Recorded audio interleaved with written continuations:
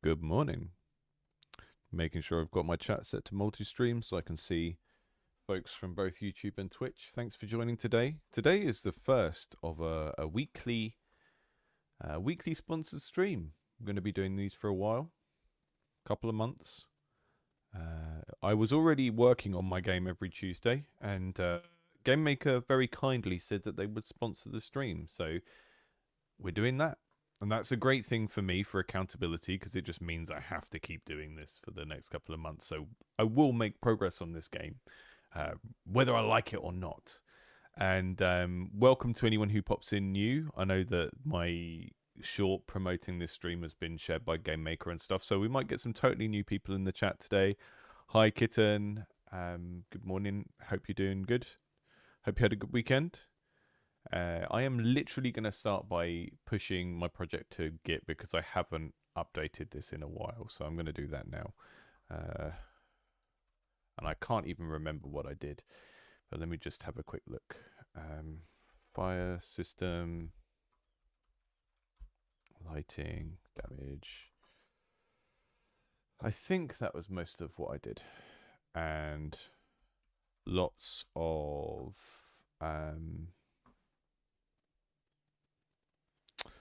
lots of optimization. And really, I should merge this to the main, but that's not a very exciting thing to do on our first proper sponsored stream. So we're going to jump straight into GameMaker now. I also need to merge my branches at some point soon, but if I do that now and I break it, I won't be able to work on the game. And that would be a really bad start to the week. Yeah, so I did a Patreon ad, not Patreon ad, a GameMaker ad. Oh, the Patreon ad. Yeah, you saw that one. Excellent. Yeah, yeah, that's going to be in some of the new videos going forwards. I realised I don't really push my Patreon in a very targeted way, so I thought I would make some funny little interstitials for that. Okay, let's see where we're at. So I should probably also have a to-do list for this. Hi, Aki. But what I always do is just start by playing the game a bit because that means that anyone who's new and hasn't seen the game before sort of understands what we're working with. Yeah, Stanley, this project sort of forced me to start learning version control.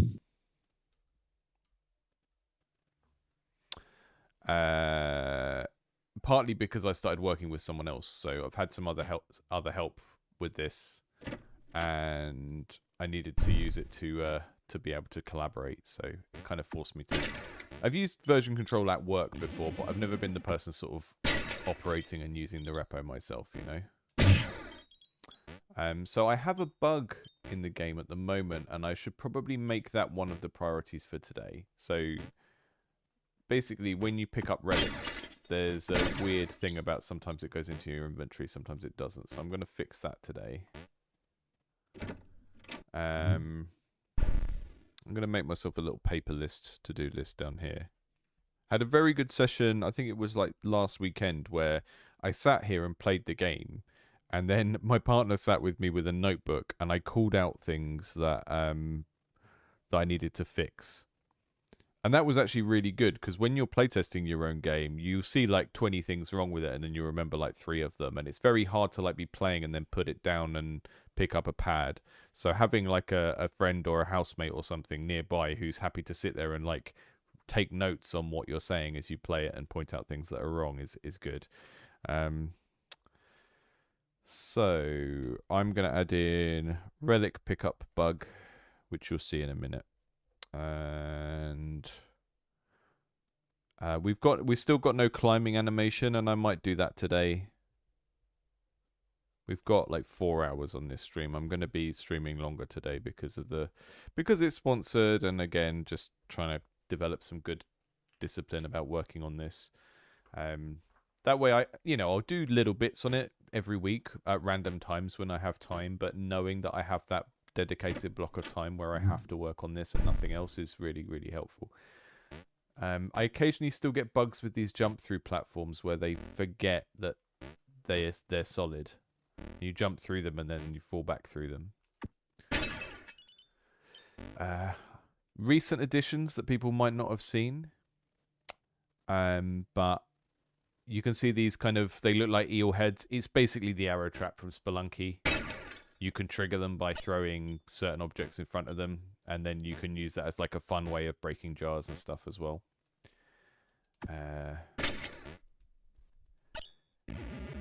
Yeah, the streaming does help. I was a little bit worried at first because I've taught classes with GameMaker. Like I used to do this sort of introductory first year university class that was, it was meant to be a game design class rather than a games technology class. So what we did was I set up a few different sort of template GameMaker projects for the students where they'd have a bunch of functionality already in there. And that meant we could sort of start from there and hack them and change the art assets and stuff like that. But I always found like deving and talking at the same time really difficult. I haven't found it so difficult with streaming, which is good. But yeah, anyone who's tuning in for the first time, chances are half the people in this chat know more than I do about programming. I'm not a computer scientist. There's stuff I'm going to do that will not be the best way of doing it, and yeah. But we'll have some fun, and you'll kind of see what I'm working on, and maybe I'll give you some ideas you can use. But yeah, definitely not an instructional how to do things type stream, because we're very much not about that here. Generally quite platform agnostic because I get sent games by people who are working on all different platforms. But I mean, I've tried lots of different ones over the years, and GameMaker is the one that I tend to stick with because I just can work in it so quickly. There's a sound effect when you throw the arrow that is just my mouth going, and it triggers loads of times, which is funny. Lots of the sound effects are still mouth noises. Yeah, exactly, Henry. This is the first project where I've really got far enough into it that I've had to do lots of optimization.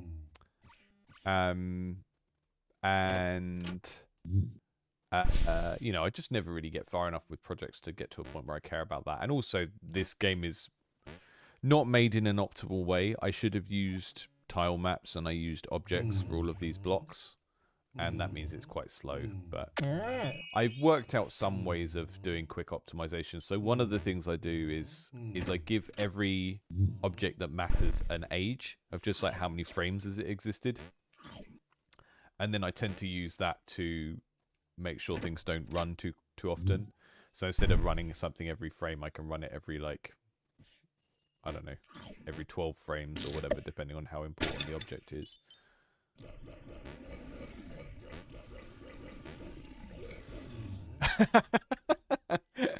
Aki and the search for the sausage hamster.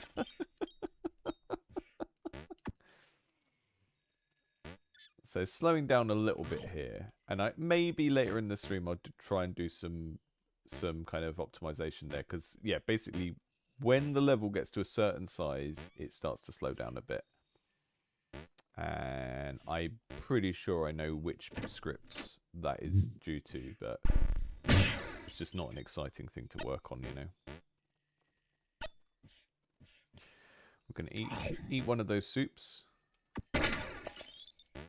We're going to take an ice cream back, and we're going to see the boss man.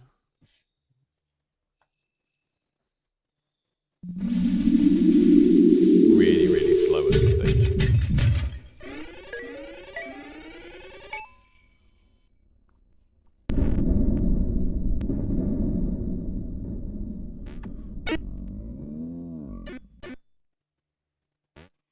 So, my goal with this game, if you've just tuned in and you haven't seen this stream before, is my intention is to get this to a place where I'm happy to put a sort of public alpha playtest out in December.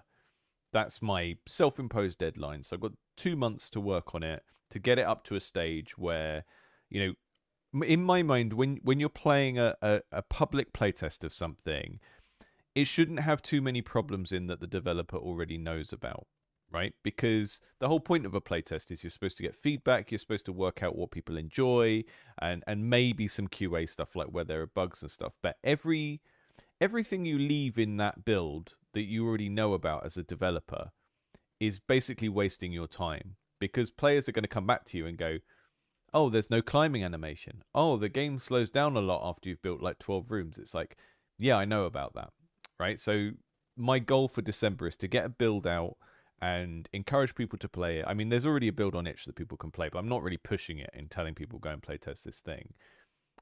But yeah, the intention is to get, for December, get a build out that shows the core game and doesn't have any glaringly obvious problems with it.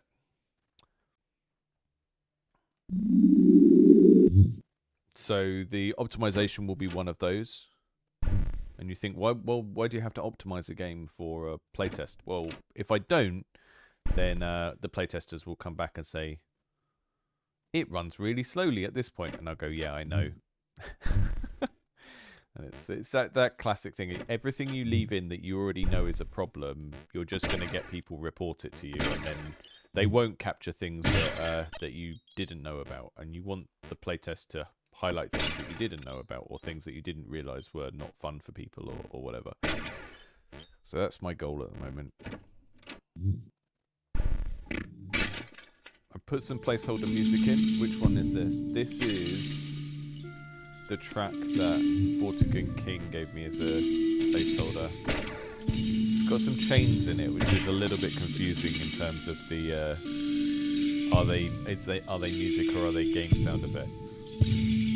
It's kind of cool. Bit of creepy dungeon synth.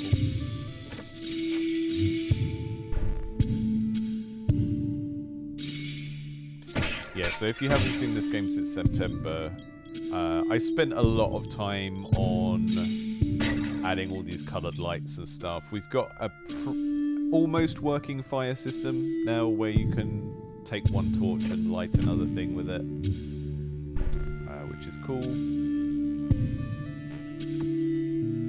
We have a game loop of sorts. So you get rewarded by upgrading how many keys and how much health you have.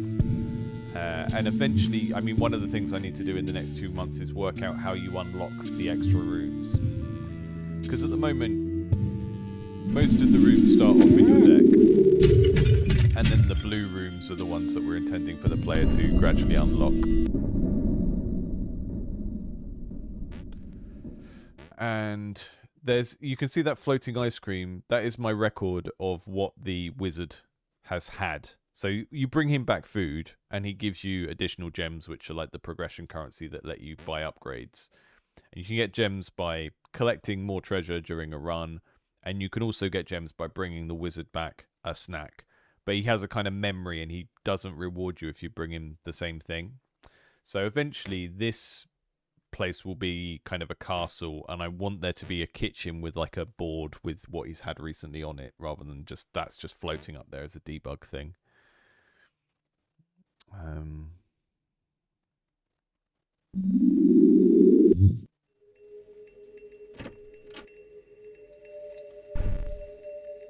Yeah, I'll turn the oh, it's Jill's track. I pinched one of our community members posted this cool bit of dungeon synth the other day, and I was like, can I temporarily stick that in the game?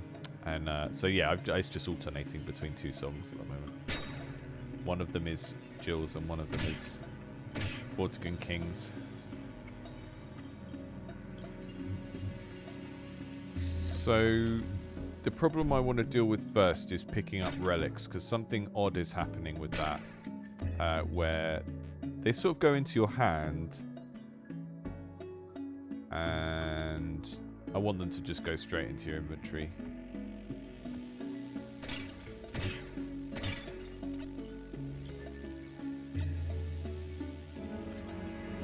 I've also got a plan to introduce more shops, because at the moment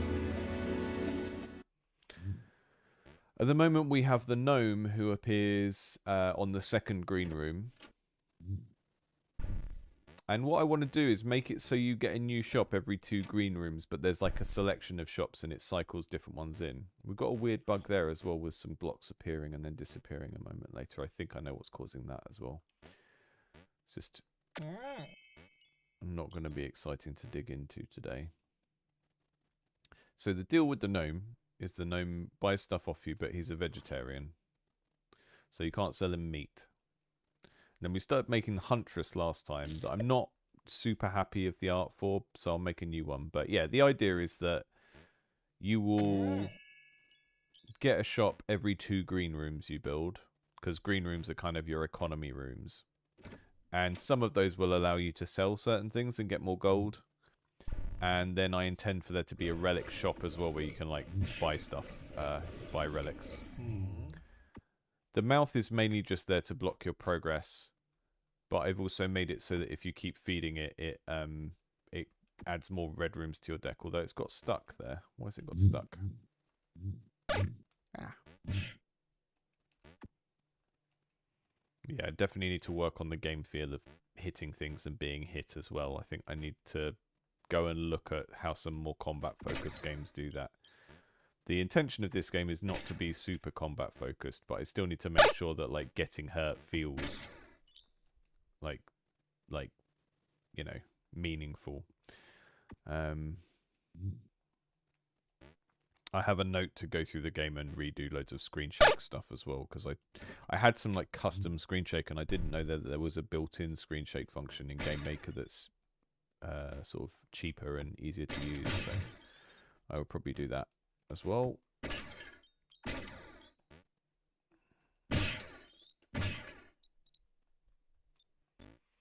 Yeah, the carrot doesn't really register that it's buried, so it behaves like a normal physics object when you...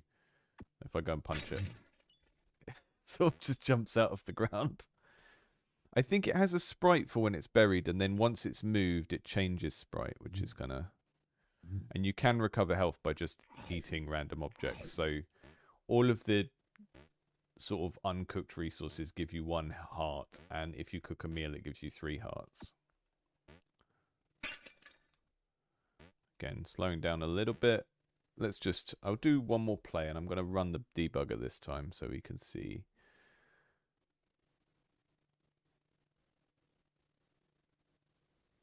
So I'm just running it with debug enabled, and we'll see which steps are taking up the most memory.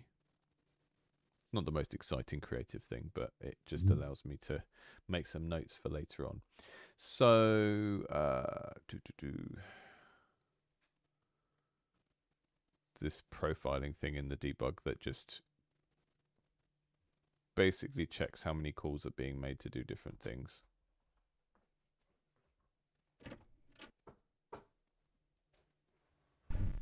Yeah, the player has like a sort of a very subtle white flash when they get hit, but it's not really pronounced enough. And I think it only triggers under certain circumstances.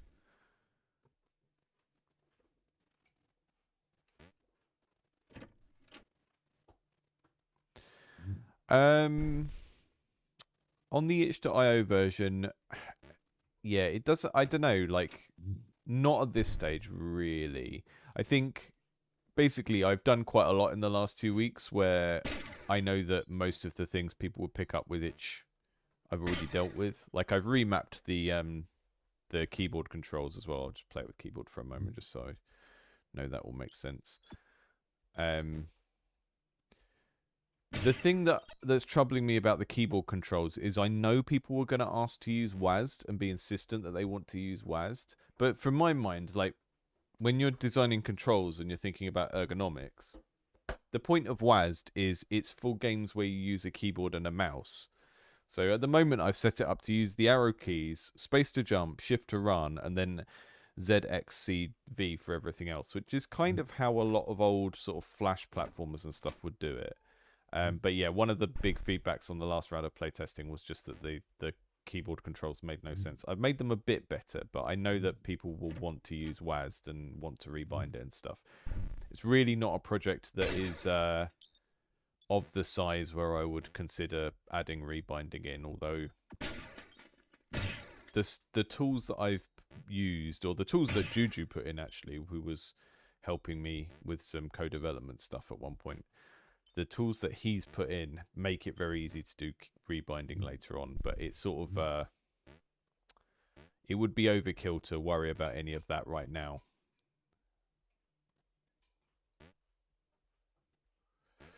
Yeah, it's just having the thing about having WASD for movement on a platformer where you're not using the mouse is that you're then in a position where it's like, do you map the other keys based on what the thing is called? Like I use R for the relic book, for example. Or do you do it based on ergonomics of where the hands are? And there's just not a very clear answer because people will want different things. I personally just don't understand why anyone would want to play an action game like this not using a controller unless they just don't own one, which is understandable. But as a preference, it just doesn't make sense to me at all. So, you know, I don't use it as the main input. I'm trying it now just to make sure it's usable, but it's hard for me to judge if it's good because it's fundamentally not a good choice from my perspective. Yeah, but gamers are used to WASD because they're using their right hand for the mouse, right? So then they say, oh, I want WASD on this game, and it's like, well, WASD doesn't make any sense when you're not using a mouse. But people will want what they want, even if it doesn't actually make sense ergonomically at all. See there, I've got a jump through platform that's not registering. Jumping on the spikes jumping on the spikes needs some sort of stun lock type thing.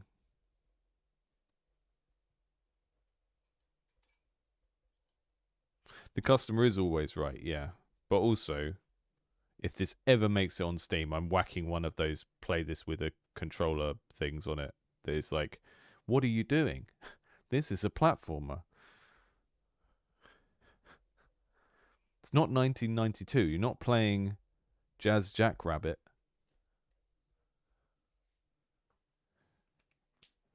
Yeah, exactly. The customer is always right in their own head. Which is the only place that matters to them. So I think I print some blocks then and then get rid of them in a weird way.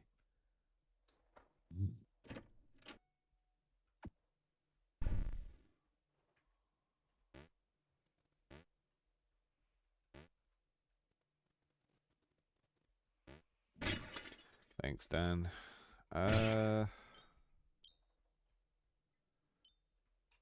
So if I'm thinking about order of priorities at the moment, there's lots of little bugs that I can deal with. Then there's bigger stuff that I haven't even started doing, which is like, how do we make progress? How do we unlock the blue rooms, which are the big game progress type stuff? And that's stuff that I'm going to have to really think about how to engineer that. At the moment, what I've done is I've made it so that the blue rooms do exist, but you just get a random one each time you play.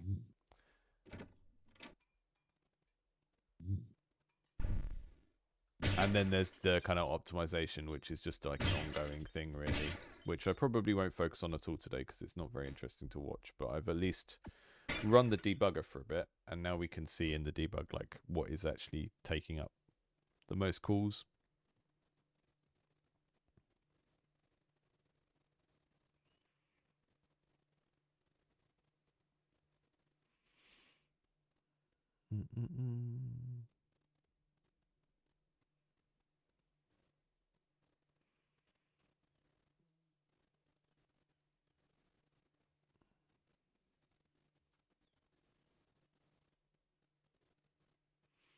Yeah, so I'm going to go and try and deal with the issue with picking up items. So what I did is I put all my items into this one object, and that's like relics, coins, everything, so they all have the same sort of physics behavior. And then we're going to Just try and make it so that they're picked up automatically when you pick them up, because that was not working when I just tested.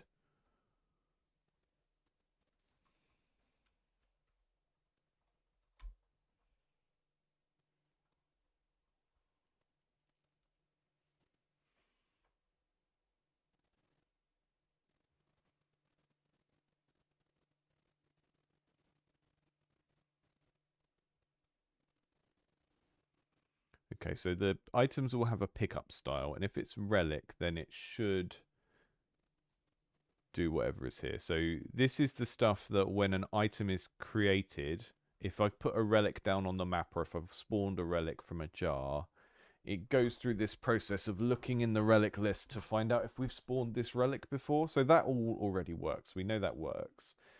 And then we've got the collision with the player, where if the pickup style is the relic, then we do this stuff. Okay, cool.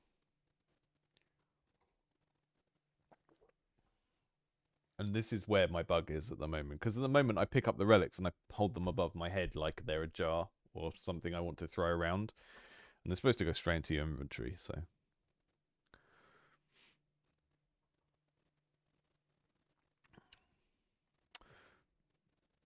yeah, I think at the moment I do have WASD and arrows enabled. The problem then is that if you use WASD as the main ones, then Z, X, C, and V don't make sense anymore.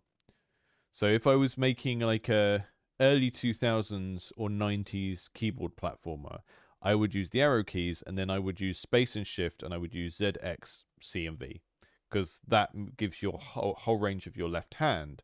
But then if you're using Z, X, C, and V, then you can't use them in combination with WASD. So it's sort of, you can have WASD and arrows mapped to work together, but then what you do with the other action keys never makes sense in relation to both of those things at the same time, which is the problem. I've just typed in a V there where we didn't need it. Okay.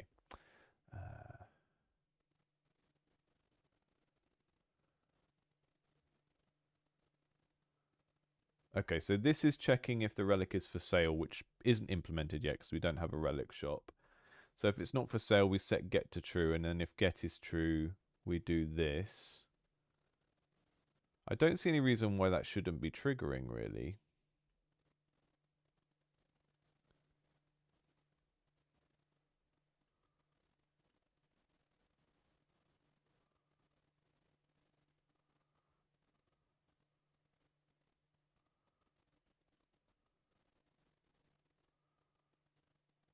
That's not triggering. I know it's not playing that sound effect.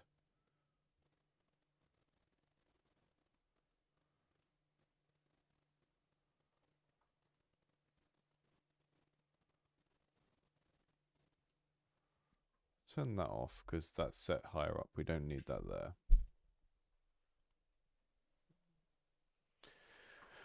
I'm just going to test it with that breakpoint there. So what I'm doing in this test is just looking for a relic. So relics in this game are like Slay the Spire relics. You pick them up, they give you some modifier for that run.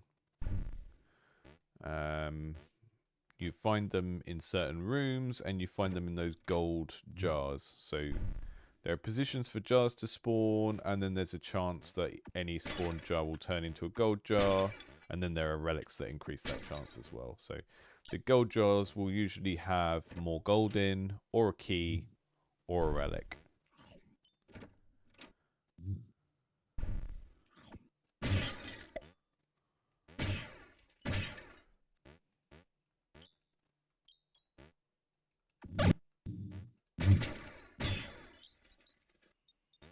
Yeah, I think when it comes to the input mapping thing as well, I think there's best practice, right? And then there's sort of being realistic about the scale of a project. It's the same as localization. Like, I'm not going to localize this unless I can see that it has a lot of potential to do well already. I'd rather put it out in some shape or form, see how it does, and then if people are asking for it to be localized, then I will localize it. And I'm not, you know, it's very hard to say anything about how you're going to do something in terms of game dev on YouTube without someone deciding it's advice. It's not advice. It's just my assessment of my level of like energy and resources of like you know, how I'm going to approach something based on that.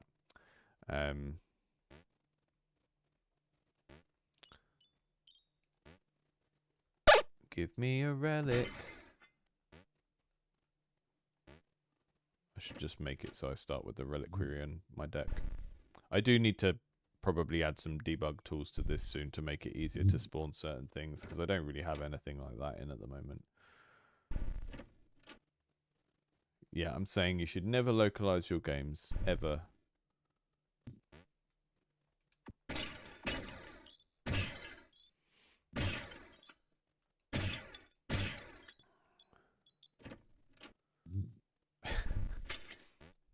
I have a video coming out on Monday about...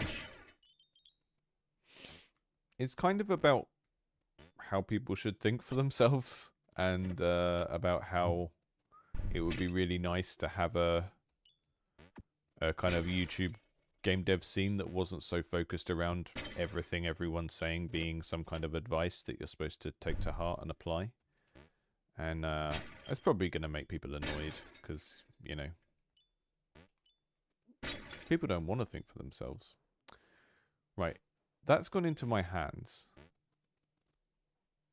And we haven't hit the break point. So, something is going on here.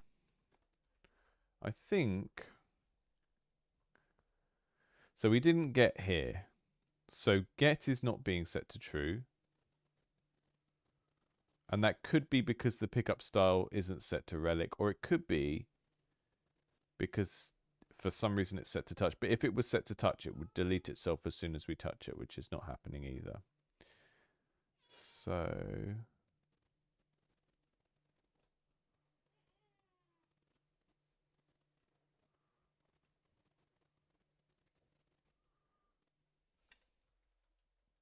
Let me see if I've done something to break the relic object.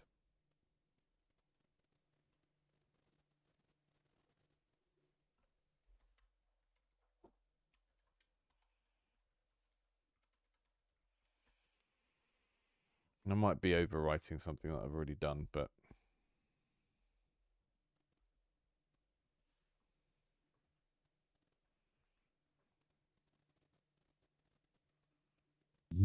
Yeah.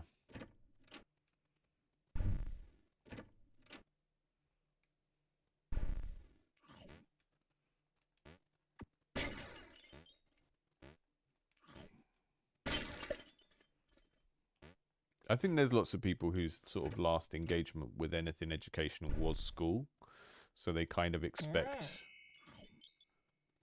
everyone to, anything to be just sort of like directly instructing them about what to do, you know? And I'm not really super interested in doing that anymore. I've done enough of that in my adult career. And mostly I just want to give people my perspective on things and see what cool stuff people are working on and maybe make some cool stuff myself. Videos included, which is why, you know, my videos are probably, they're not all going to be kind of manic and frantic and stuff, but I'm not going to do talking head advice videos anymore because I think it attracts the wrong sort of content, wrong sort of people for the type of content I want to make, which is a bit more playful, a bit more based around giving you something to think about rather than telling you what to think or what to do. And every time I do like a talking head advice, here's what I think you should think or do type thing, it attracts a bunch of people who then only expect everything I do to be that. Can you make a good paid course on how to think for yourself? Oh yeah, I think the sorts of people that would pay for that would be really, really unhappy at the implication.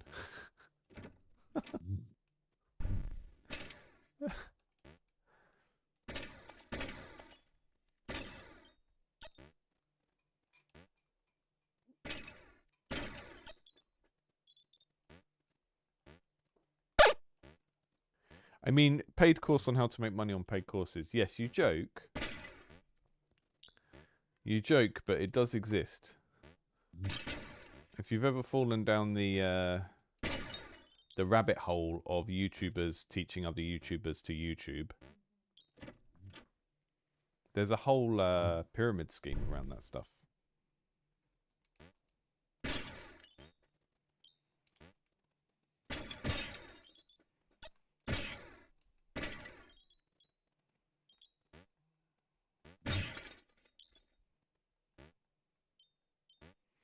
Yeah, I think you're right, Groundwater. I think, and to be fair, there's an even easier way to say what you're to think of what you're doing. My problem is when I'm chatting, I forget what I'm testing for. Right. You can go up there for now, because you don't even do anything. You were just an art test. You go up there. And we don't need these torches either, because they were the last test I did. And then we'll just pop some relics down and see what happens. Right, so I do think maybe one of the upgrades you can get is just you start with relics next to you. Exactly like that. There we go. See, that one is getting picked up. What is happening there? Why is that one not classed as a relic and the others are? So there's something weird going on that is to do with the size of the sprites, I think. And I think it's because I'm not colliding with them properly. Because they've moved above my head like that.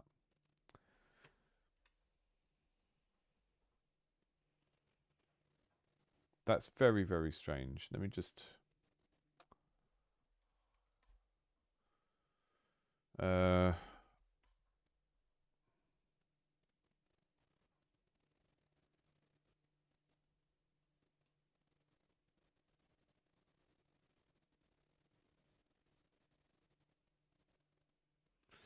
What I'm going to do is I'm going to move the code that picks up relics into the relic object rather than the generic item object. And say if...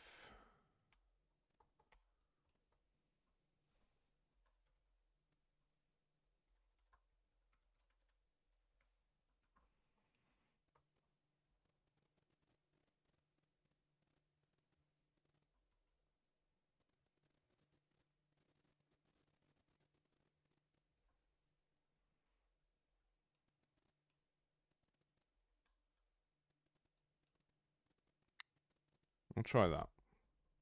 Just simplify it a bit.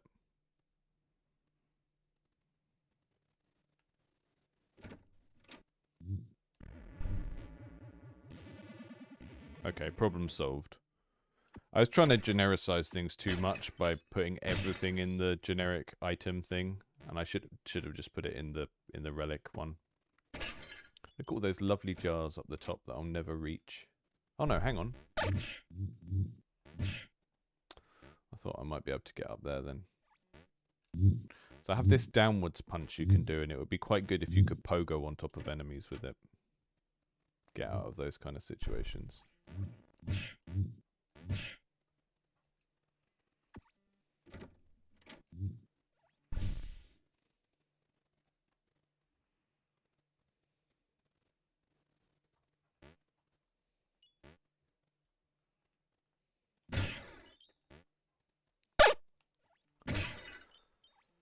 Okay, cool. That's a little bug out of the way. I think it would be good to work out how to make relics be on sale, because I had that set up before. I developed a store for buying relics, which was good, and then I rebuilt everything, and then it needed rebuilding. So I haven't gone back. So I'm going to try and implement that now. Let's have a look at what variables we have here. So if that's, we'll set that to being for sale and set the sale price to 99. And then see what it's got, because I did set up all of the like interface and stuff for that before. Okay, so it's got a price above it. But it doesn't care if we've got the money or not. It just lets you pick it up. So what we want is for you to be able to pick up a certain amount. I'll make that worth less so that it's easier for testing. and then we'll have a character that occasionally spawns in a shop position that that will have like a little relic shop associated with them.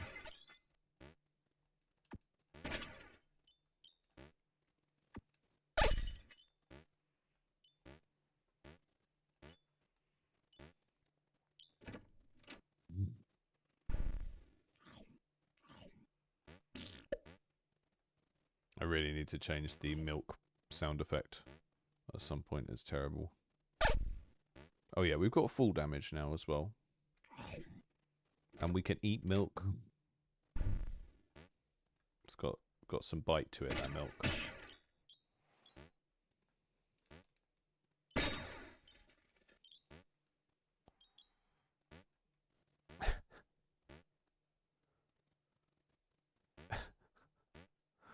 Yep. Okay, so we've got the stuff to display the cost of an item. What I don't like is it kind of looks like you should be able to steal it, and I'm thinking of games like Spelunky where the relationship with the shopkeeper is based on very old school roguelikes where you could rob the shop as well.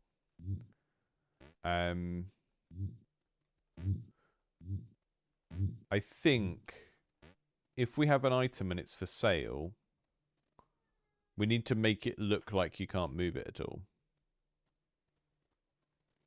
Unless we're actually having like a shopkeeper that you can maybe fight and take their stuff off them. But I don't know if that really suits the vibe of the game very well. So I wonder if I should turn off all the physics stuff when the item is for sale so you can't do this. I mean, the other thing would be to have a shopkeeper, and then when it's a certain distance from the shopkeeper, then it becomes free. But players will just come in and just punch every item out of the shop until it's far enough away and then take it.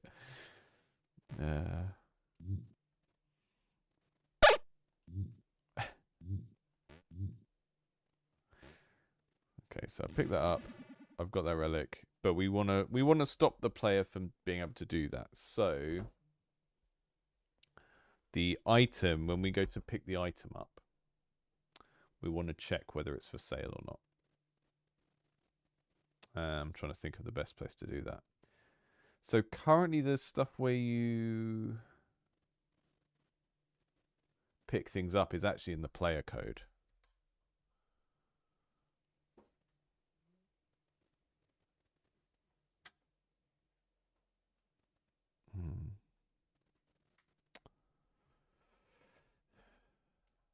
So we're just going to look for the code in the player controller which handles picking up items.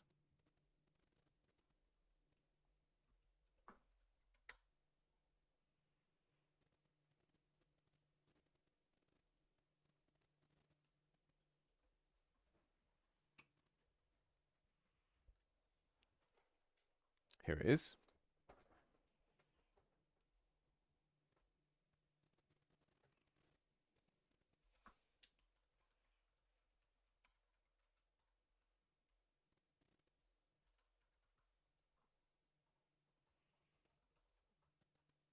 Okay.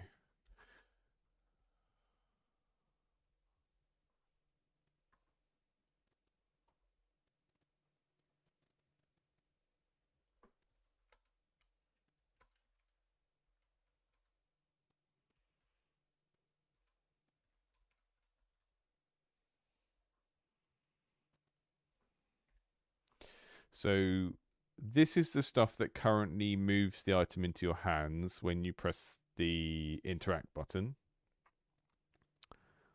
It sets the item to be your carried item, which only really matters for jars and stuff that we can carry around and move with the player, because relics go straight into our relic inventory. They go into the magic book thing. We check that. If the item is for sale, then we jump into the next condition, which is all of the same things. But if the item is for sale and we have enough coins to pay the cost, Then we do exactly the same thing, but we reduce the coins.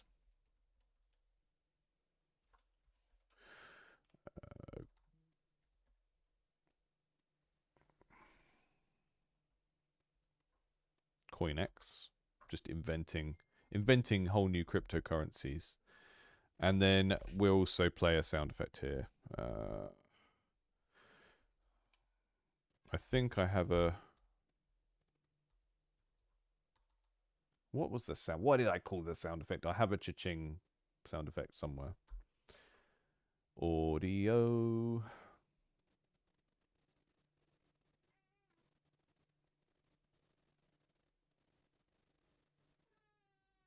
Buy item. I don't know if people can hear the cat. There is a cat that is yelling at me.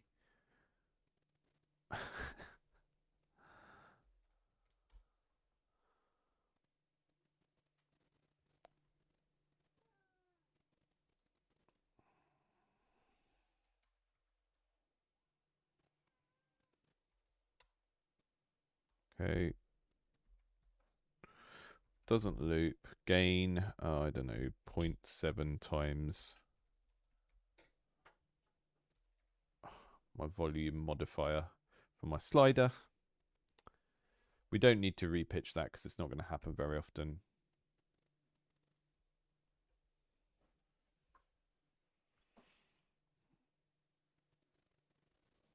Yeah, I think putting it in some sort of jail or case would be good.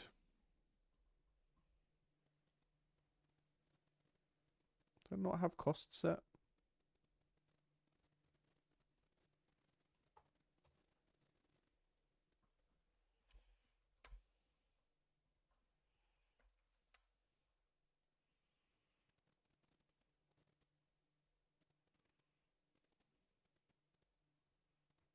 Sale price. You know, sale price?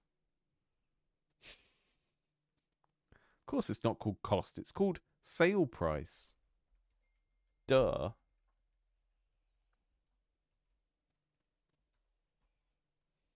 Why would it be called cost?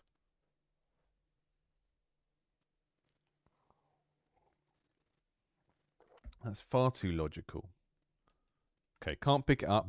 I can punch it, but we'll deal with that in a minute. We can punch items away from the shop.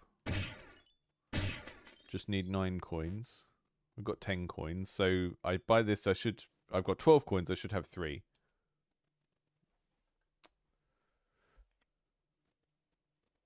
Coin not set before reading it. What? Oh, okay. Global coins. Okay. Let's just check that the sound effect triggers, and then I'll go on to turning the physics off for items that haven't been bought yet.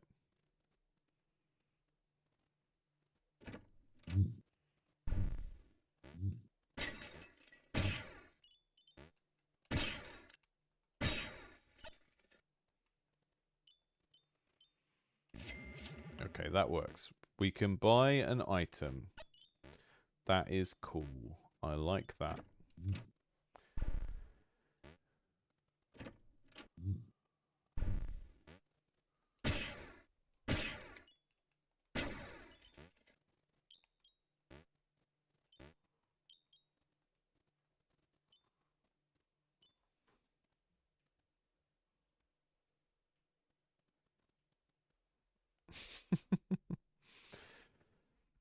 There are so many old variables in those objects that I don't use anymore.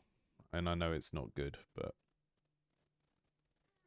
it's also not where I should spend the time refactoring because I've got those slowdown problems that you saw earlier that are way more important than that. Okay, we've got that solved. And then I'm going to go back to my item and see what the quickest thing I can do is to stop things flying around if you whack them when they're not supposed to. So I think... Ah, here we go. So this is all the physics motion stuff, which again, Juju rewrote for me because I did it so badly. So yeah, get help from people when you hit a point when you're totally stuck. There are usually people who will help you. That is the lesson there. This is the bit that checks for a force object, which is like a little invisible object that I put in certain places to make certain things able to float, like throw things around. So if I make an explosion or, the player's punch, it has a little force object. And we want these objects to, we want the relics to ignore that.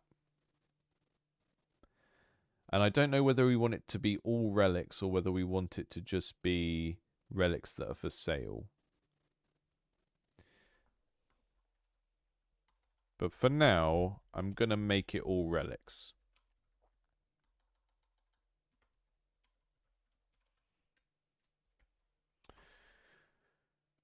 Because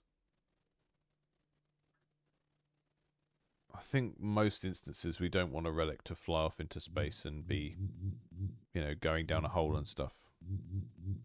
Okay, cool. We can no longer punch the lovely paintbrush.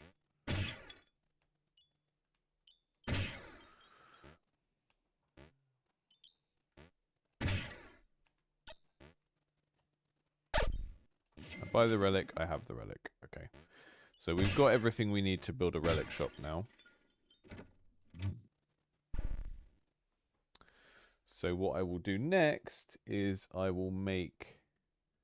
So what I've currently got is all of these green rooms are sort of larger, more irregular rooms that do something for your game economy. And if I unhide this layer, the gnome currently always appears on the second green room. And that means if you build the chasm second, you get the gnome in this really awkward position where he's like there. We've got the cavern, the chasm, the forest, which is this, and the vale, which is this kind of little valley with the goats down the bottom. So the idea currently is that every two green rooms you build, there'll be a randomized merchant in there. So sometimes it will be the gnome who buys like vegetables and stuff off you. Sometimes it'll be the huntress that buys meat off you, so it incentivizes you to kill monsters. And then sometimes it'll be the relic shop. And I'm not sure what the relic shop is yet. But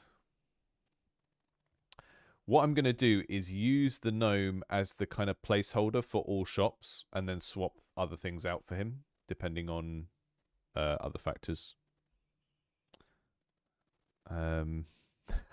What are you buying? Yeah, I think that's a good idea. Or some kind of like someone who sells relics. Could be like a Indiana Jones type. I don't know. So let me go to wagon.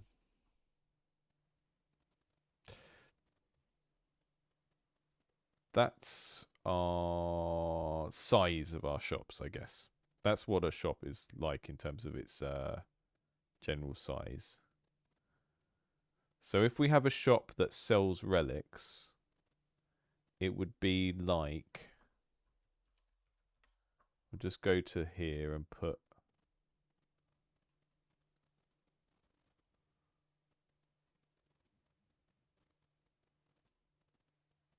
It would be like... that size with...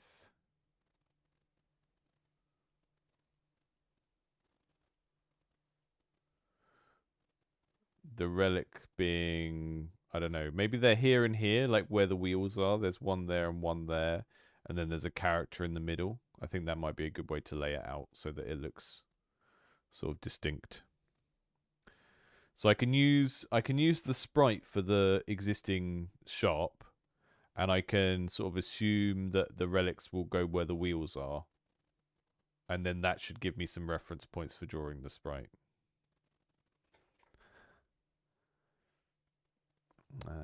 So, okay, we're going to call this relic shop. Or relic seller.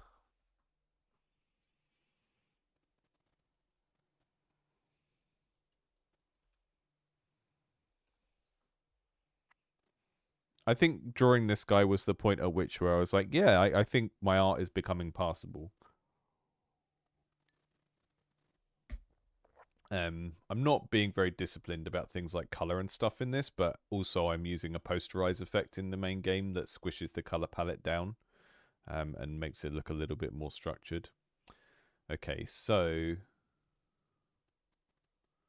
maybe we could have like a slightly fake 3D effect where the relics sit on these two little plinths or something. Plinth. Plinth. So I'm just going to delete some of these. Make sure I'm working on the right sprite, because I have a really bad habit of copying something and then working on the original instead of the copy.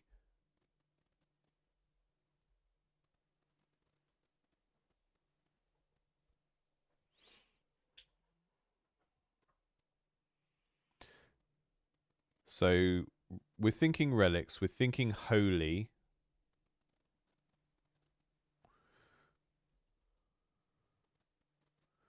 So thinking maybe some sort of holy thing. Also, purple is generally the associated color for relics in my UI.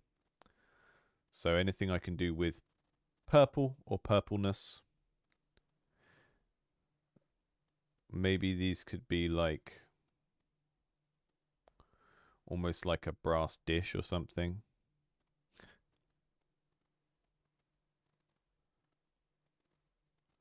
Kind of collection plate type thing.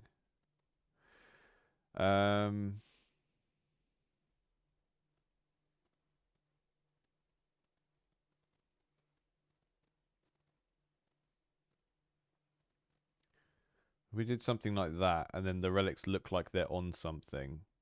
I know I don't have anything else from that angle in the game, but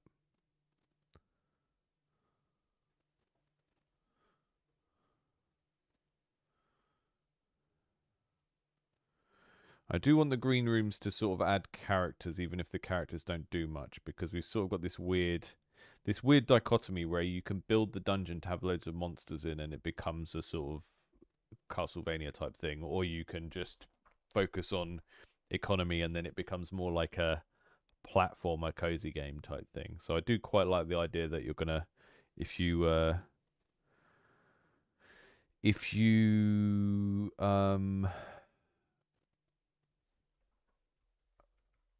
if you deliberately build loads of green rooms, you'll just have like loads of little dudes. Okay, take all of this stuff out, because this is the stuff where you sell the items to the gnomes, so we don't need that in there. All I want to do is just check what it looks like in the situation. So we don't need any of this coins left stuff. We maybe need the corrupted variable. That just shuts the shop down if it gets touched by a monster. So you've got an incentive to not let the monsters wander around. This creates a light source on it, which should probably be purple in this instance. That forces it to get on the right layer if it's not on the right layer. This stuff is to do with dispensing coins, so we can get rid of that entirely, because this is where you spend coins, not where you get them. And we don't need any of that. We don't need any of that. We don't need any of that. I can get rid of the entire draw event.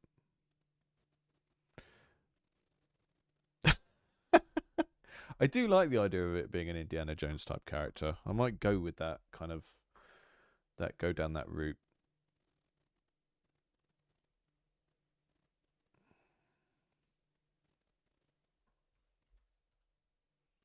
What I'll do for now, while we're testing this out, is I'll put the relic seller in all of the green rooms.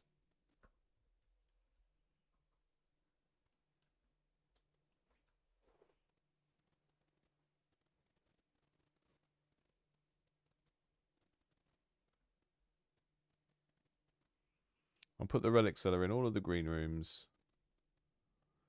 And that means we've got a very easy way of just getting them and seeing them. But eventually they'll be swapped in by code for where the other merchant is. And then we'll make that spawn the relics and set them to being for sale. So when one of these is created, we say instance create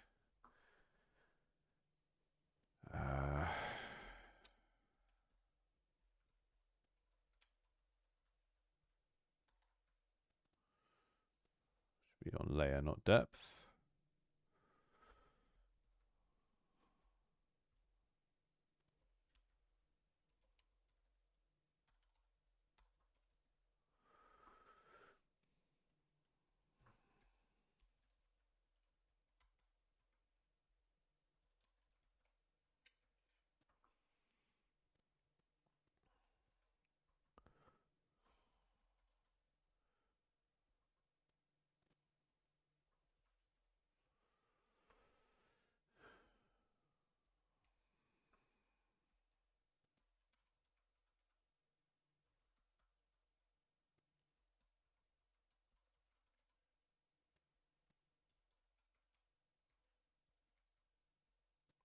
Obviously, the sale price will be based on something else, but I'm just going to make it one of these numbers for now.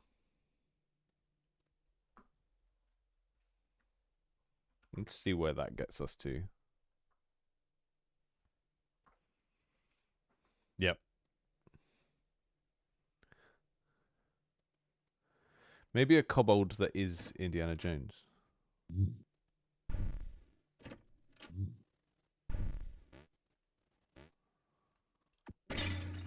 That's very, very close to what the kobolds are like in World of Warcraft, isn't it? Oh, okay.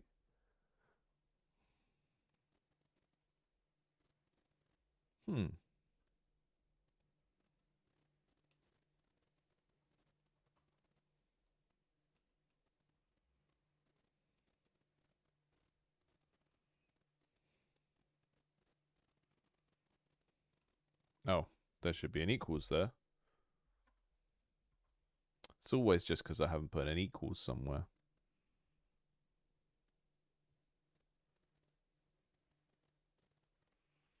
I do prefer a dog kobold.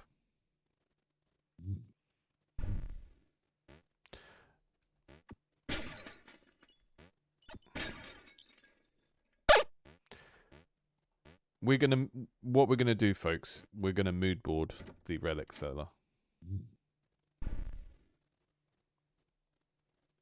Let's just put them there and then hidden our relic seller. What's going on? What's going on?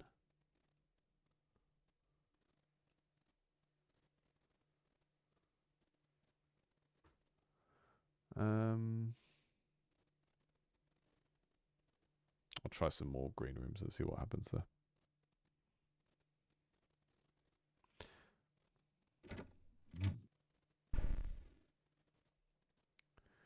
Right, that is putting them in the same place rather than either side. What's over here? That one, we can at least see it. Also, the light source is there, so that one is spawning properly, but with the items too close together. This one seems to be... Oh no, it does have a flickery light source. You can see that circle very faintly there.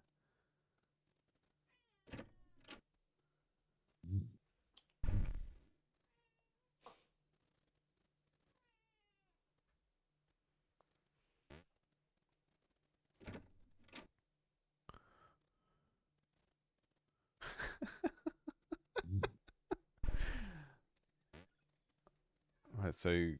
Okay. It's spawning them too close together, and it's not always... I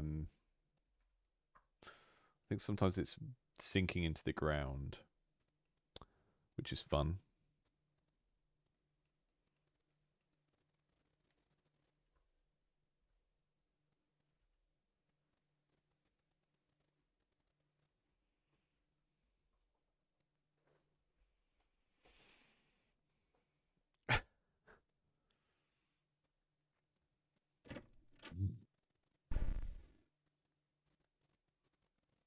They're still too close together.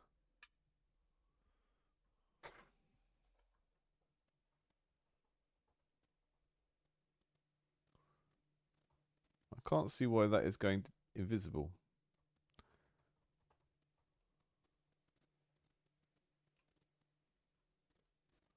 So the one in the forest appeared all right.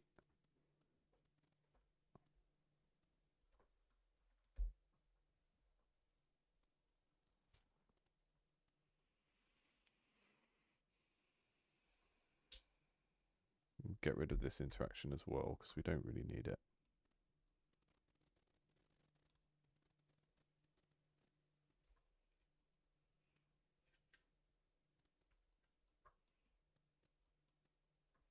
Don't care about that.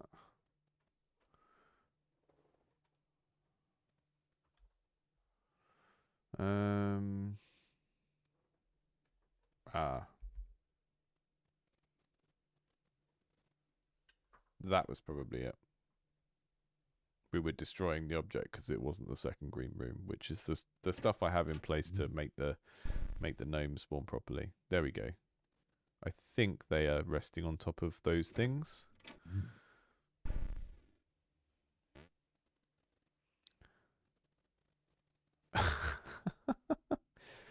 The old Ludum Dare, post Ludum Dare coma.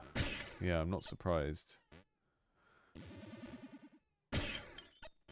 I do need to try and do one soon. Like a shorter, more intense game jam. I don't mean organise one, I mean participate in one. Been a very long time since I did.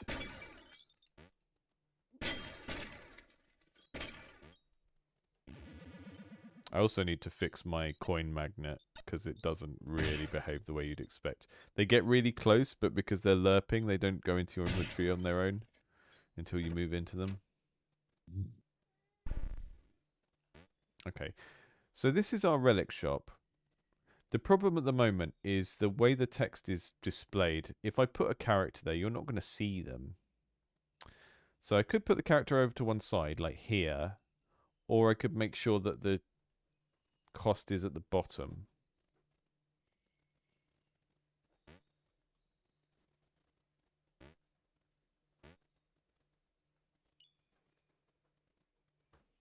The character should be taller anyway. So the character's eye height. So even if I move the text to the bottom, the relics kind of come up to where his beard is here. So the where the relics are positioned, they would be covering up all of this bit of the cart. So anything that is at the underneath where the gnome's head is going to be like not really seen when the relics are still there to buy.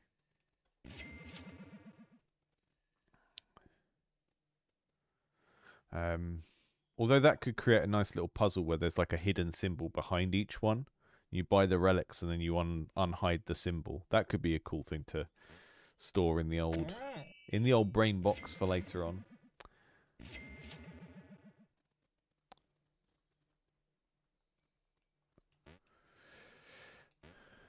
So the way I'm thinking about it is the green rooms. We're doing this weird mix of sort of post-apocalyptic and fairy tale, similar to like Adventure Time. So yeah, that's the kind of flavor that we're going for. So the monsters and stuff, when you build the red rooms, are like really horrid, sort of psychedelic, cosmic horror type stuff.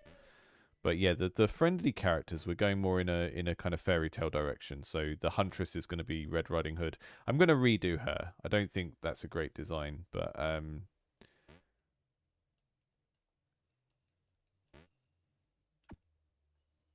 I will do some mood boarding in a minute and we'll work out this shop. At the moment, I'm just trying to work out the kind of the more sort of UXy side of things because I think that's more important to work out first. So I'm just going to make sure that the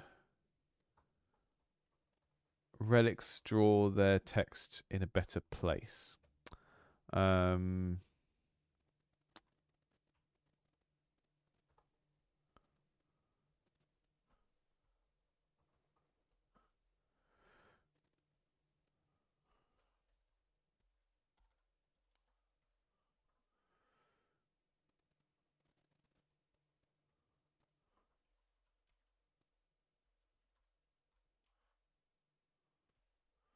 Let's see how that looks.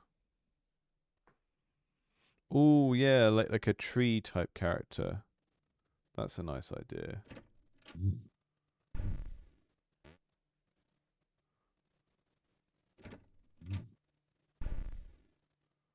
I like the idea of a tree. I don't want to make the players have to jump to buy stuff though.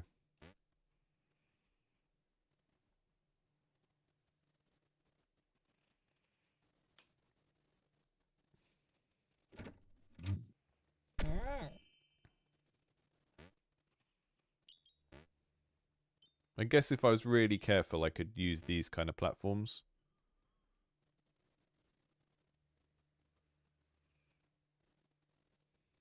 This is a branch, basically, that becomes a platform on that. That tree's very dark in the background, but I did that on purpose so that the only visible stuff is the collidable part of the tree, which is the branch.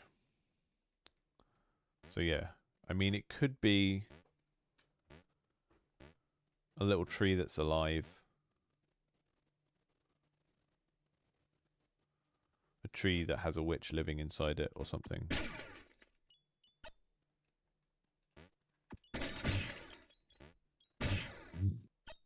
Quite like the idea of a witch. It's kind of classic.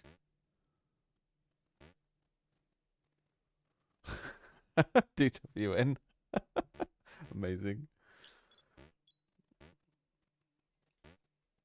I will drop that video, but it's £1,000 to watch in the first place.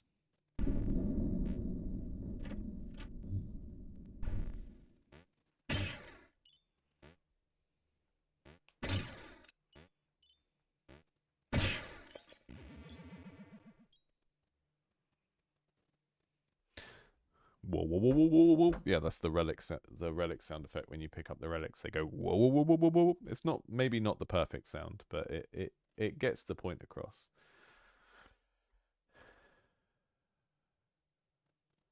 Let me see. Let me see if we can do it with tree branches of some sort. We go to the relic seller and we'll go.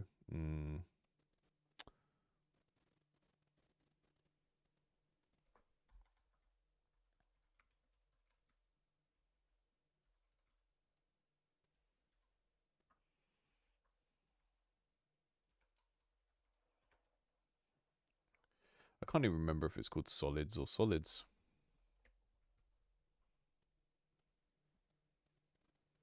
So many layers.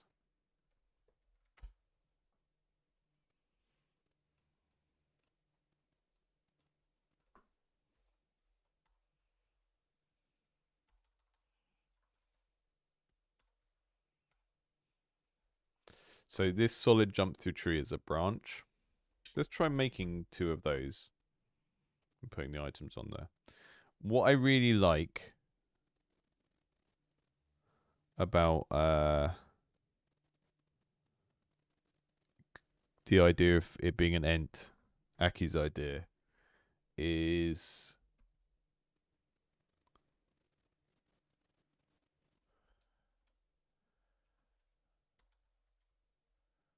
it's sort of like designing around the UX need of the thing, which in this case is, you know, we want to be able to see what we're doing.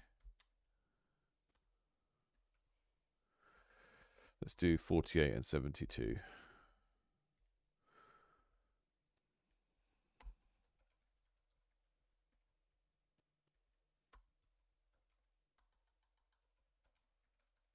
Let's see if that works, and then if that works, I'll move the items to spawn onto them.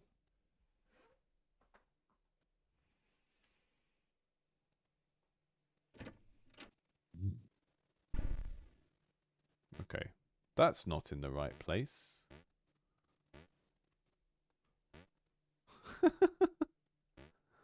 Uh-oh, uh-oh. Okay.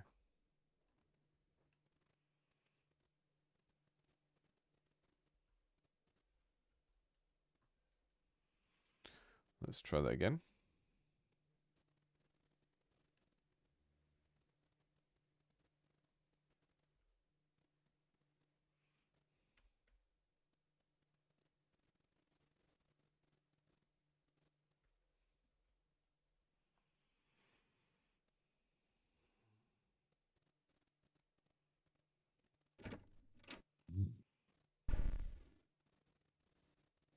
That one deleted itself that time. So I've got some weird code in the branches that is occasionally turning them into blocks and then deleting them. What was helpful about that, though, is I've now seen why that bug I saw earlier is happening. So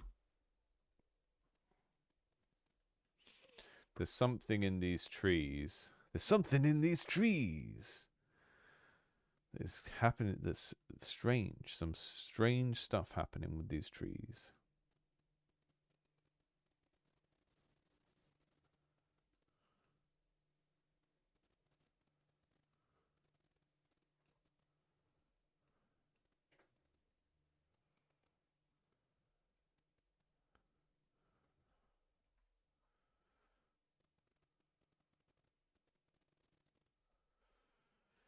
Something happening with these tree branches.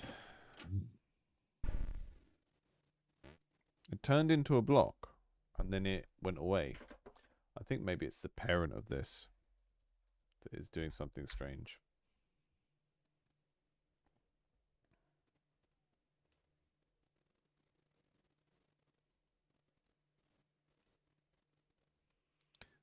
That's not it.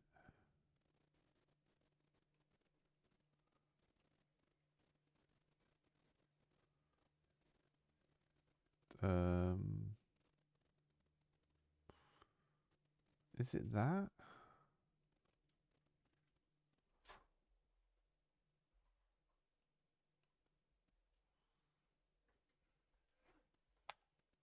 Oh, hang on. That's the one. So this is basically, this piece of code is supposed to stop blocks at the bottom of a room becoming a drop through, so you can't accidentally fall through out of the map.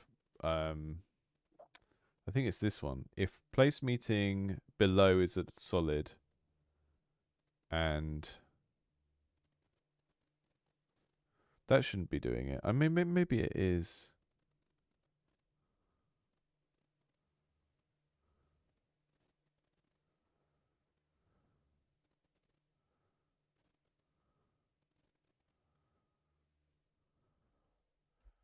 Just turn both of these off for a minute because I can come back to this later on. I just want to get the shop working. The thing about streaming is you kind of want to focus on doing the getting the interesting thing done where you can see the behavior. Okay, so they delete on their own. I've got so much parentage going on here, and I think that's what's going on. So if I find a solid object, this has a thing that checks if the block is all on its own, I think.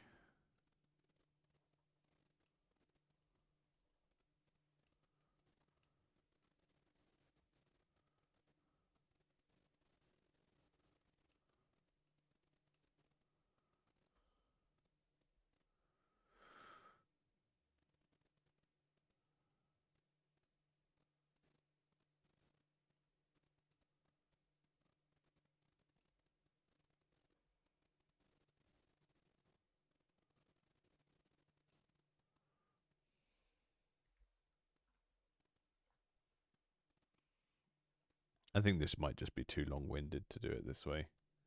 That my tree branches are not set up to do the thing that we need them to do. Yeah.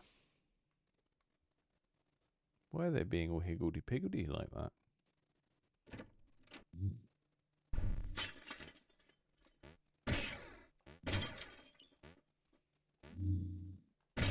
My arrow traps are also not very, they're not very good aims. If you fall right directly in front of them, you will get hurt, but they seem to dip very quickly.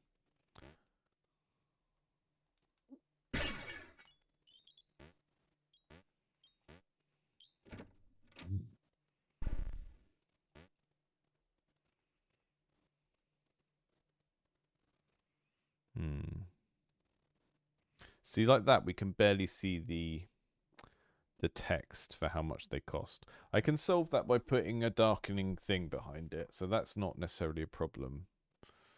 But if we do have a salesperson, they do need to be taller.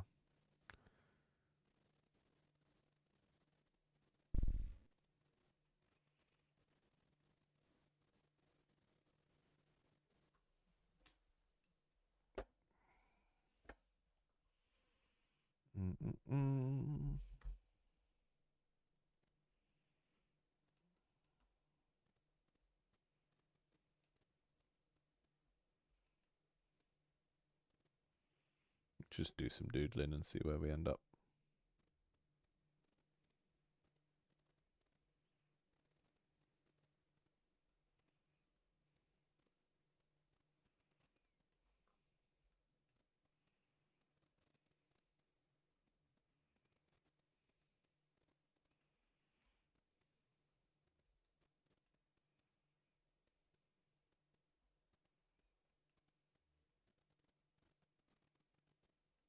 Could be a no face.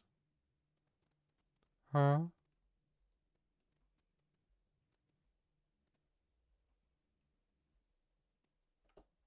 We'll see what that looks like in engine.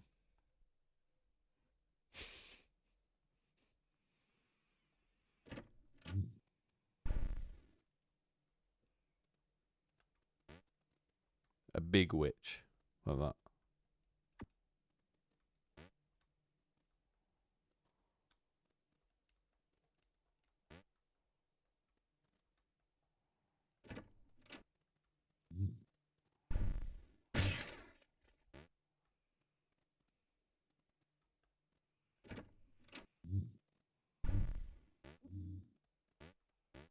Excuse me, what are you doing? You're floating.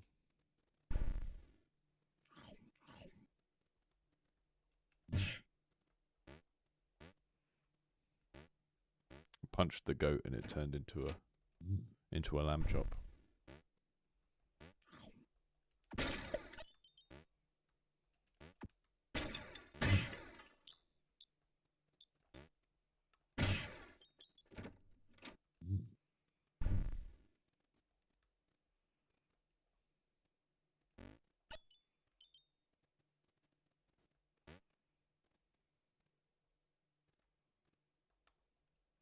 I think having a character and having them about that size would probably help. Because then they're like right over the top of the relics. But I do quite like the idea of it being a tree. Maybe we can use like a talking tree for something else. Not a living tree, all trees are living.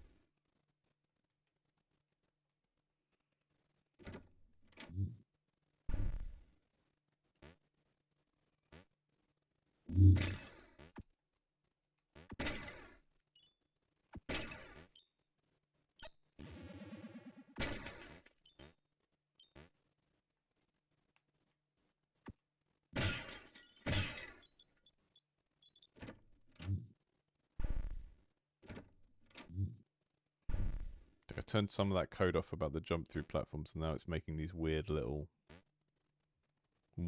bits.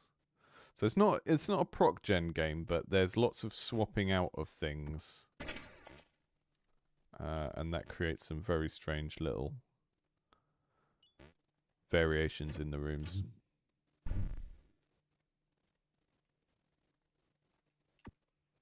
But that also means you can just do this, which feels a bit dumb to even let the player be able to do that.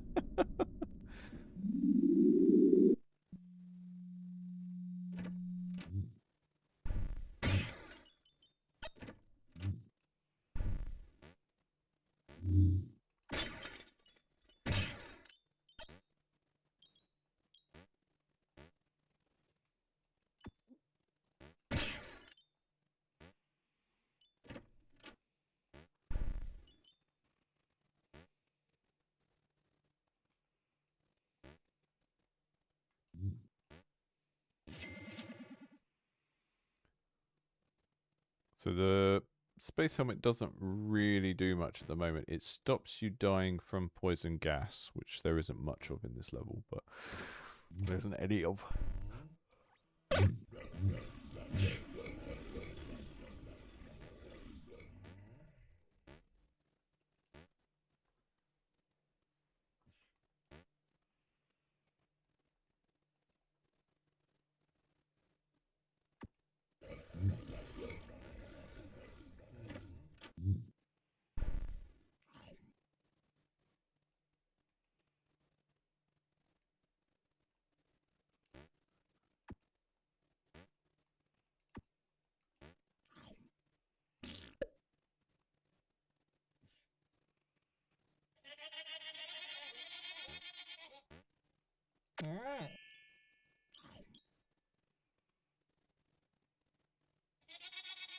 There's no way to know what the items do before you pick them up, but I think that's kind of okay for a game like this.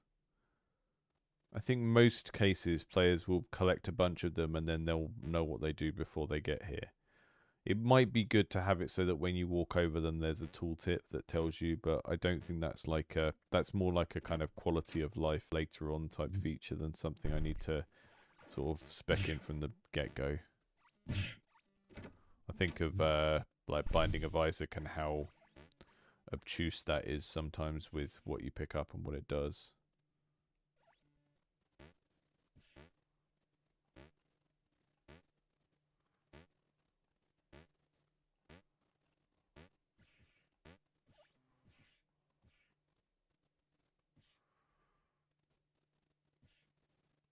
Yeah, I think that's the right sort of player dimension, character dimensions.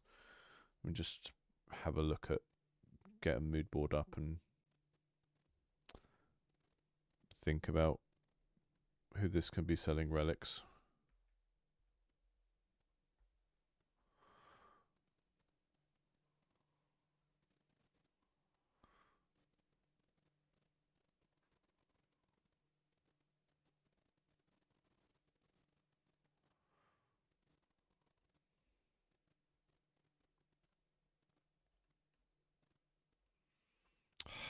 Could go with the old snail shop. The giant reliquary snail. I would like a giant snail in this game at some point, but I don't know if the if this makes sense. So, what are the different directions we've got?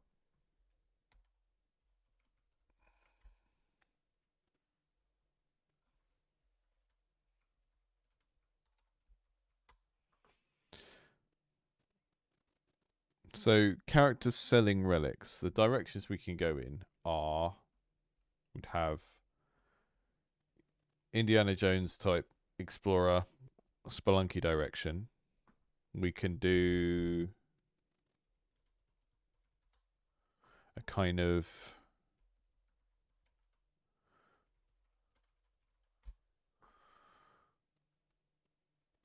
Darkest Dungeon, kind of antiquarian type, which I quite like. That feels kind of appropriate for the sort of thing we're going for. So almost like a, almost witchy kind of traveler energy. But then there's also the question of like how human do I want things to be? Because we've got a gnome, and then I mean, we could go down the really strange. Trying to find some good witches, some good historical witches, because like you got your Baba Yagas, right? There's a good Baba Yaga.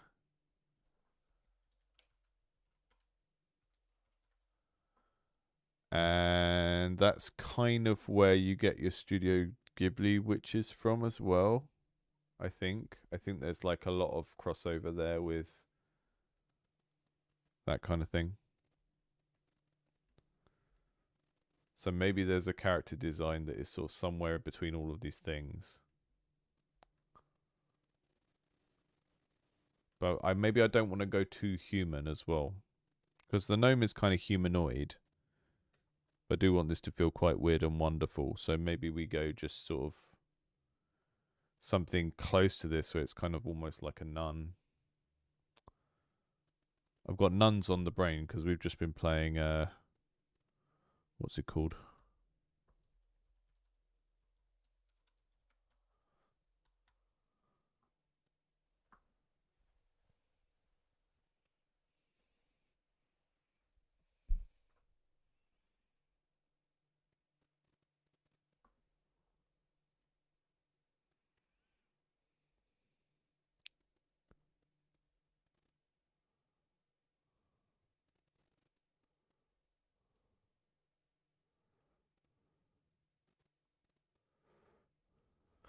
Jawas. Yeah, I think Jawas is actually a good. I think that's quite a good reference point actually. Like it kind of you can only see the eyes.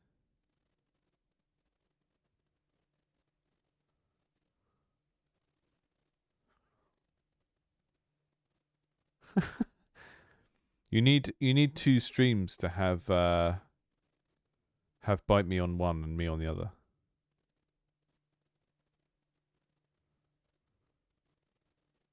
So I just got the chat up on my phone because it wasn't updating. That's Mural, Moritz.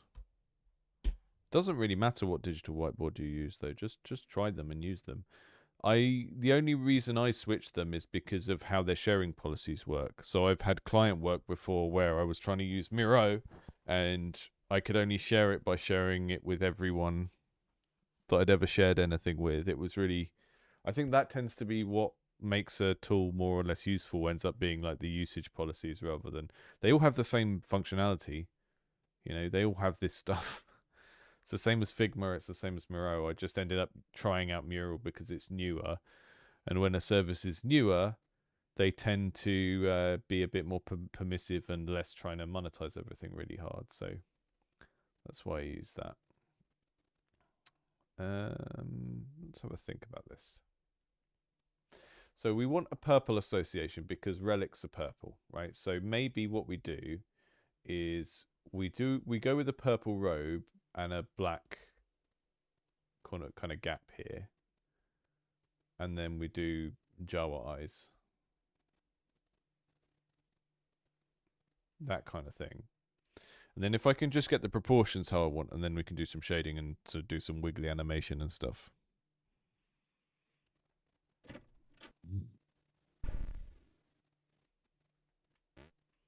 She's massive.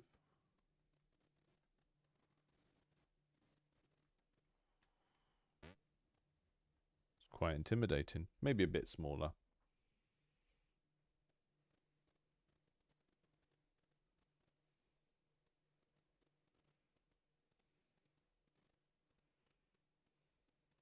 We'll just get the general shape and size before we commit to any detail, really. That's the general idea here. Maybe like just a body that's a wobbly robe. What do the chants of Senar people look like?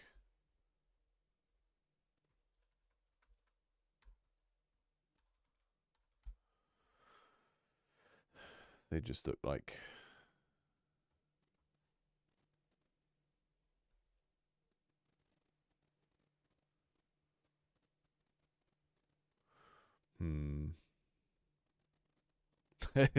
It's a Noita. I still haven't played it. I'm going to check it out in the next couple of days because everyone keeps telling me to play Noita and I still haven't played it. You know what? I'm fine with there being a Noita as a shopkeeper. They've made a cameo to come and exist in this game. Hello. Can you sell me a wand? Got a paintbrush. Next best thing.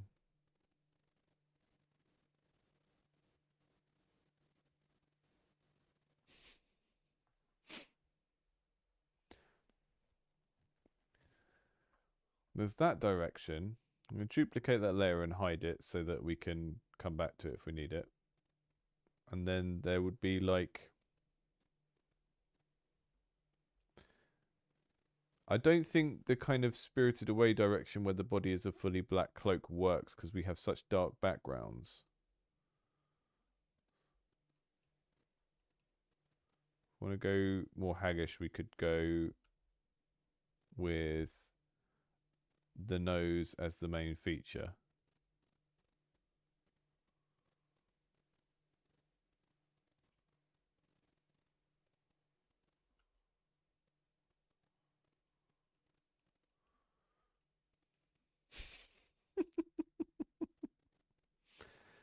Or trying to find my mural again. Or we go very kind of scarfed up.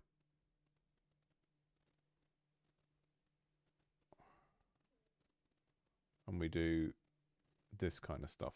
And maybe it's just eyes.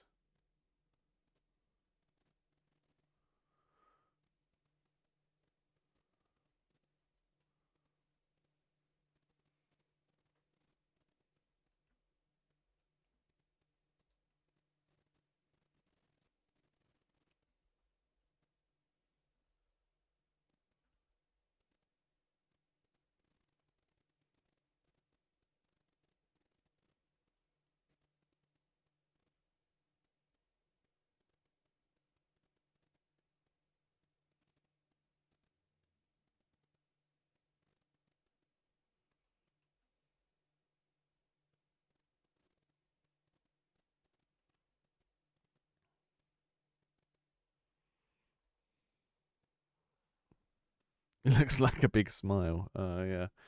That might look a bit different once I put some shading on it. I mean, I'm just trying to work out the general. So look, it's a bit clown-like now. I've got some weird stuff going on with my pixel sizes. Um, hmm. Hmm. I mean, we could, if we wanted to be really weird, we could do a sort of Slay the Spire type thing where we have some particle emitters for eyes. That could be cool. Like if I did a dark background and then I did some like fiery green particle emitters here. Just see what happens if we do that. Let me see what I've got for...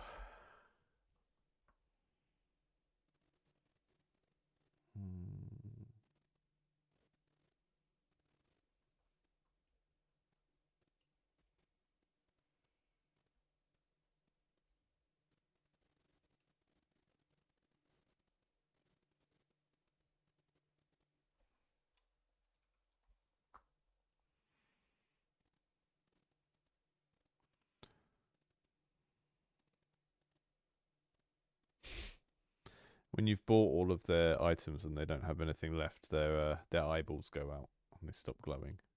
That would be cool.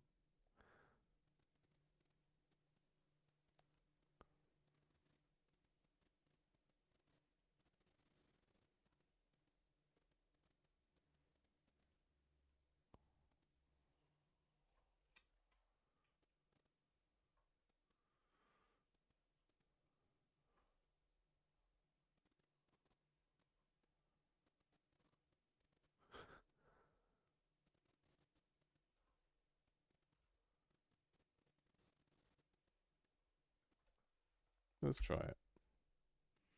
Right.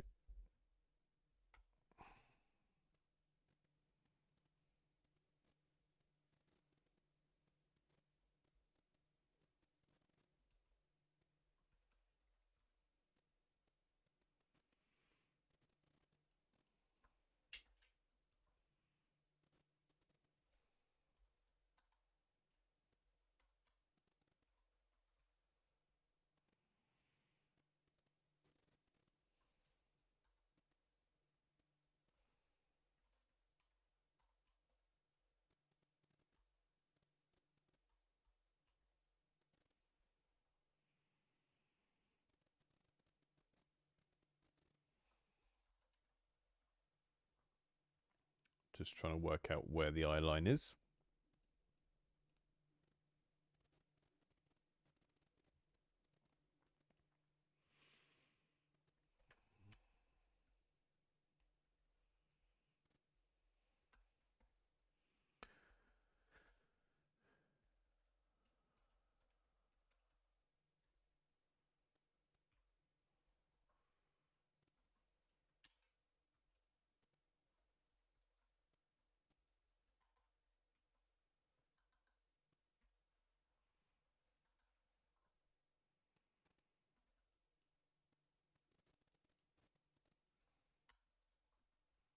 they're not going to be in the right place first time.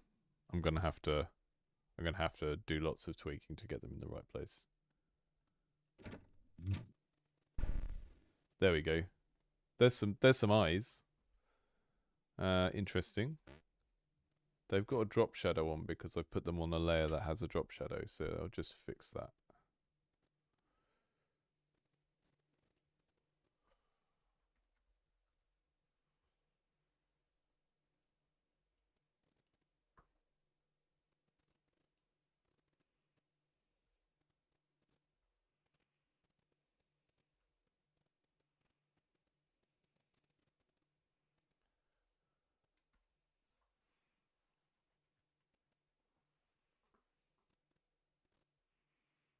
If I do this, then I have to keep the head in the same position.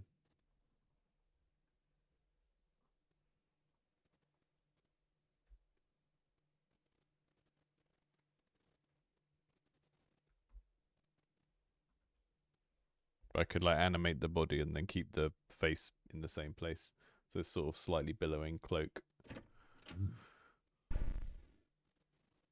Hello. Hello. What's going on over here?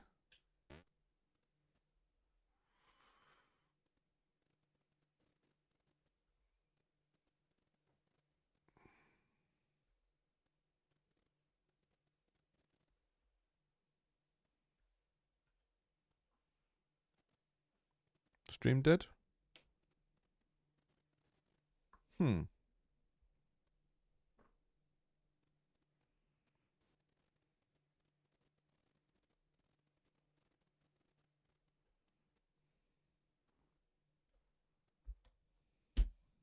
Uh-oh.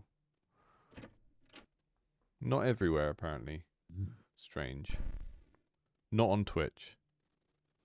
Just on YouTube. Oh, okay, cool. Excuse me, your eyes are too close together.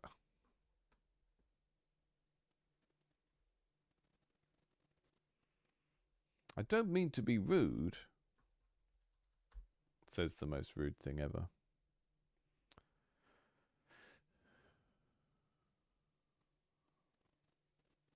We make them smaller? Maybe?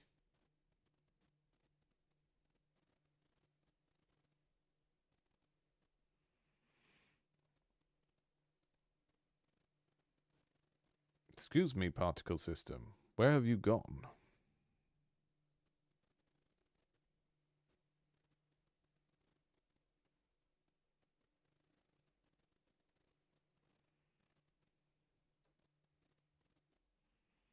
I'm just going to save and reload.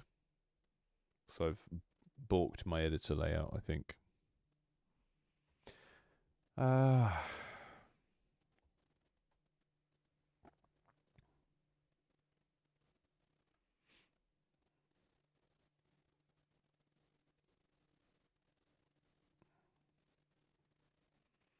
think a big hat would be a big floppy hat would be a good one.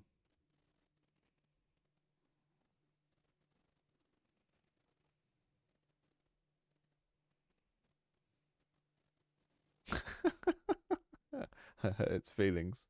I was like, I'm out of here.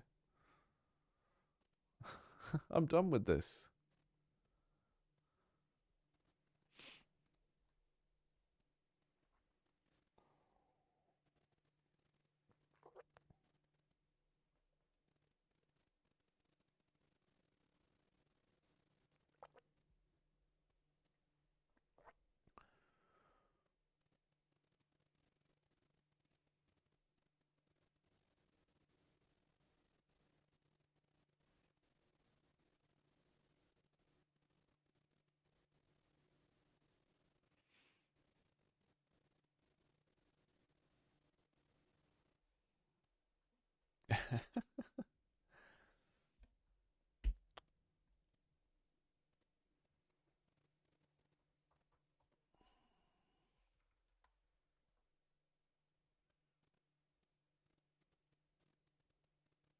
Okay.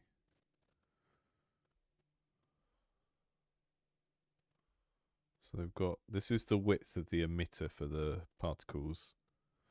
This is the sizes they can be.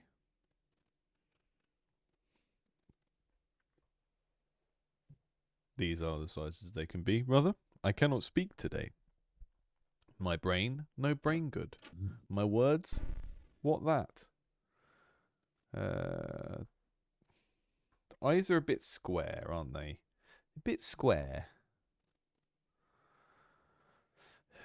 Maybe changing the shape to be a different shape will make the shape a different shape. Maybe also if I make them not exactly the same width and height, then it might give it a bit more character. It looks exactly the same.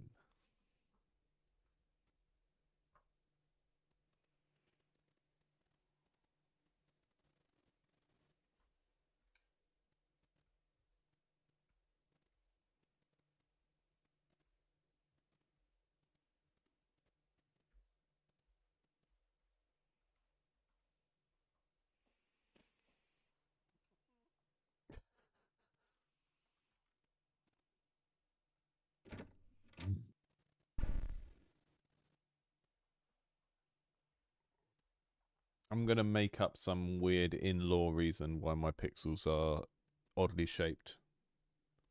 I'm going to do a Hideo Kojima. Oh, you don't like that? You don't like that thing I did in my game? Well, there's an in-law reason. Yeah, I don't care. I just want the game to be better. No. The law says there's a good reason for that. Yeah, but no. The law of the game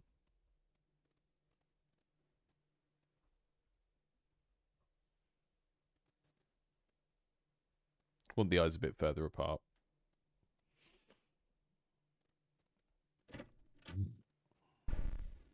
That's better. They look a bit more like a friend now. Hello, friend. I would like to purchase your wares. So I think what we could do is if they had these two hands and they were sort of like moving the hands above the objects like this, like they're sort of pondering the orb a little bit, then it will give them some character. And then we can have a bit of a billow on the cloak. And I think this won't be sort of bright purple. It will be more like a kind of charcoaly color with bluey purpley highlights on it. Yeah, and that is how Anoita ended up in the game. So now we can do some witchy hands, which will give it a little bit of a hag quality without me having to draw a passable human face, which is good. So we do like a kind of overarching kind of hands, like kind of doing that kind of thing. Probably a bit bigger than that, actually. And they'll be sort of wobbling up and down, so it's got its own little sales animation that it does. Buy my stuff. Buy my stuff. I got it from the British Museum.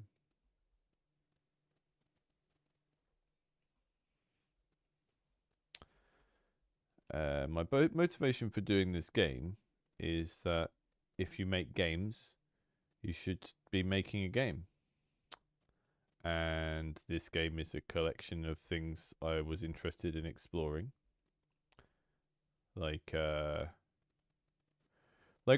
quite neutral on platformers, but I do like when you have that kind of full feature set of like carrying items around and stuff. So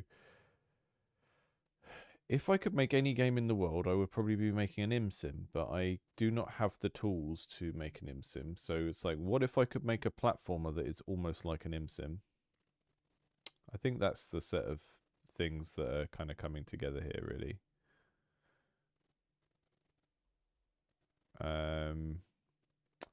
Also, I got very tired of just making videos about making games without making a game. And there are lots of people that watch this type of content that are like, I don't care about anything you have to say unless you've made a game. You bullied Mark Brown into making a game.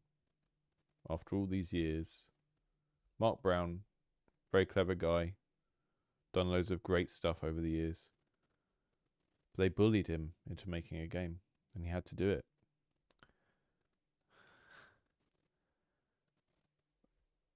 What happens if I turn that off? Okay, let's try that. Maybe they should be more outward.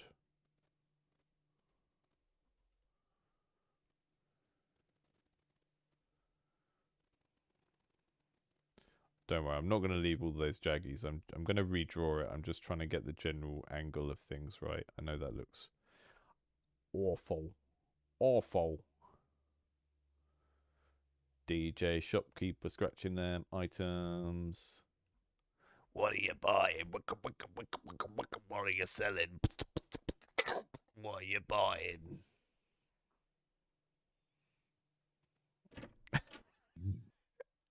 Please buy my stuff. My hands are awfully large. Not really what I'm looking for. You know what we're going to do? We're going to go to the king of image references. Oh, look. There's a Noita in one of my thumbnails. We'll go to the Canva image library and say, witch hands. Oh, here we go. That's a good witch hand. It's not quite the right angle for what we need. We want them kind of more like hands over a magic ball. Grimace's troubled cousin.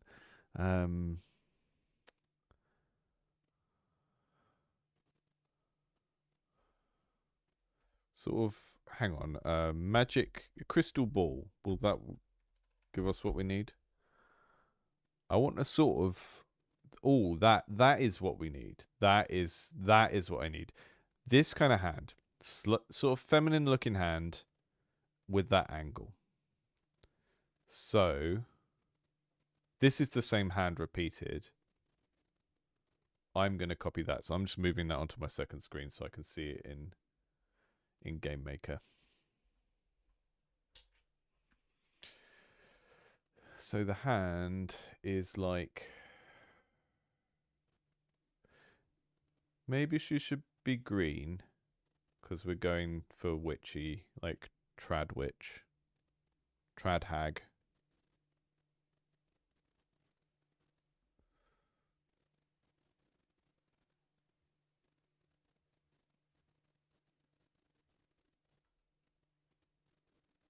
Salad fingers.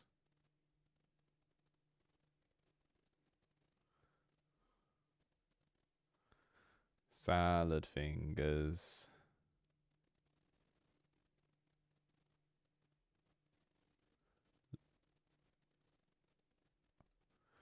We need some green people representation.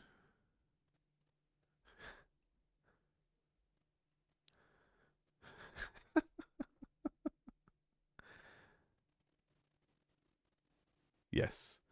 I'm not doing the nose.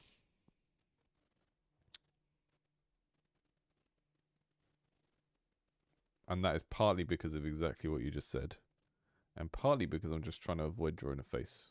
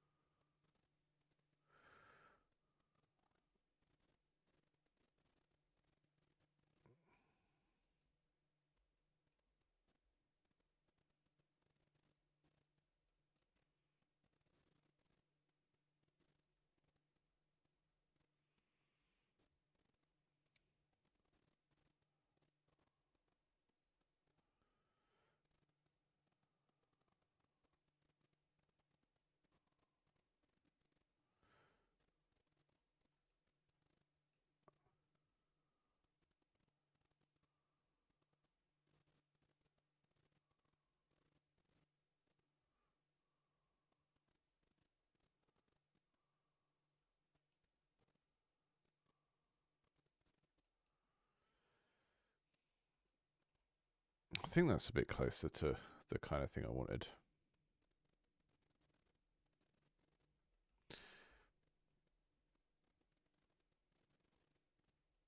So one over each object, and then I flip it, and then they would have like an animation cycle that put one high and one low at the same time. I'll leave the arms off for now.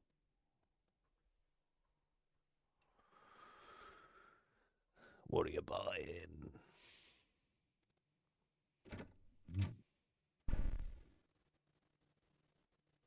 Probably the hands are probably a bit too bright. They get it draw a bit too much attention for what we're doing, but if we put a chasm there, then we'll get an.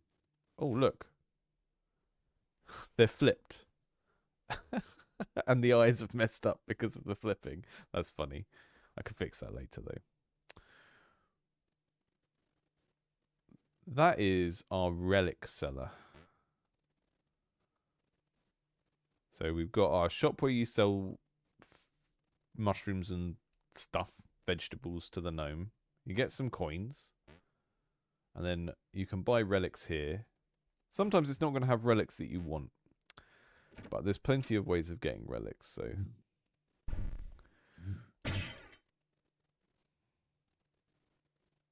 We're going with Rayman hands. Interesting. We can have Rayman hands.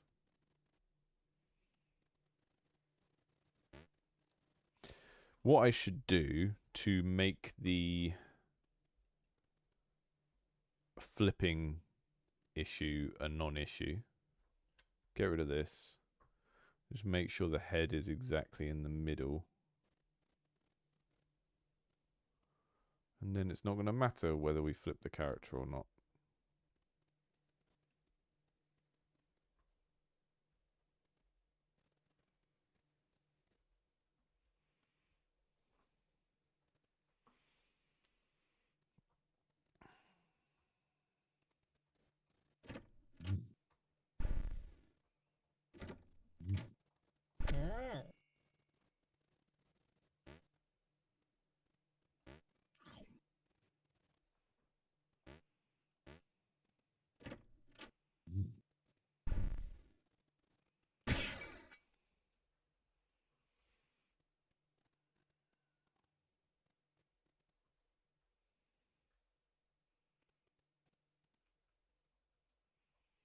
Fiddly bit by bit type code like you have to do when you're doing UI.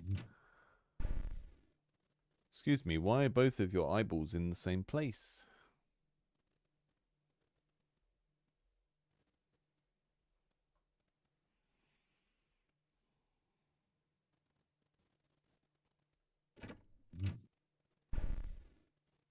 Okay.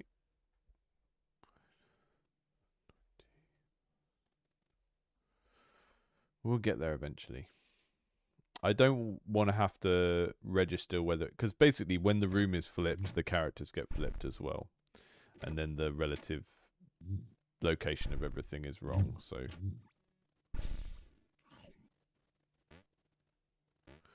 The right-hand eye there is too far to the right, and over here...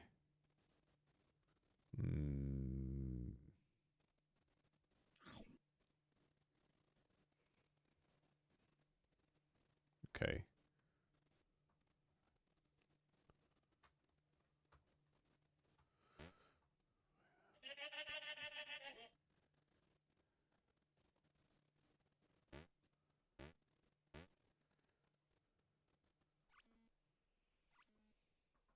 I'll leave them like that. I can finesse that later on. Let's get the animation done.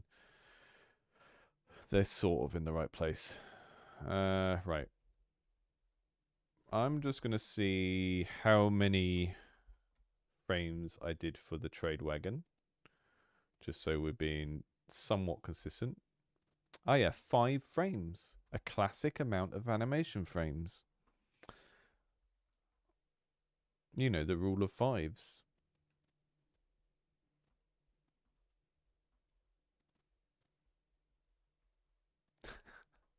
You can make any number meaningful if you just say the rule of before you use it. Right, so what I'm going to do is take that hand and we want it to get back to that position, which is where the little pinky fingernail is just at the bottom of that that intersection. So it's kind of in the middle there, goes up and out, goes over a little bit, goes down this way, and back around. And then take the other one.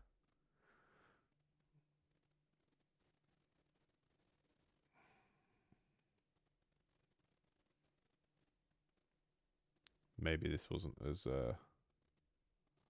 structured as I thought. Let me. Ooh. Ooh.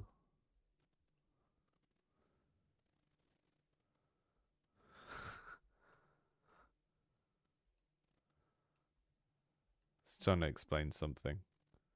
So anyway, I was like, "You wanna buy a relic?"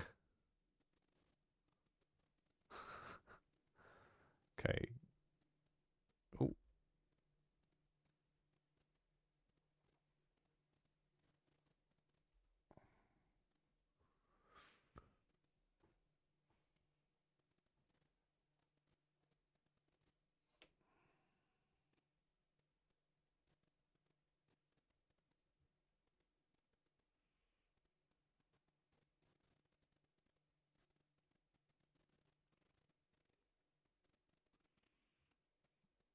We're going to do some cloak below. And once I'm reasonably happy with it, I'll go through and put some sort of shading and stuff on it. But I'm just trying to make sure that the general shape of the thing is right first.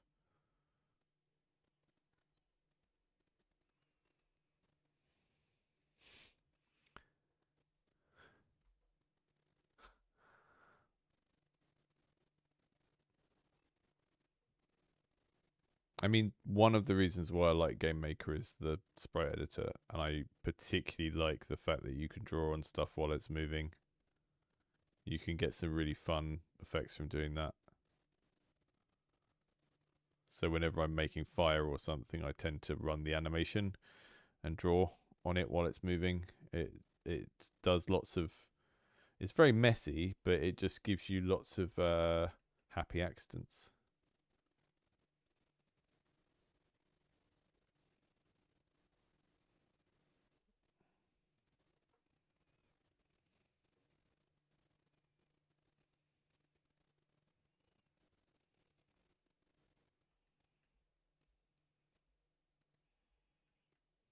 Oh, I love relics. Oh, relics, relics, relics.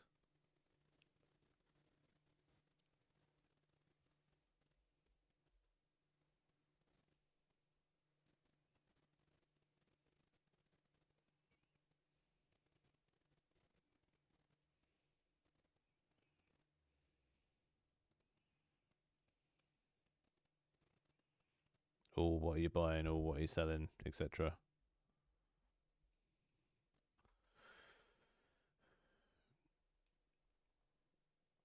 I'm just so excited about relics.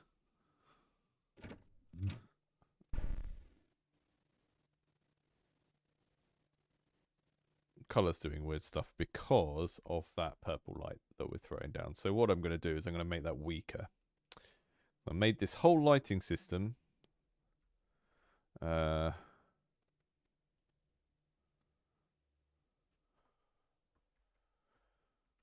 of like little objects that throw out a.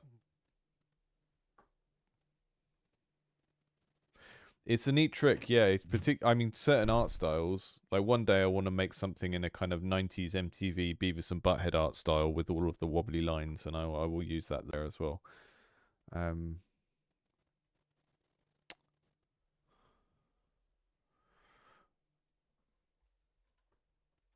My favorite trick is when I want to comment out a whole set of things and I don't want to go through and comment it out. I put a impossible logic gate above it like that. If one is two, then do this stuff. Right. Try them without the lighting.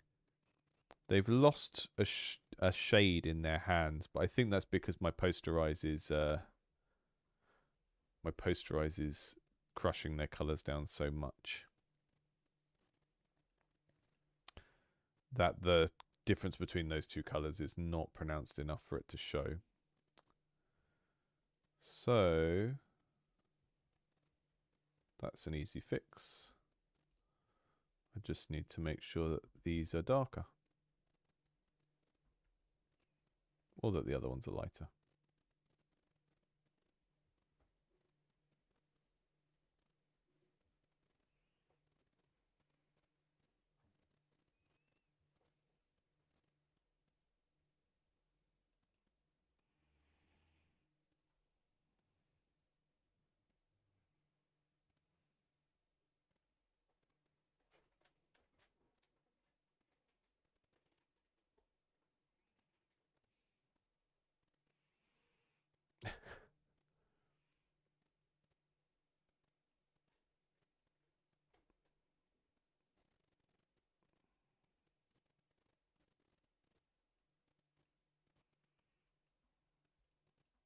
I try not to get into doing internal line art yet until I know that I'm happy with the whole thing, because that is very fiddly.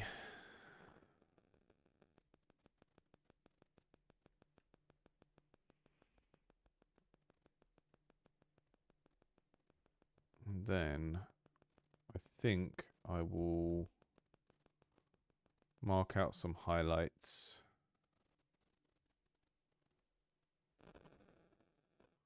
That looks too extreme, but I'm going to get this recurrent problem now that if I don't make the shading quite extreme, it's not going to show up at all. So there's a problem with working in a dark color.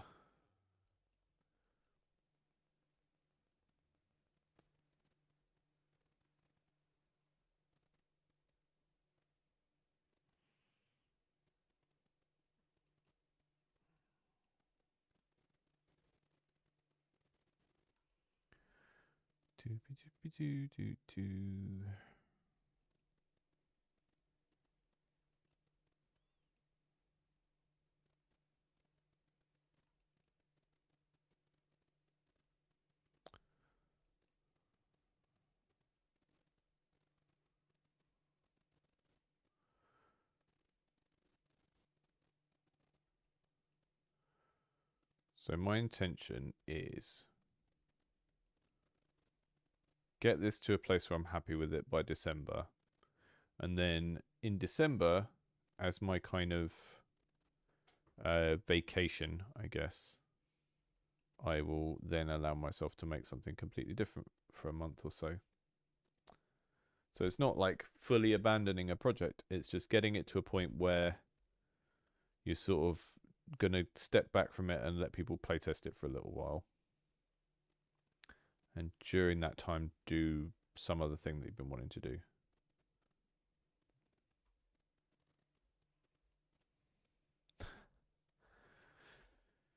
Yep. I hate menu flows. I mean, ironically, the next thing I make is probably going to be all menus because I want to make a sort of OS simulator thing that's controlled entirely with the mouse after this. Because I've had so much strife from doing world physics type stuff that I could want to break from all that. Now, I'm wondering whether, because it's not registering the different, not really registering the different colors because of what I've done with my effects. And I wonder whether I should just try and make the robe black. It's interesting because you can see the gnome all right, but maybe it's just because I'm trying to, you know, take my time and not go into doing lines too quickly. But maybe I just need to commit to it and see what happens. So yeah, sort of dark green for outlining the hands. I'll just get it done and then we'll see. This is the problem with doing so much with post-processing. You don't see what it's like in game until it's there, and then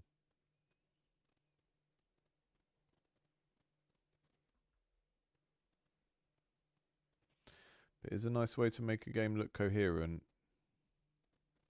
It's like post-processing and shaders on big, you know, whole chunks of the game. I don't have a style. Adds 3 shaders. This is my style now. This is the style of the game. These 3 shaders that I'm going to apply to everything.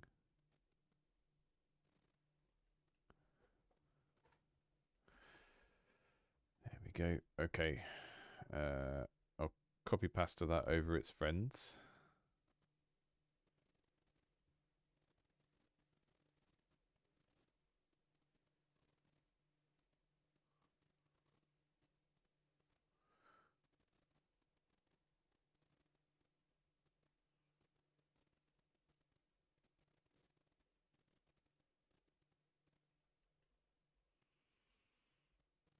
And then we add a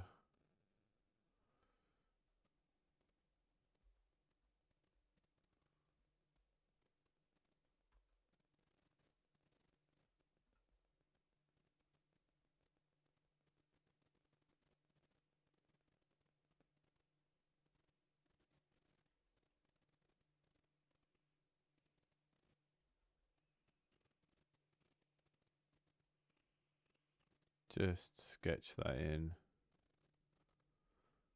I can come back and edit it afterwards.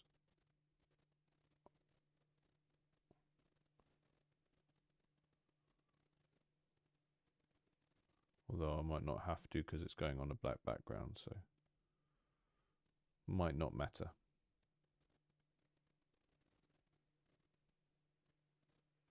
I very rarely use the pure black. I tend to use browns and greys and stuff for outlines, but this is going straight onto that black background.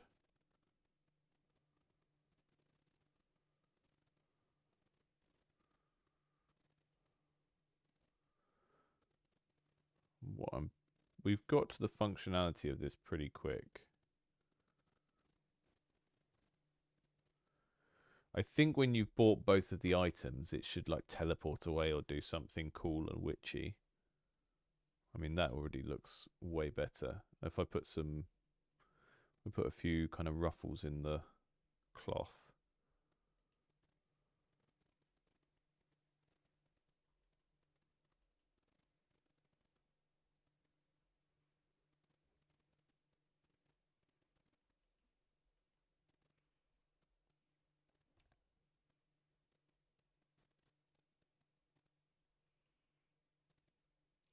This is a lot less structured than when I did the gnome.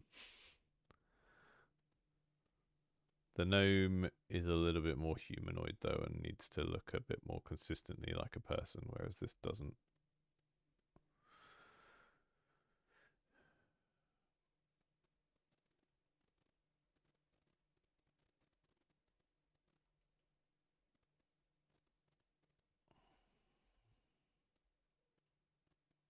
That's a bit too messy, but let's see how it goes.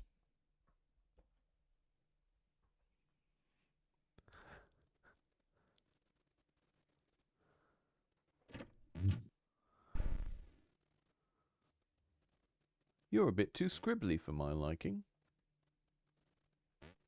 You're a bit too scribbly.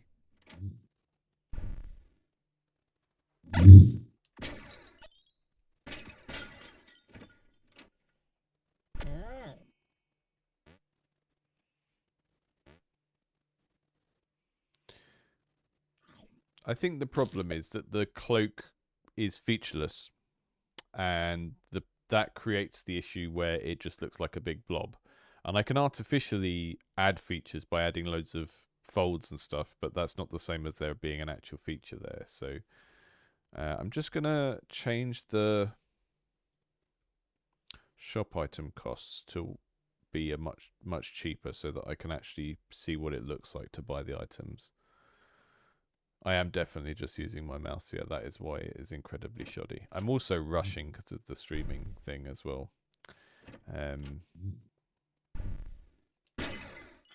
plenty of stuff in this game that I drew with the mouse that looks okay, but there's something about being watched that...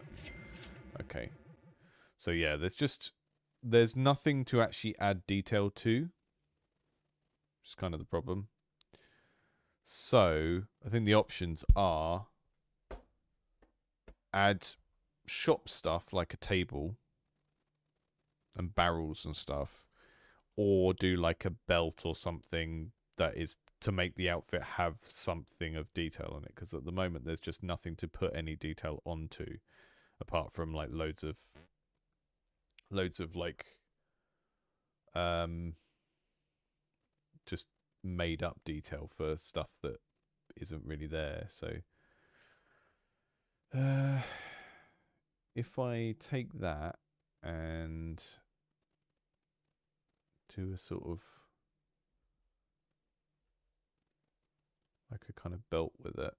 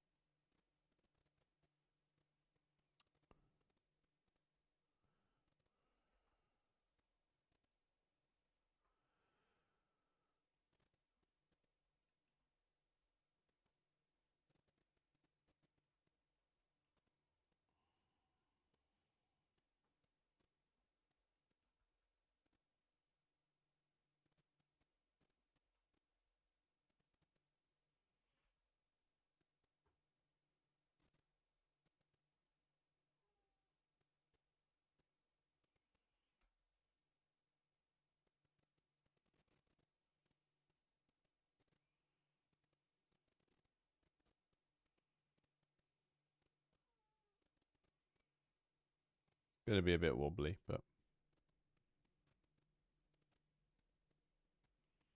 just needs some sort of detail. I don't know if the belt is the right way of going about it, but something. And then just going to look at what I did for shading on the other one, because I don't, as you can probably tell, I don't have a consistent style. Okay, so I haven't done like cross hatching. I've actually done lots and lots of gradients and stuff, which is a cardinal sin. But maybe I just need to make sure that I'm duplicating that effect over here. I've also got, the other thing to think about is I've got the green fireballs for the eyes. So if we want to sell that, then I need to have like a flashing green rim on something where the eyes are lighting it up. So I'm gonna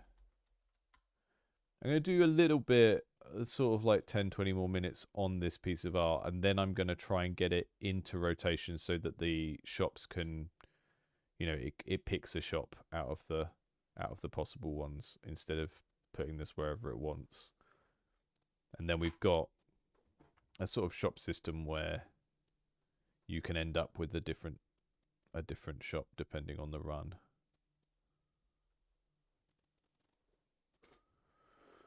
Okay, so what I'm gonna try and do is do these sort of darker patches, or kind of cover some areas in shadow.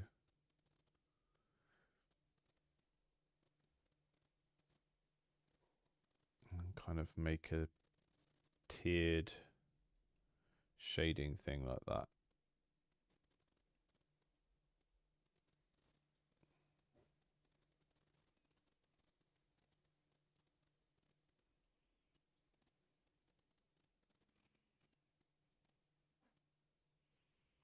It's not the right way to do anything by pixel art standards, but it's also It's how I did the last thing, and the last thing turned out pretty well, so I will just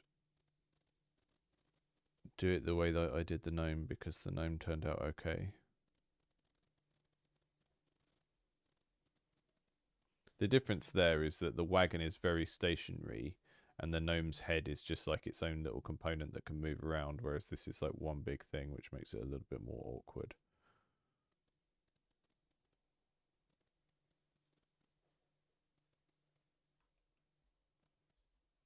I like trying to get that hard crease along the top of the hood, makes it look more hoodie.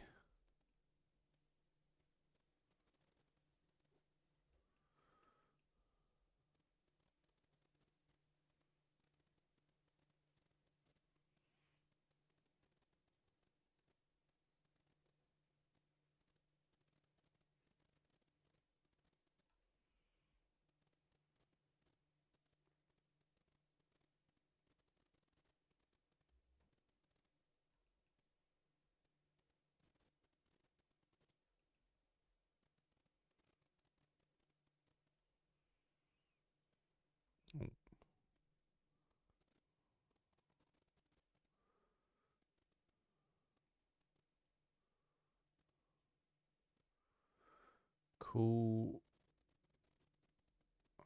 Get in there.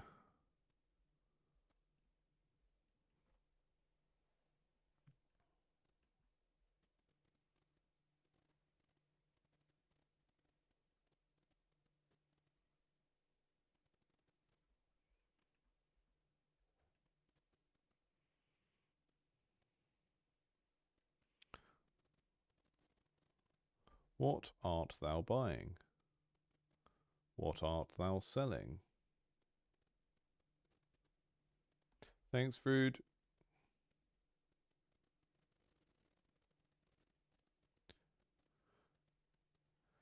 And yeah, if you get the itch to try out GameMaker, please do use the link. You can do pretty much everything with it without a commercial license, which is great as well.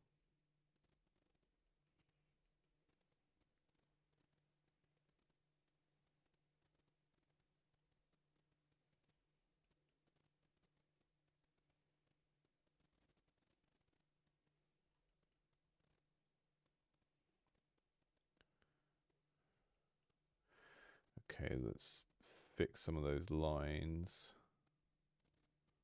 There's too many of these big black lines that don't need to be there. Excuse me.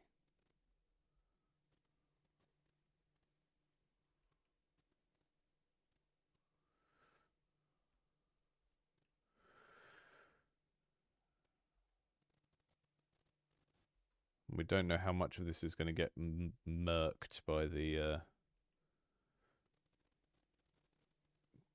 posterization in the game engine, but that's what happens when you apply global effects to your art.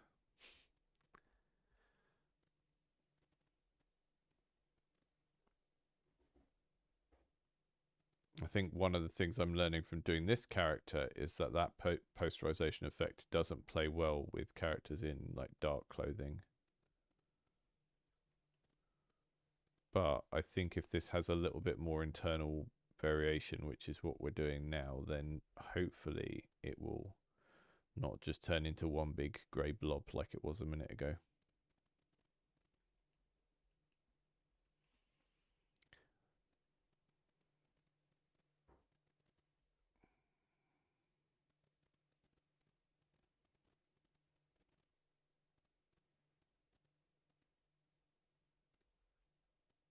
Oh, wrong layer again.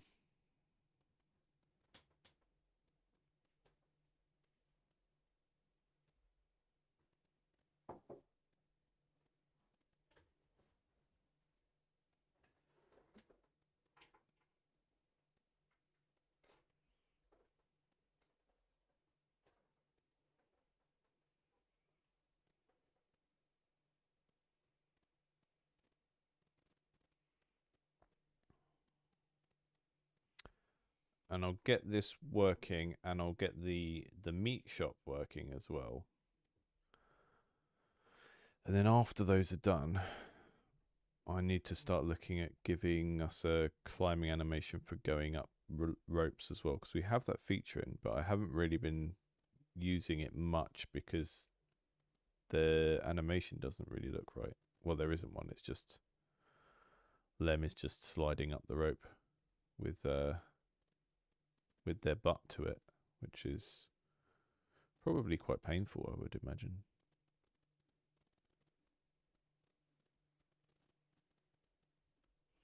Right, and then before I test that, I want to... So thinking of, we've got that bright green light, right, that comes out of the eyes. So I'm just going to get this bright green and turn it down to a tint like that. And then play around with where that should be hitting. But I'm only going to do it on... I don't know. It should be every other frame, really. But we don't have... Maybe I'll get rid of one frame so we've got an even number of frames. I don't know. So if the light's coming from in here, maybe it would look better if I actually gave it pixelized rather than the particle things we've done. Kind of looks cute and derpy. Hello. Hello. I come bearing gifts. But yeah, the light is going to be sort of... Maybe I'll make it a bit fainter. It's on its own layer anyway, so it doesn't matter if I mess this up too much. But kind of lighting up the inside of the hood around here. Maybe not up here because this is tilted down towards us, so we can't see that. So lighting up inside there, the top of the mask, maybe the top of the belt buckle on some frames.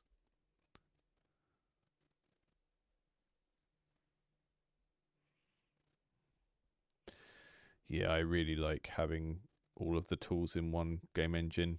I mean, this is the thing, isn't it? It's like, I just really like a tool where you could do everything in one place. I like RPG Maker for the same reason.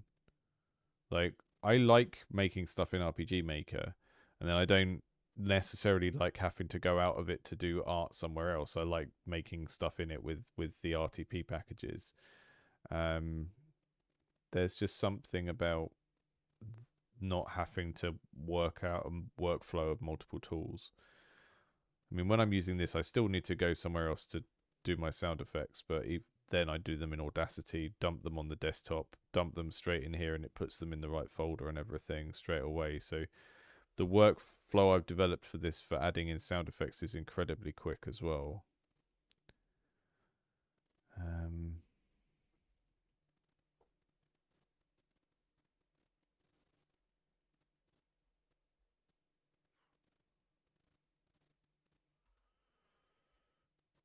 We got some sort of suggestion of there being a green glow. I don't know if that really sells it, but let's have a look with it running when we actually get into the room.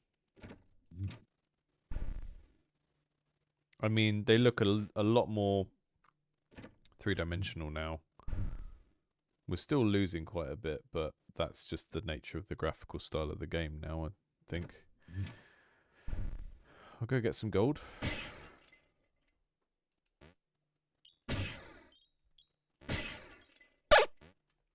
Ouch.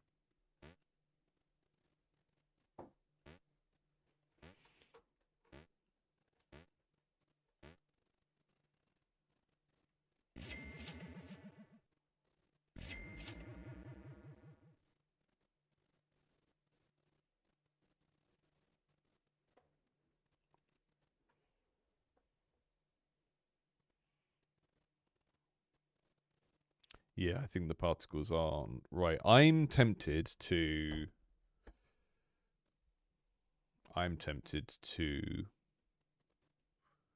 Actually, let's go and load the particles up again and try and get them down to being even smaller.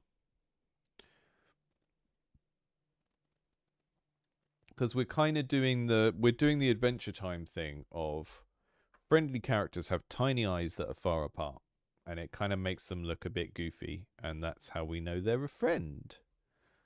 So let's just lean into that even further than we already are.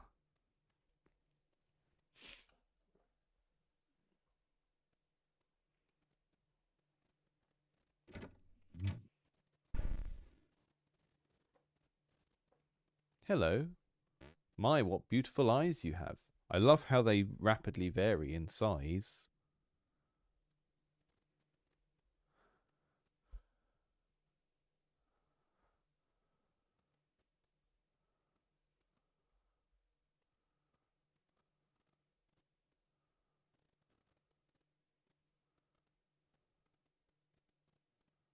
The more derp, the more friend. That is exactly it. That is exactly what we're going for. If not friend, why derp?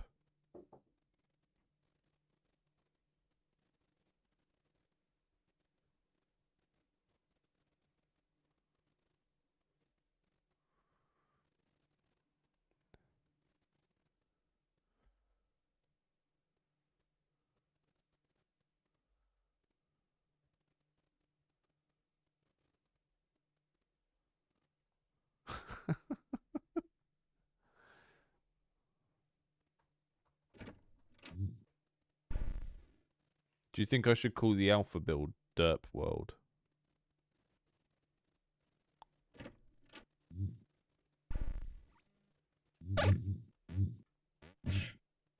Oh, someone asked about monster variety earlier. I am going to add a couple of different monsters, but I don't want there to be too many. I think I'm going to have the bats, one walking monster, and then these kind of bigger systemic things like the mouth.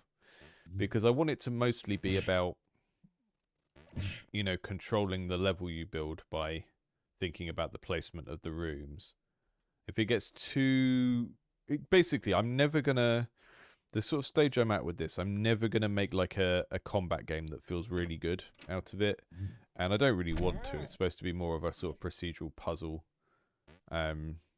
And a kind of, it has an economy to it as well. Like if you level up your keys, so you're starting with 12 keys, and then you pick up certain relics, you can like plow through the level making loads and loads of gold and then leveling up really quickly, which is really satisfying. So I kind of want to lean more into that than trying to make it like a really, really kind of crunchy combat platformer, because I'm just never going to be able to deliver on that in a way that feels really good, I think. So if I pick up this relic, not that goat, not that milk, this one.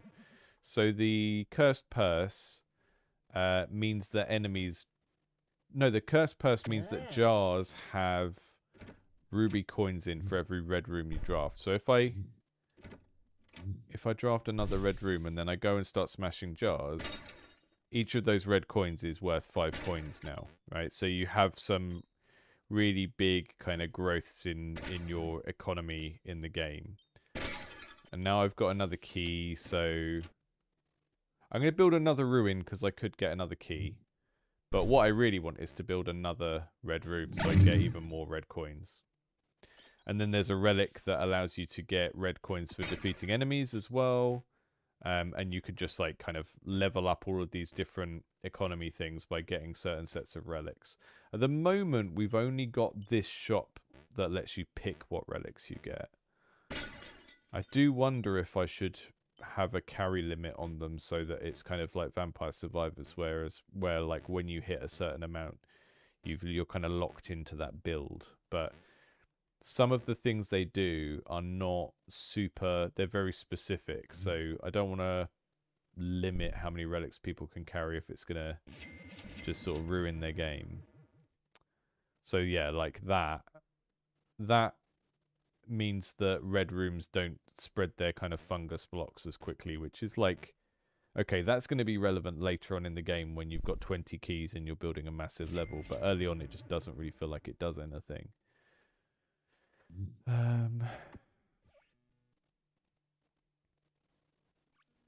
I'm gonna just quickly experiment with taking away those particles and just drawing the eyes in. What a crazy idea.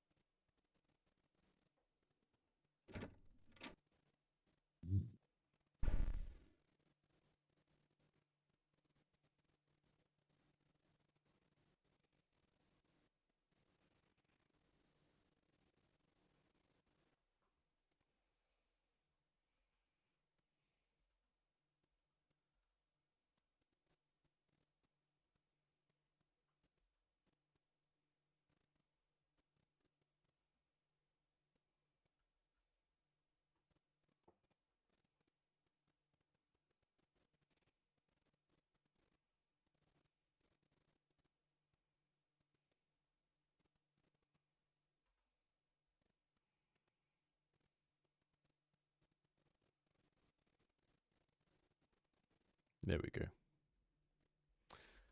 And then I think we need them to know when both their items are sold. So I'm gonna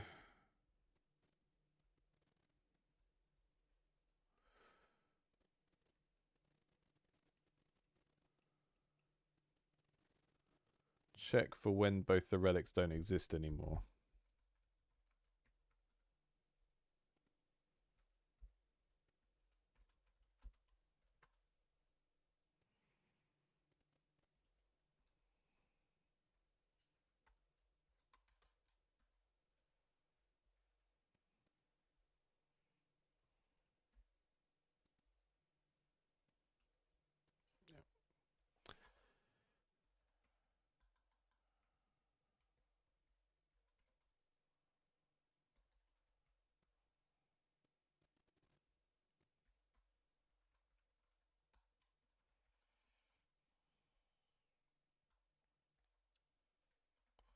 I think I've got a ha ha ha sound effect somewhere, so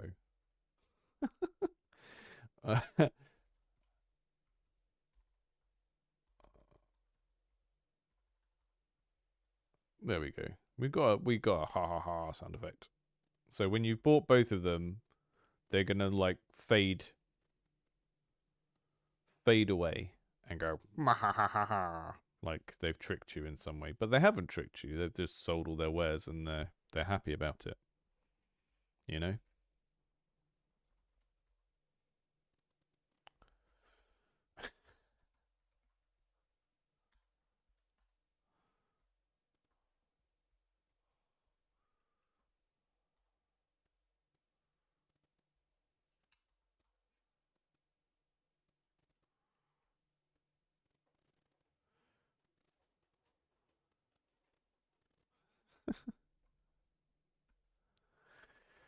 Yeah, witches do need to have a spooky pet.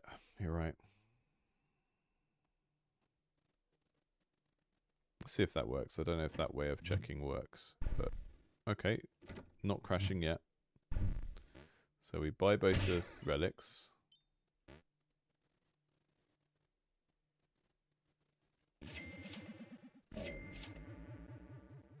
There we go. That's good.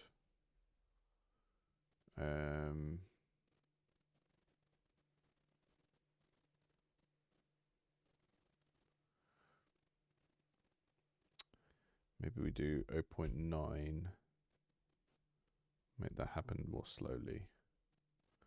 Just trying to make it so that the fade out of the animation and the laugh doesn't clash with the relic pickup sound, because the relic does that whoop, whoop, whoop, whoop sound when you pick up a relic. So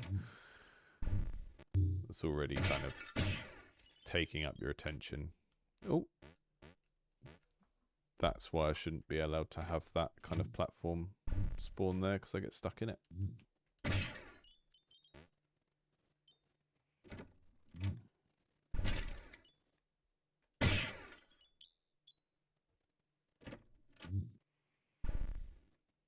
Hello. Heard you were selling relics.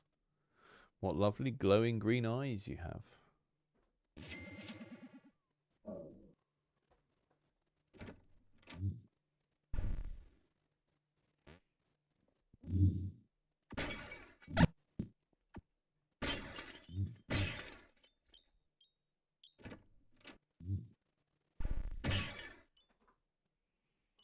Don't know if you've seen the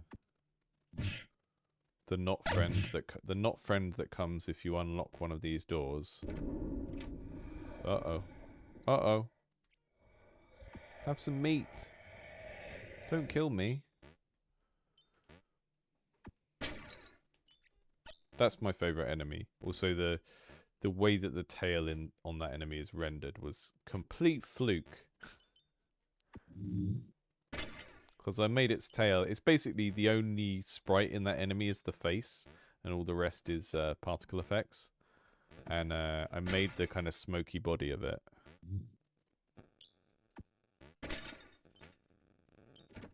And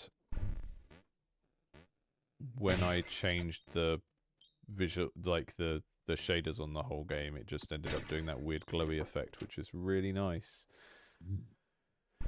Hello, sell me some more things.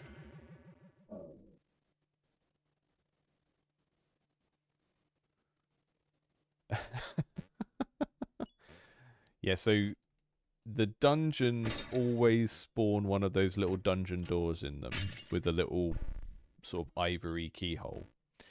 And as soon as one of those doors exists, then there's a chance of getting the key out of something else.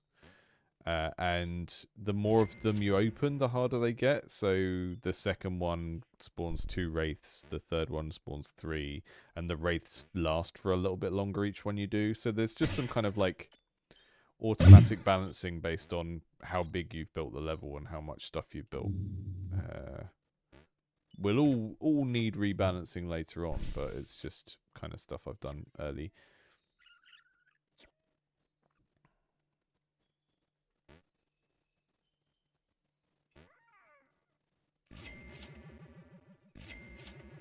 The fairies threw the shop items away.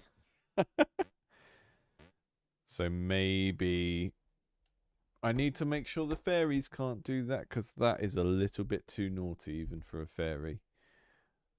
Where are you?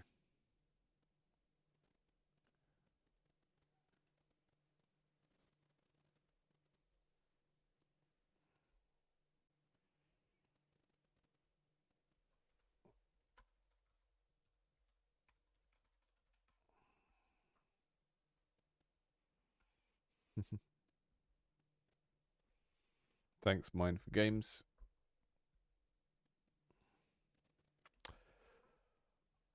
It certainly gives me more reason to try and finish the game as well, having a sponsored stream. I'm going to work on it anyway, but now I'll work on it a bit more. And maybe it will be a passable game. I don't have a save system yet. That's another thing I need to do before December, but I think it will be cache based because December is just alpha build, so there won't be like save slots. It will just be, you know, if you want to restart, you reinstall the game kind of deal. Before I forget, I'm going to go back to my jump through platforms and re-enable the thing that I turned off earlier, which was this, because that stops them spawning in places where the player can get stuck. So I'll put those back. I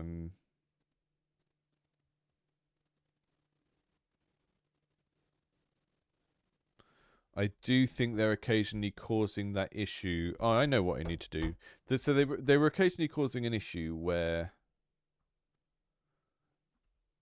sometimes the trees that spawn in the green rooms were spawning these blocks, but I think that should have fixed it.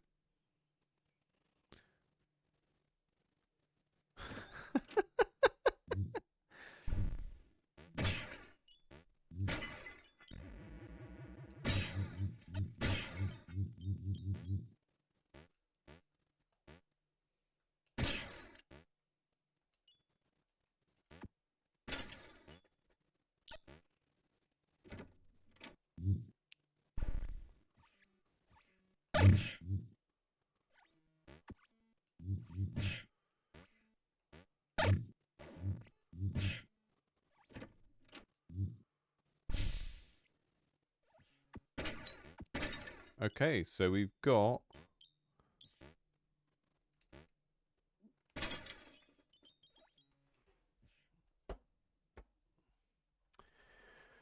a relic seller. We've got the hunter or the huntress, who at the moment doesn't do anything.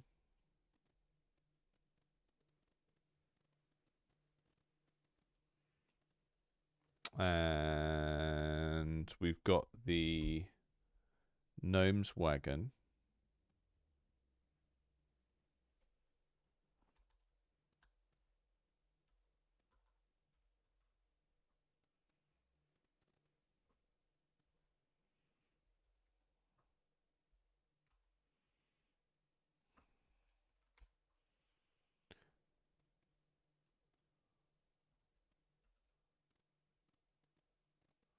And I'm not going to keep this character design the same it is. I kind of like the idea of the hunter being this kind of Red Riding Hood type character, but I'm probably going to redraw that at some point because I don't really like her. But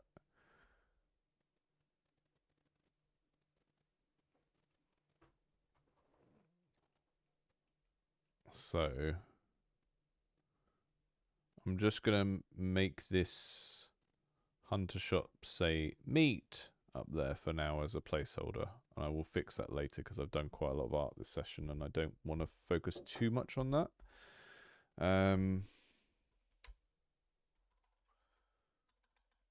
And then when we spawn a one of these shops, we're going to cycle through the shops and see which one we haven't spawned and then randomly swap them around.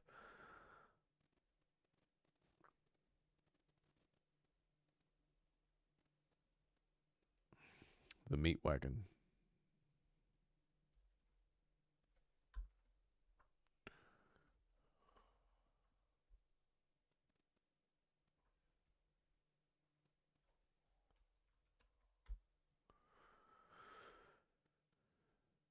So the trade wagon object is the one that will be placed in the rooms.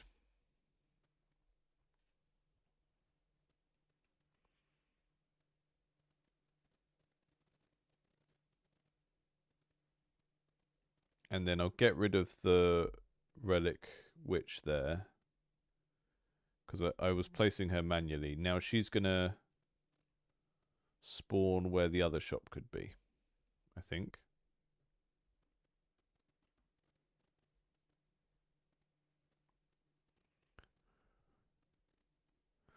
Stanley, what are your go-to D&D prep things that you do? I've just tend to find the more a campaign runs on, the less and less prep I do. It's like, yeah, whatever.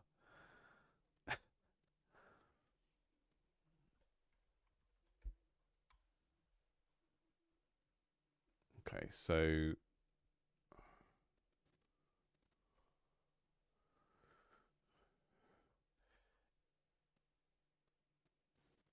right.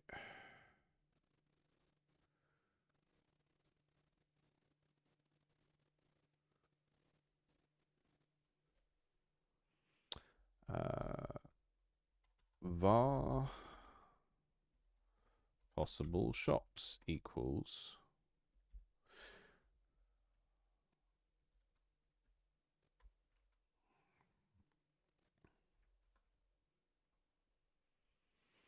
see you later, not a clue.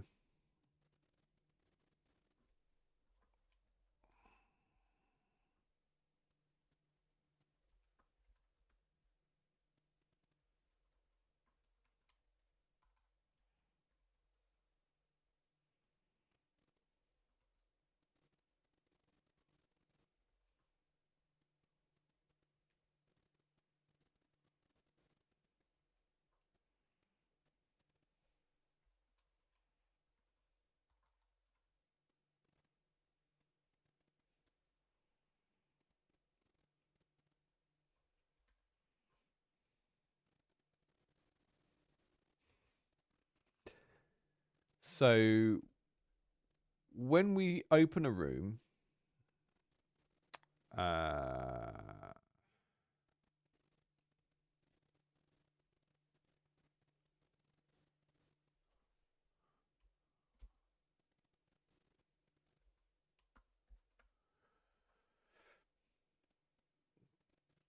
every 2 green rooms, we open a room. I'll get rid of that for now, so it happens every green room. Every green room, we open the room. There's a trade wagon there. It checks if there's another trade wagon. If there's already another trade wagon, then the list of things that this shop can turn into doesn't include a trade wagon. That sounds confusing. And then it just checks for instances of the other types of shops. So relic seller. And then the other thing I need to do is make the relic seller delete itself when it goes invisible, because it doesn't do that at the moment. If image alpha is less than 0.1, instance. And that means you can technically spawn her and then spawn her again, which I think is probably actually good for longer games. So let's keep that for now. And let's set her costs up properly. So I don't know.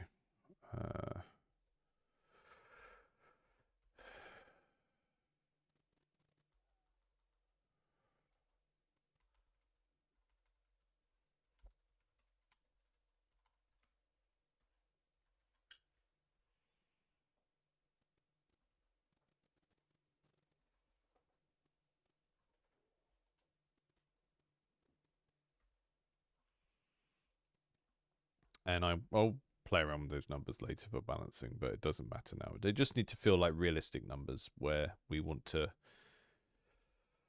actually have to work to get the coins to do the thing. And then, yeah. So a wagon spawns, it checks what other shops exist, and then it creates a little array of which shops it can be, and then it tries to turn into one of them based on that, pretty much is what we're doing. If there are no relic sellers, we add a relic seller to the array. If there are no hunter shops, we do the same thing. The hunter shop doesn't work yet, but because I'm setting it up this way, I can just make it work later on. And it also means if I add other shops to the pool, which I should do eventually, then I can just change it here, and this is like my master shop that is just the default. Okay.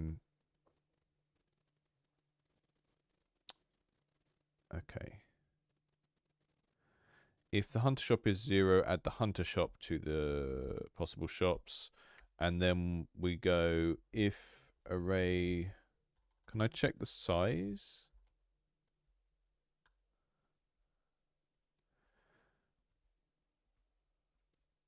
At that point, if the array length is 0, then this object should just destroy itself.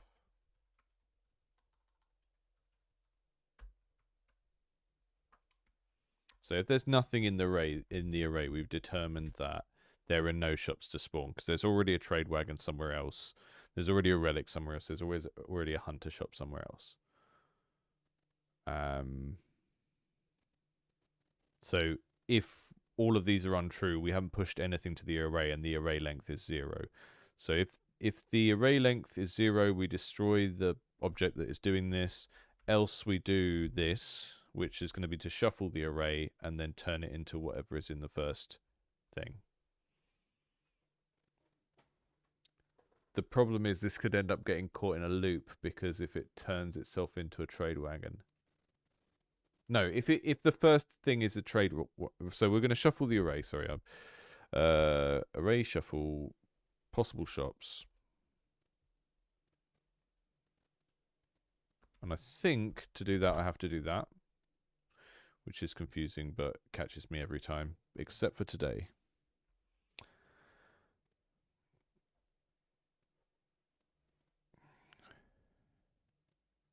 Yeah, I think the classic D&D thing where it's just like you work out, like, make sure that you have, like, you know, a social thing for the players to do, a combat thing for the players to do, and maybe something a bit more cerebral, and then, you know, you just modify it on the fly to make it happen where they go to, and that kind of stuff.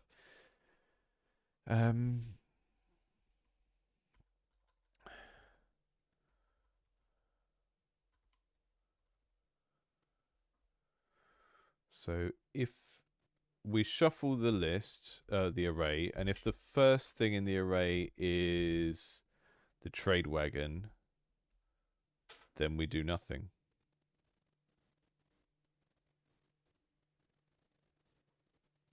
Or if it's not the trade wagon, then we destroy this object and we spawn the other object. And if it is the trade wagon, we do nothing and we just let this run its course. And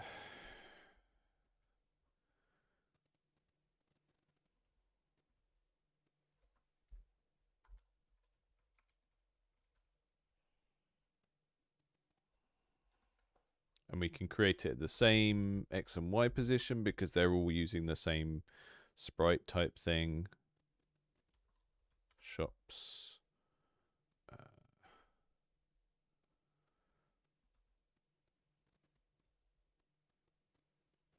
Okay. And that should be our shop swapper.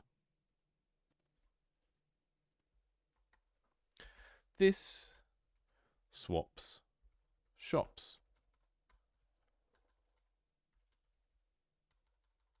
A swap shopper, if you will.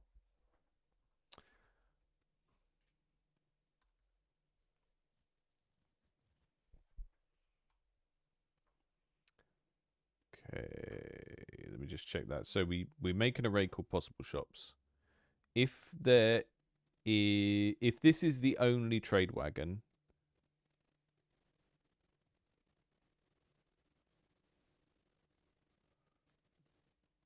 then we is that right? Yeah, that's okay. If this is the only trade wagon, we put trade wagon in the array.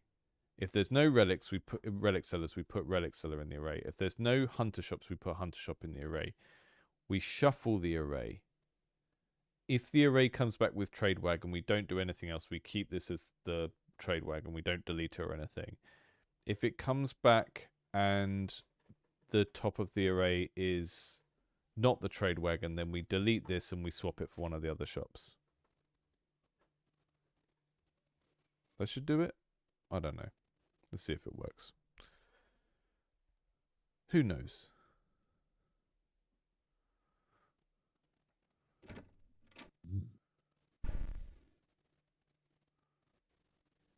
Nothing.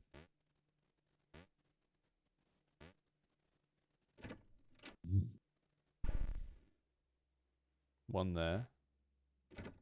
First one didn't spawn anything, the first green room.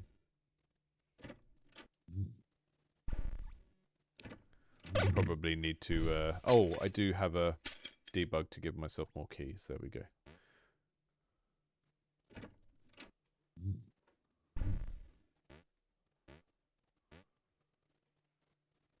Schwapper.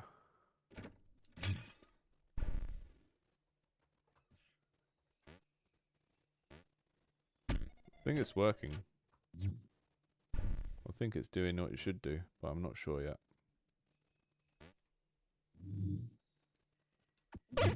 Ah.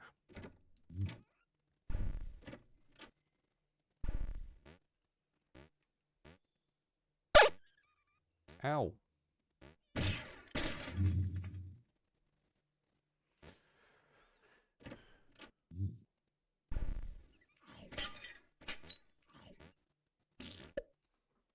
Don't think we're getting the... Whoa. What was that?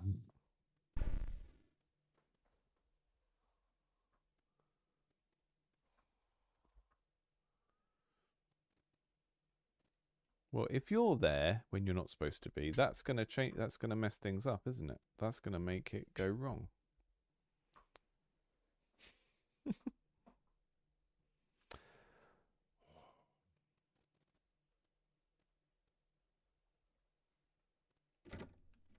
Cavern. Okay. Cavern has given us the gnome. The veil has given us the relic witch.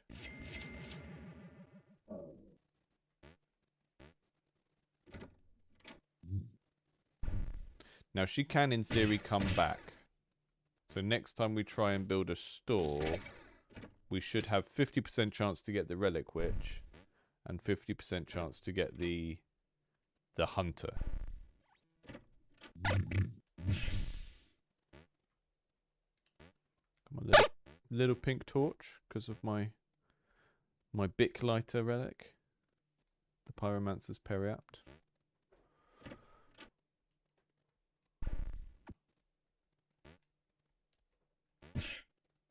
Missing a few sound effects like when you set things on fire.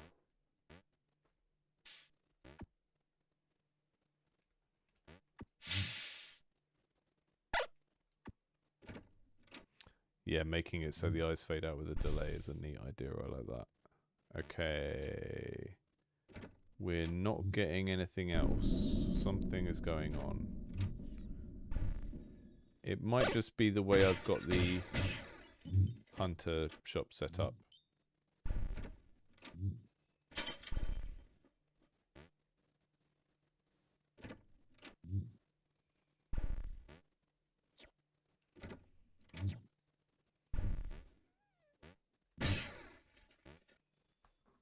Back to the start. I'm going to replace some of these tooltip things soon as well. They're way too big. I could get away with them being half the size.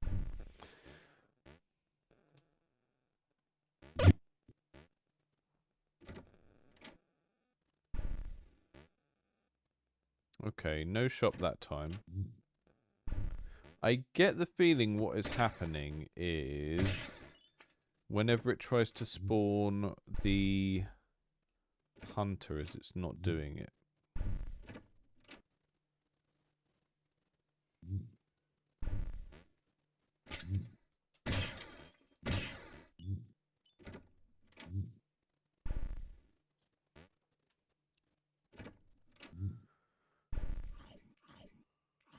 Oh no, there it is.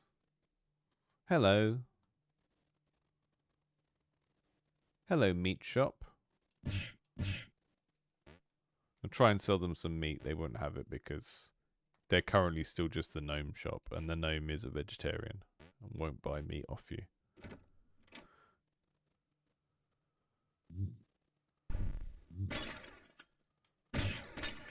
I will never make anything scalable by the player.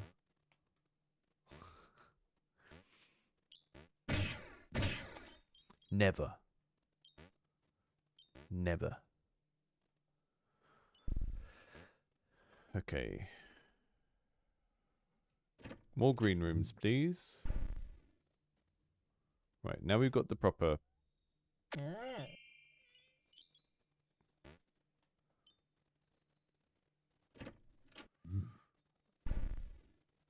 And you as well. Oh, fireball time.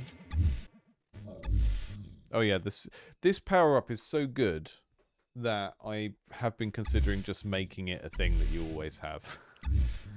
But it does change the game quite dramatically to suddenly have a Mario Fireflower fireball.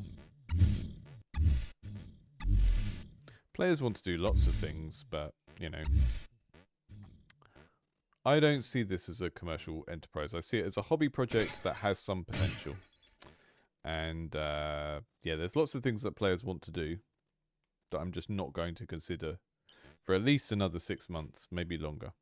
Localization is one of them. Controller remapping is another one. Those are the sorts of things where... Like, I know, again, so much of this stuff isn't advice. It is just like... I think there's stuff that people neglect to think about when they're making a game, and then later they're like, oh, I wish I'd done this earlier. So then the advice becomes, always do this really early, and it's like, well, yeah, kind of, but you don't know that the game that you're making is worth thinking that hard about. You know? Like stuff like making sure that your game is going to be easy to localize early on. It's like, well, if you're insistent that every game you make is something you're going to commercially put on the market, then yeah, then maybe that is good advice. But that's not really how I think or work. You know, so things like localization, controller remapping, all of those little kind of quality of life, accessibility features are really important for a commercial project. But I don't really think of what I'm doing as that. I think if it gets to a point where it has some potential to be that, then I will sort that stuff out when I get to it. Yeah, exactly.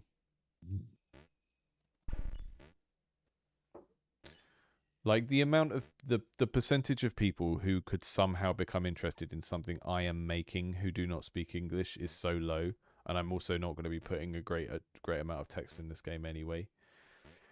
Okay, we get in the big old slowdown again. Some of that is because of this colored lighting stuff, because I'm redrawing things over themselves.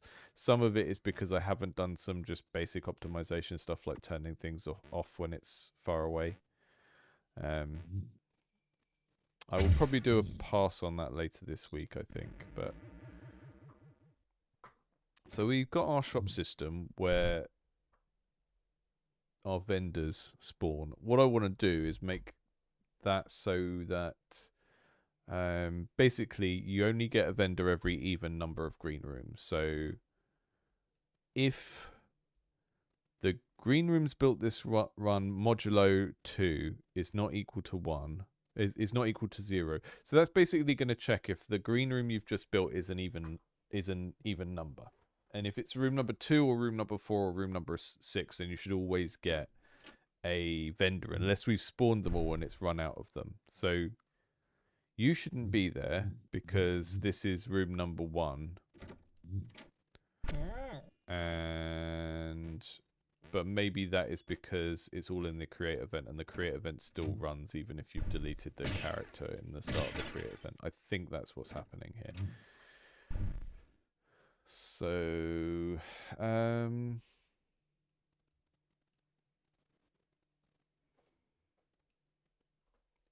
so here I go, do I exist? Which is a bizarre thing to ask. But I think I might need to do that.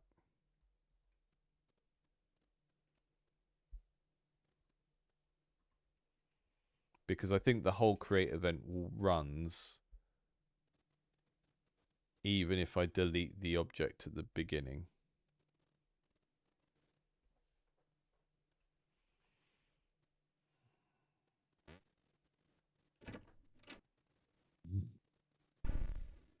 Call exit at the top of the create. Ah, okay. Thanks, Gleb. Gleb's here. Gleb built Room Builder, which is what I'm using to stamp the rooms in. Sorry, Gleb, if you were chatting earlier. I literally had not made the connection yet because I'm only checking in every so often. There we go.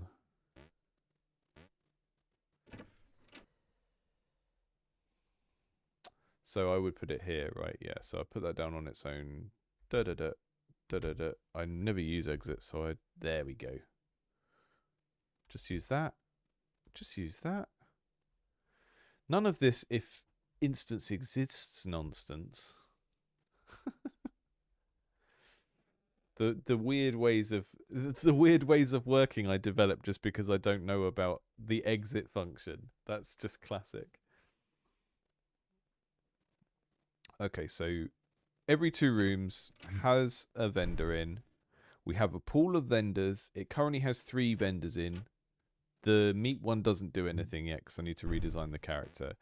But basically, any item you find that is food, or any item you cook that is food, you'll be able to take to one of the 2 vendors. And the gnome will buy all the vegetarian food. And the hunter will buy all of the meat, I guess. And maybe they both accept dairy products or something. I will probably give them a little sign so there is at least a clue as to how that works, because it's not very intuitive.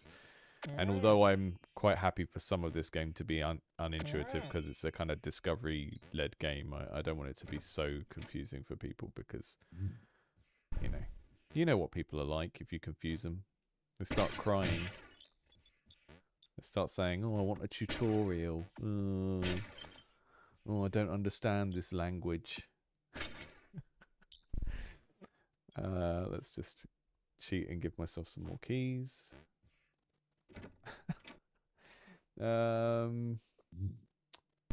Right, we're on 2 green rooms. I've got that the little bit in the corner. I'm not even sure if this is debug yet or if this will actually be in the game, but it just tells you how many rooms of each color you've built. Hello. Hello, goats. Thank you for your milk.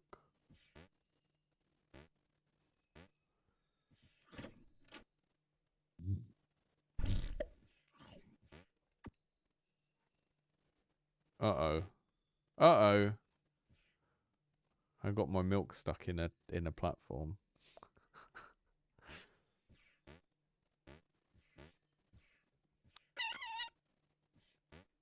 Excuse me.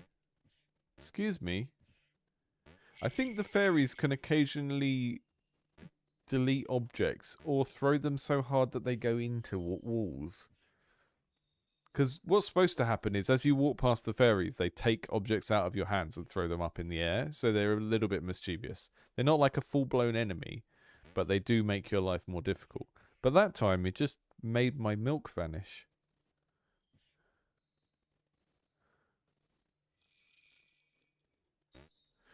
So, Catwo, there is a sprint button, and there isn't a separate sprint animation, which is probably something I need.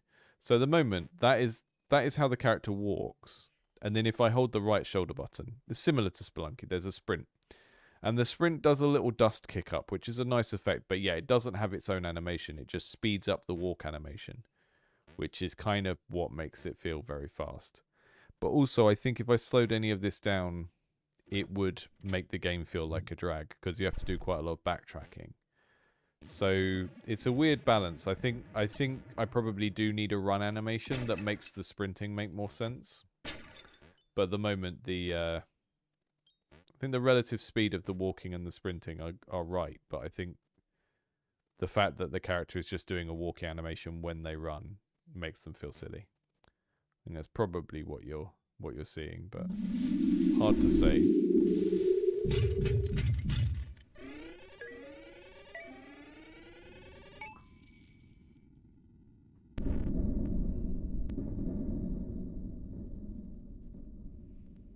Yeah, I think Spelunky just speeds up the walk.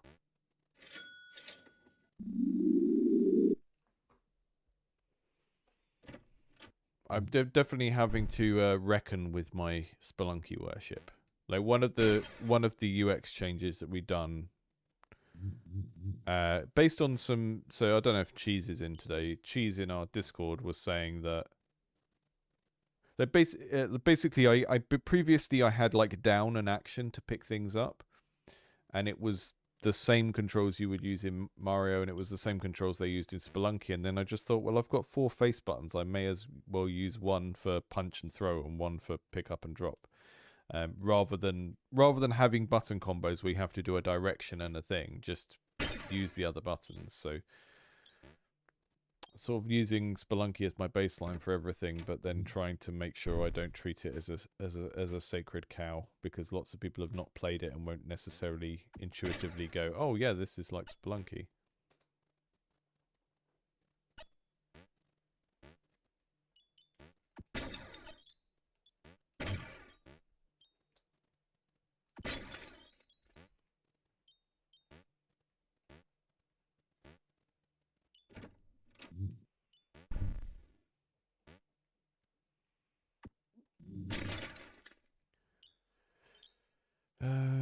Where is that for? Have I already... I didn't see one of those. Oh, it's down there. Okay.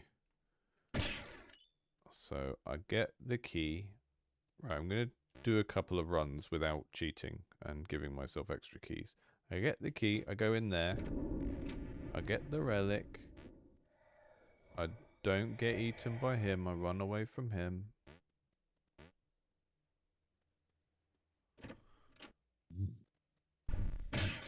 So that relic gives me more things grow, basically. More edible things in green rooms. Yeah, you're supposed to be able to walk into spikes. You just can't fall on them. That's why I tried to make them look directional, so you can walk through them, but you can't drop onto them. Forest. We don't have any green rooms. Tree branches deleting themselves. I'm going to write that down as a bug, and I'm not going to try and sort it now, but...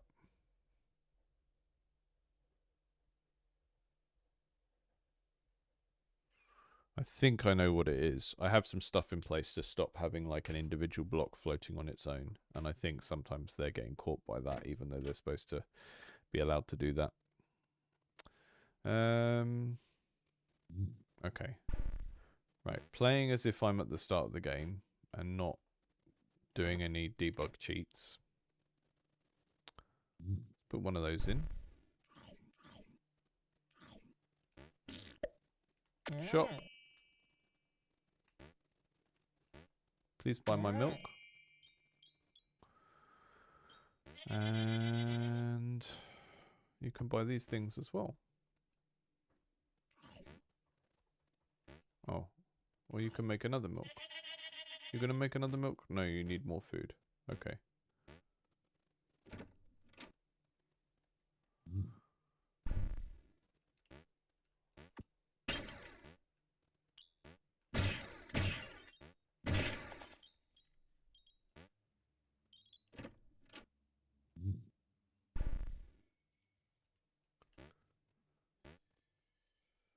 Okay, so I've got 200 coins. Generally, what you're trying to do is end each run with 100 or 200 or 300, because the rest gets wasted because it gets rounded to the nearest 100 when you score.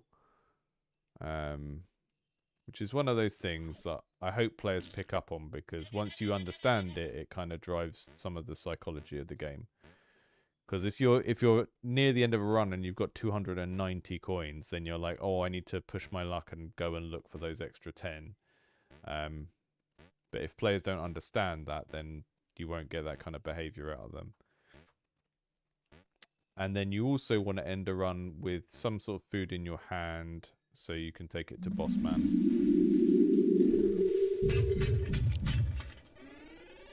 Taking suggestions for an evil wizard name.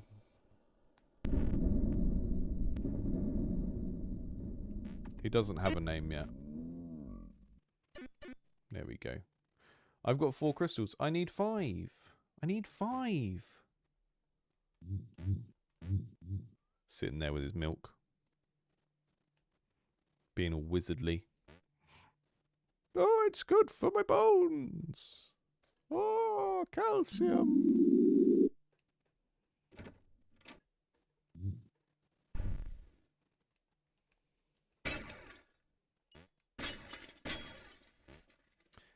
I know plenty of games where you walk through spikes. I'm not trying to make this a very... Like, the thing is, like, I don't really mind if it's unintuitive, because once people learn it, then they'll do it. I think things that are unintuitive that lead to you dying are going to be much more problematic than things that are unintuitive that are actually easier than they seem to be. And I want most of the skill in this game to be on the judgments you make as you build, rather than like the micro piloting of the character. So this kind of situation, I don't want this to be, oh, you have to jump over these spikes in this tight space now. Like, personally, I find that really irritating and unnecessary, because we're not making like a skill-based precision platformer. Yeah, I don't know. I think maybe it's like if you sprint into them, they hurt you. But even then, I just don't... It's not like a... We're not making like a combat Hollow Knight combat-focused thing that is about precision and not getting hurt. So I do get it. I understand it is unintuitive, but it's sort of also...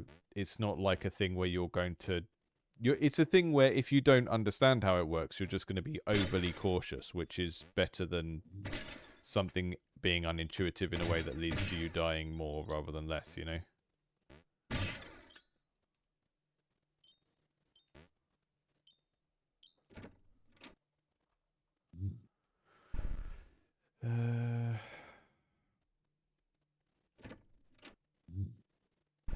Maybe just making them taller, yeah. I'll have a think about the visual design of them and whether there's a way to make it so it's just a bit more obvious how they behave. Yeah. The shop is halfway in the wall. Oh no. We've run out of keys. Okay, so I need to pick something to take back, but also I can probably... I don't know if there's much point in smashing more things. I'm not going to get up to 200, am I?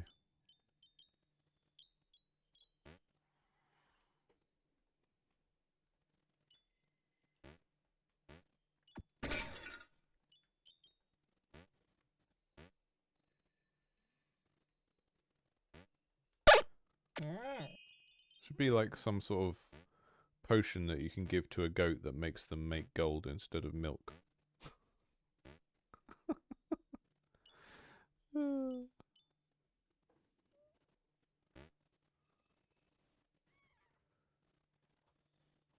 taller and bottom part grayed out. Yeah, that makes sense. I will do that. I'm gonna make myself a note to do that actually. Visually clarify. Spike functionality. So it should look like as you walk through them, the point of the spike, the bit that damages you, is either at your head height or above your head, so you can kind of clearly see why you're not getting damaged by them. And then yeah, making it so that the sharp bit is like a bright point and the rest of it is really dull looking. I think the spikes currently, I can't remember if they do 2 damage at a time or 3, but I kind of intend the game to start you off with only 2 or 3 hearts, so maybe they are insta-death to start with and then it kind of scales. Not sure. I mean, at the moment, the hearts upgrade is mainly just there to give me like a cheap sink for the progression currency.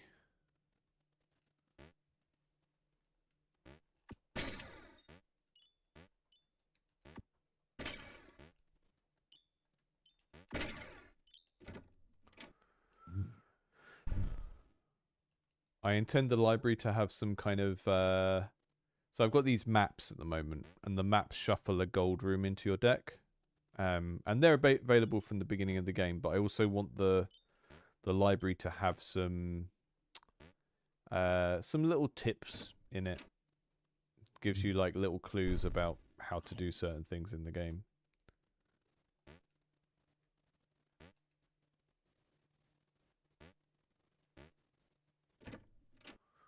So the reliquary is just a room with three relics in it.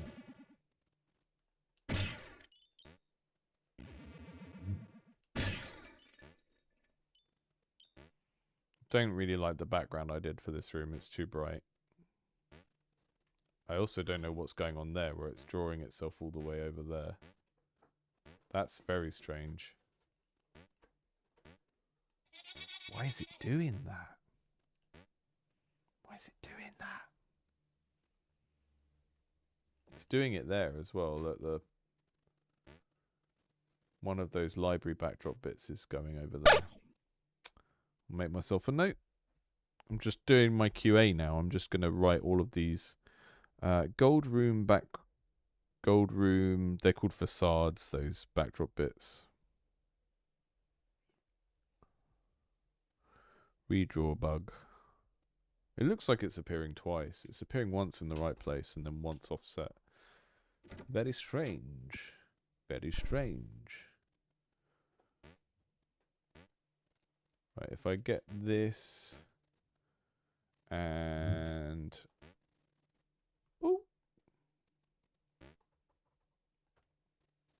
bring it down here. Like that cauldron. We're gonna make some soup. We're gonna make some soup. Plop. It's not very clear what's in the pot once you put something in the pot. I think I need to bob it up and down a bit more violently so you can see what you've previously put in, because otherwise it becomes a bit of a memory game. Boop. There we go. Oh, on fire. I'm going to leave that there, so when I come back for Boss Man, I can take him his soup. It will be cold by then, but he won't care. He's not that smart. We'll just say it's carrot gazpacho. I don't think I've got any doors left I can reach. No, I haven't.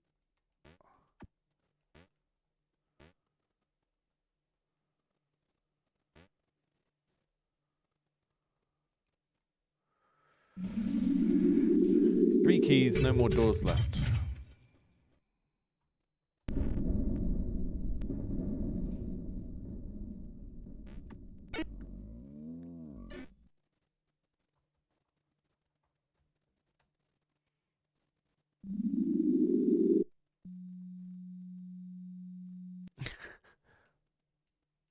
I started activating the teleporter and it did a weird tone. Uh-oh. Uh-oh.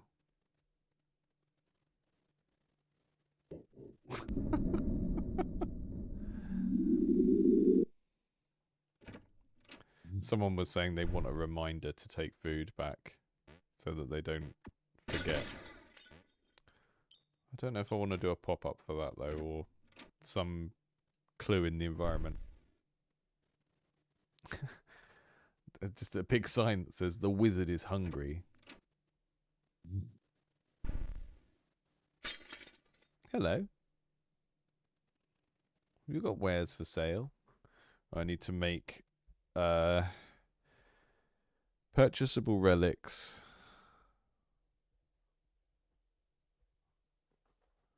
Cost more visible. So all I'm doing right now is playing a bunch and making myself a little list of smaller issues. Because otherwise, if I just jump into fixing them all, then I will forget half of them. So, okay. We got the library. We got the vault, which is like a treasure room. We've got the... What's this one? The refectory, which is the fancy food room. Lots of people have said trapdoor. Yeah, I didn't realize I was making the trapdoor game. But I played the game of trapdoor when I was a kid. I used to watch the program a lot as well. And the game, you're like running around making food for the boss man. So yeah, there's definitely some crossover here. Right, so the library facade is jumping down under the ground over here. We go, here's the library, and then there's a little library basement down there. Whoop. Which is strange. I don't want your relics. I'm sorry. You don't have any good relics.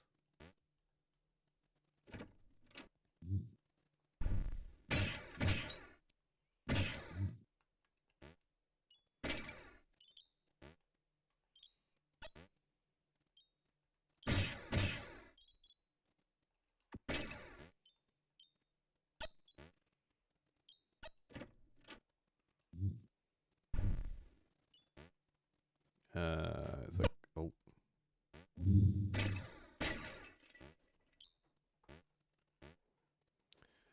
I really need to get a better arrow sound that isn't just me saying whoosh. There's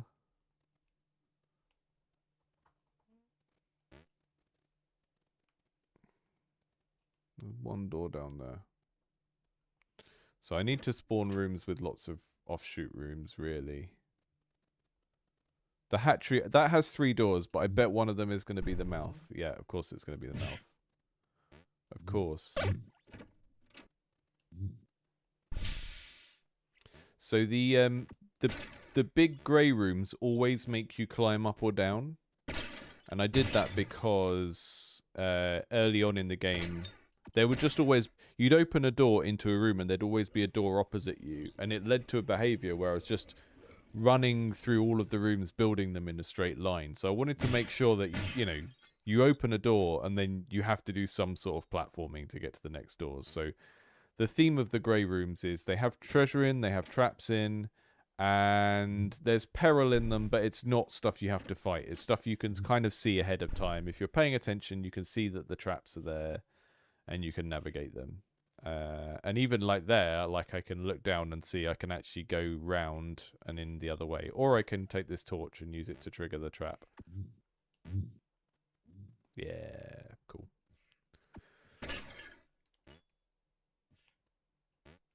Getting slow down now, so this is where we hit the point where I need to really optimize some stuff.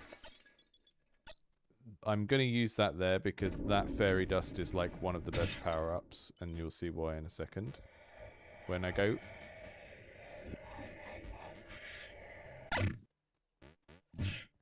The fairy wings aren't showing up. There are fairy wings there that I'm using, but they're just not showing very well.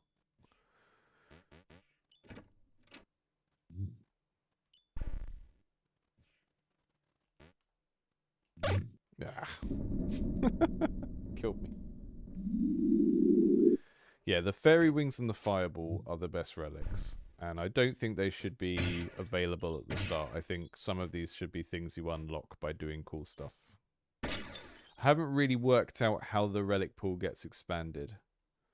So at the moment, these, when you haven't found one at all, it's in this grayed out state, and then the black state is like you found it before, but you haven't got it this run, kind of thing. Hey, Bite Me. I saw you guys were on.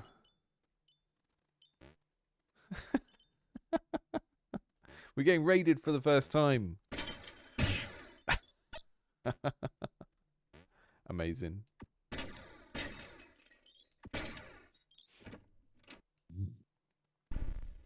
I'm doing QA. It's not the most exciting thing in the world. I'm literally just writing down everything wrong with the game on this tiny piece of paper. It's a good size for writing down bugs on, because when it gets too full up, you can just be like, yeah, that's enough for now. That's enough. That's enough things wrong.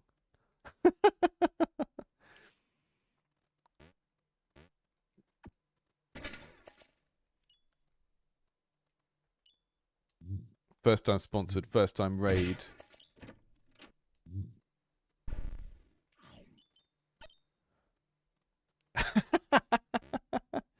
Yeah, but the problem with, I do have Trello. The problem with Trello is in a web browser. And do you know what else is in a web browser?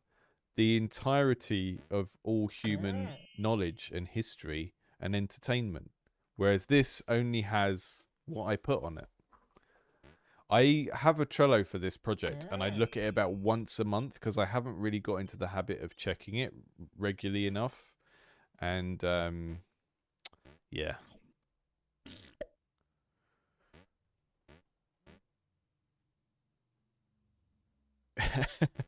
No, it's kind of like a self-discipline thing as well. I just know that if I put stuff, if I use that format, I know I will look at it. It's kind of like the classic Deus Ex. In the Deus Ex games, you go and you like hack someone's office, and all of the programmers have 1,000 post-it notes around their computer. That's art imitating life. That is.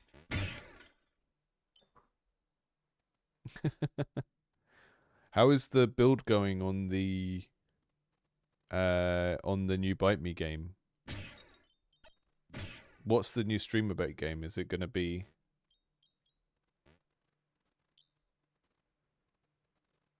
You should just make a game called Streamer Bait the game, and it's like a fishing game. You know, like someone made that, what did they make? The roguelike deck builder that is an actual game about building a deck, like a wooden deck in a garden.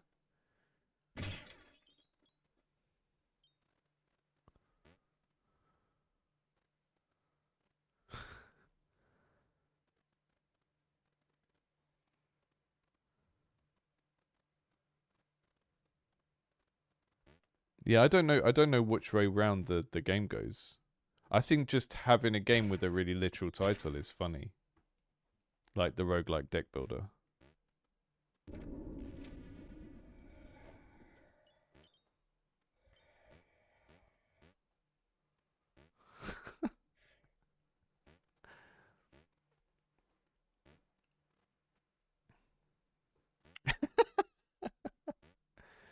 Bait me games.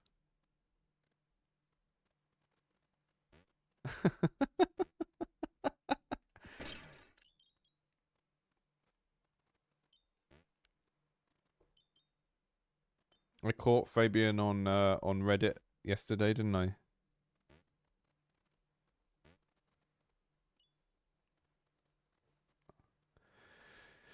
These spikes are not aligned properly. I'm going to put that on my little list. Is this a dungeon or a ruin? I think this is a ruin.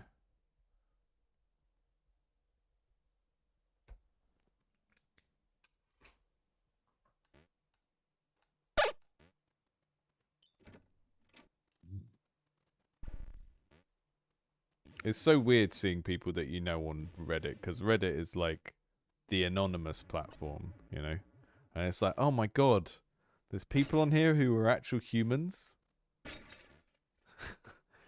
You see someone that you know is an actual human on Reddit. You know, I know it's not a bot platform. I know the people on there are actual humans, but there's something about all of the cartoon avatars and like never seeing anyone's face and stuff on there that to me makes it really hard to humanize people.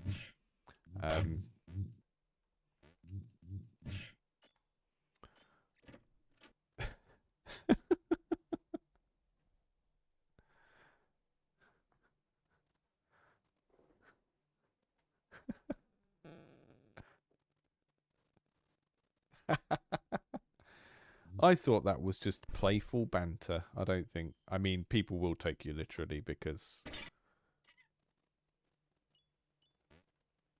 Yeah. It doesn't matter how many tone clues you give people. I think people just see anything ironic and are just immediately or have already decided to get mad at it a lot of the time. And then even if they work out that you're being ironic after the fact, they're like, no, it's too late. I've already decided to be mad. Sub-Zero.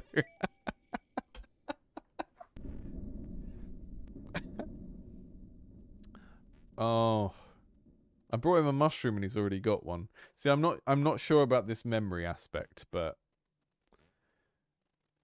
it basically like I recently re-downloaded one of the Katamari games, and I want this guy at the base to have the same vibe as King of Cosmos, where if you fail him in some way, he just berates you for ages.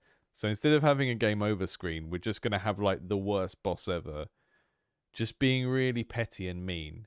So what I will probably do is I will have a sequence of these randomized phrases that he says, and every time you die or you bring him back a mushroom when he had a mushroom on Tuesday or whatever, he's just gonna moan and moan and moan at you, and you'll be like locked in place or something. That will be what I have instead of a game over screen. Yeah, exactly. I'm not angry. I'm just disappointed. That's exactly what I'm thinking of. You know, like he's like this really powerful sorcerer, but his personality is David Brent from The Office. That's the vibe. Worst video game villain ever. Or kind of like, yeah, what if GLaDOS was a really annoying wizard?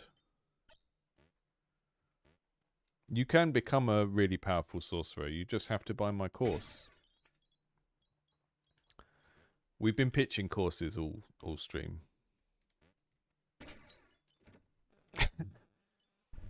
We've been coming up with different ideas for courses I could sell. None of them are particularly appealing, but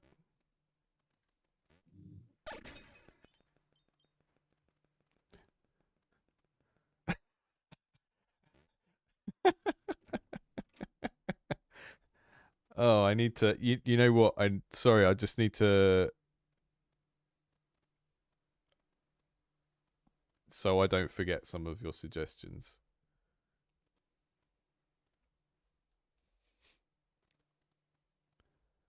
I'm just putting these over here. There he is.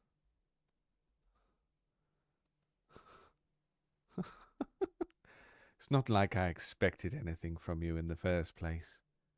There. That's the stuff. A course on British sarcasm, yeah. I think the thing that people really struggle with, which is something I do a lot of the time, is having multiple registers. Like being ironic and serious at the same time about something. And like I think that's normal because I consume quite a lot of content that is like that. Where it is someone who is talking quite seriously about something and being a bit weird and silly and sarcastic at the same time. So to me, that is a totally normal mix of things. But for some reason, when I do that, some people get it, and some people are just so confused because they're like, "No, this is not an acceptable way of communicating. You must either be trolling or totally sincere about everything you're saying, and there can be no in between."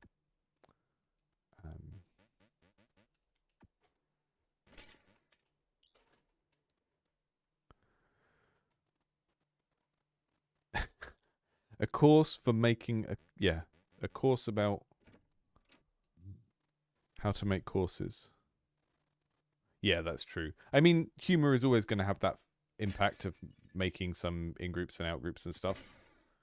It's kind of one of the reasons why I don't like the new auto dubbing. I've just turned it off on the channel. I haven't gone through every video and turned off the auto dubbing, but I've turned it off as a upload default because I would rather not be engaged with by people that are going to misunderstand me than have like YouTube dub me in a way that doesn't convey my tone very well and then have loads of people going, why did you say this weird thing? And it's like, well, if you weren't watching with the auto dub on, you might have grasped that I was joking about that thing. It's terrible, yeah. I understand on some certain situations why you would want it, but this is not really a sort of how-to videos channel, so it seems even less appropriate to, you know, have that lack of clarity about tone and stuff, which the auto dubbing is terrible for that, I think. If you have a sort of like personality driven channel where you have a sense of humor and you have a particular rapport with your audience and stuff, and you are occasionally sarcastic or ironic, and then this auto dubbing is just making everything you say sound like the same thing, it's like, I don't know. Seems like YouTube not understanding its own what its own kind of platform on what people put on it.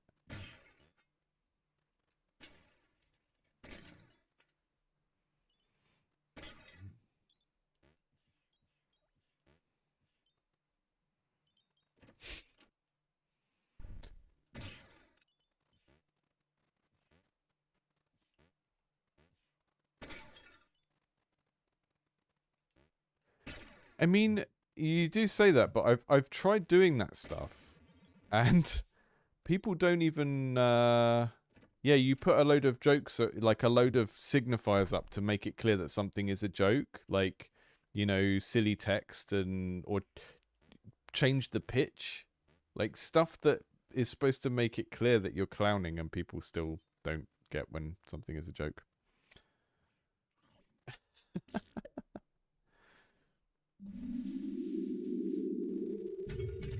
Destroy all the things. Have a carrot.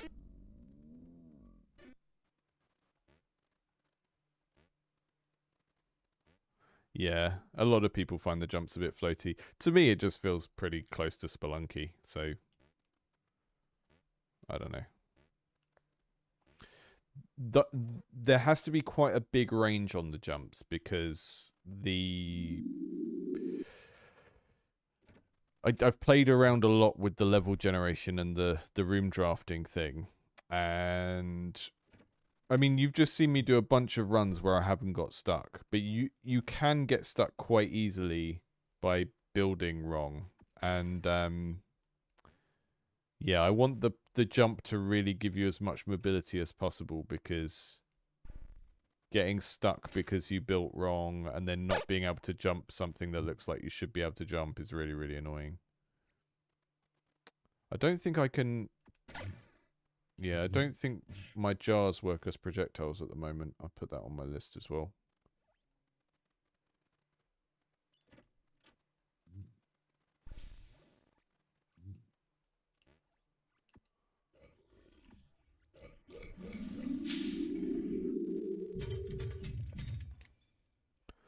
Jars do no damage.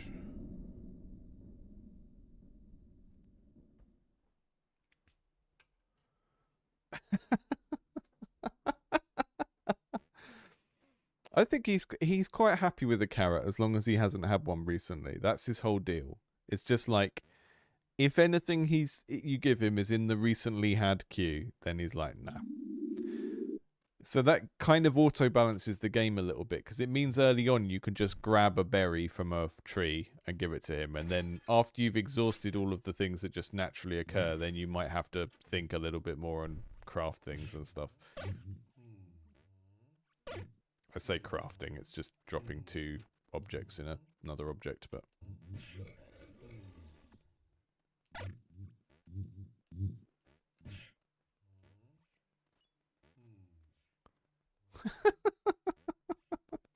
that is how chihuahuas jump. I mean, it also has no animation, so loads of things are just like one frame for a state change, like this punch. The big arm punch. The punch before didn't. It was way too subtle for the type of game it was. So now he does that. He's got a big Popeye arm.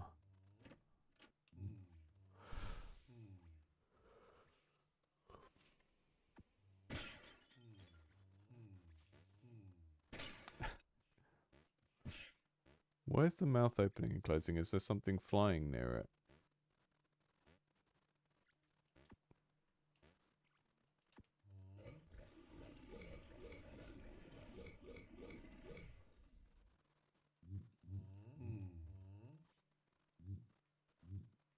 Should be able to stand here and punch the mouth, really.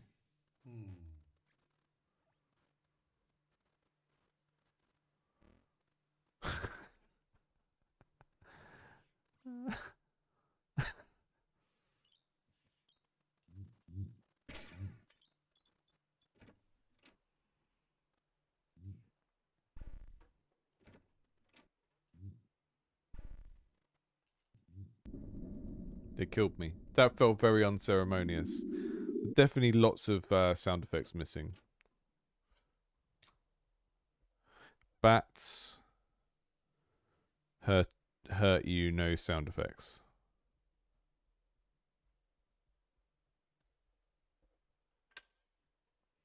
So one of the things I put in is when you get hit, there's like a little slowdown for like a couple of frames where the see if I can get it to happen again. But I think maybe I made it too subtle.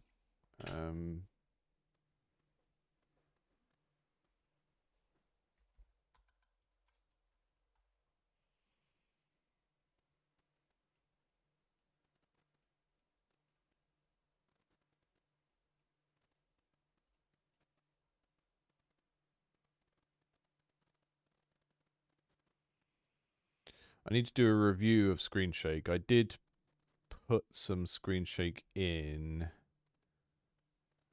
but it's really inconsistent, so I'm going to make myself a note to do that as well. Bats don't make a good sound effect.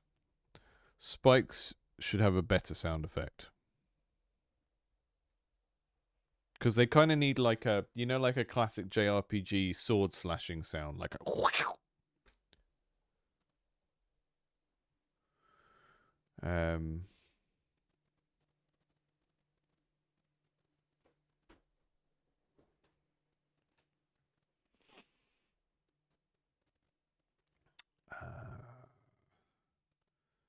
Falco, I will let you know the lore in a minute. There is some lore.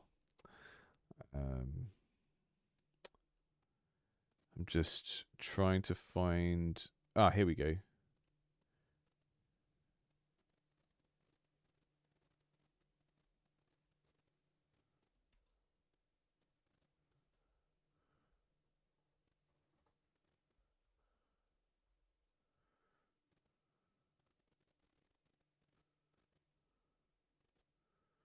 Make that slow down more extreme when you get hit by something.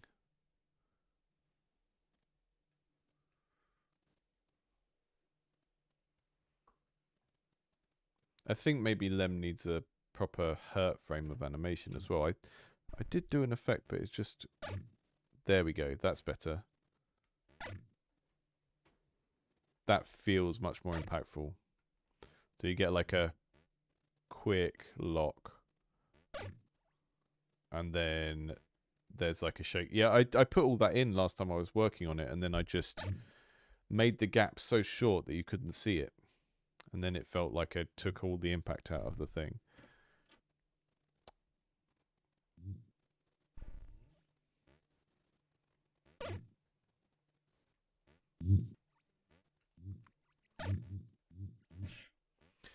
So, what is going on with the world building in this game is we are basically at the end of time, and this wizard exists in his little castle in this like last pocket of the universe. And he's like a lich or something. We don't really know. We probably will never find out. But he's this very powerful dude that has outlived everything in the universe. And now it's kind of like playing with, like, what if you became immortal through magic or whatever, but then you actually apply that in real physics, which is like the universe is eventually going to contract down to nothing, and someone who is truly immortal would still be alive. So it's kind of playing around with that. And then you're a golem, so you're made by him out of clay to go and do his bidding. And his bidding is that you use this device to go and rearrange the remaining bits of matter into things that have existed before, right? So this is where we get the weird genre mashup where, okay, this kind of ostensibly looks like a dungeon, but then if you look in the background, there's pipes and stuff, and it actually looks more like a kind of modern building. And then you've got the blue rooms, which will be like the upgrade tree for the player. So, for example, the second portal allows you to, you know, break the game a bit by, if you get stuck, you build a portal like way on the other half of the level, and then you can get out without having to like forfeit the run. The red stuff is kind of, you know, your bad rooms, but it's also just sort of biological horror stuff that you'd get in original Metroid. And the green stuff is fairy tale stuff. So, and then that is kind of why when you finish your run and you do this, it all blows up again. Because you're not just kind of like creating a world, you're temporarily creating a world because there's not much to create a world out of anymore. So that's kind of what the lore is, but that isn't. I think it will be explained, but in an indirect way, right? It's not going to be like told to you at the start of the game. The game will just be, you know, hey, it's a roguelike. You do runs, you collect some stuff, you upgrade some stuff, you do another run. But I think it's good to think of how that thing is framed, because even stuff like, you know, that this device and that VFX sequence and having it destroy everything, that all came out of that thinking about the world building. So you can also destroy half the level and then go back into it and jump around, but it's usually not useful. But yeah, I mostly like just playing around with stuff that I remember from like films and stuff when I was a kid that freaked me out a lot of it, really. I sort of try and design the gameplay from the perspective of what would I find fun now as an adult. But a lot of the art and the world building, I'm sort of doing it with my inner child in mind, of like, what would I have thought was cool and trippy when I was like 9 or something.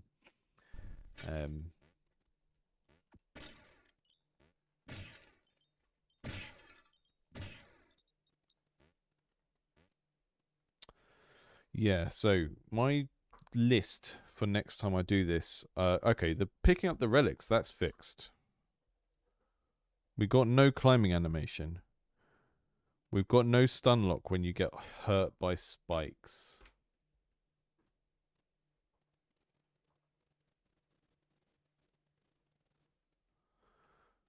I can probably fix that right about now.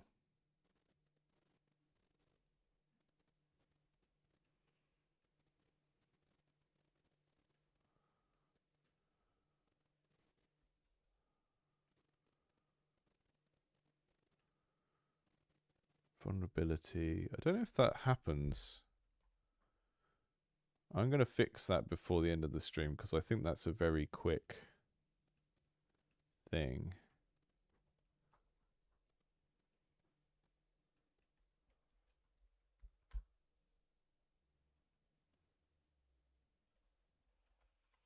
Let's fix the spikes now, because that won't take very long.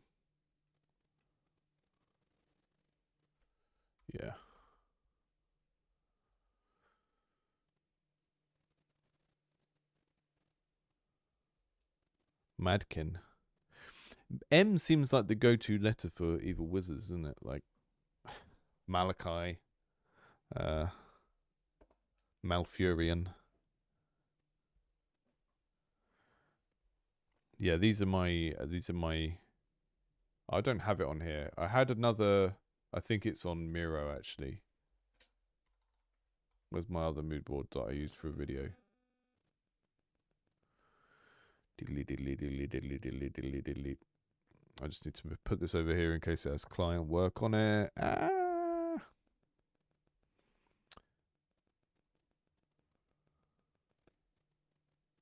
Yeah, these are my. These are basically. This is my following what I would think was cool as a kid thing. These things. The color palette of these things. This sort of slightly gross psychedelic color palette of boys' toys from 1992.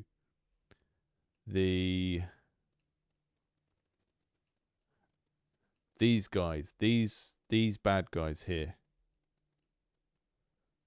The guy from Ghostbusters 2. The guy from Time Bandits with the alien on his head. Scary. Scary dudes. This bit from Time Bandits where there is just a massive scary void. That's scary. These really trippy Amiga games where so this is Roger Dean, who was like a artist that did loads of prog rock album covers in the 60s and 70s. And then he also did some art for Amiga games as well, which I didn't realize. So he did some of the artwork that was in Altered Beast. 1992, a good year, yeah.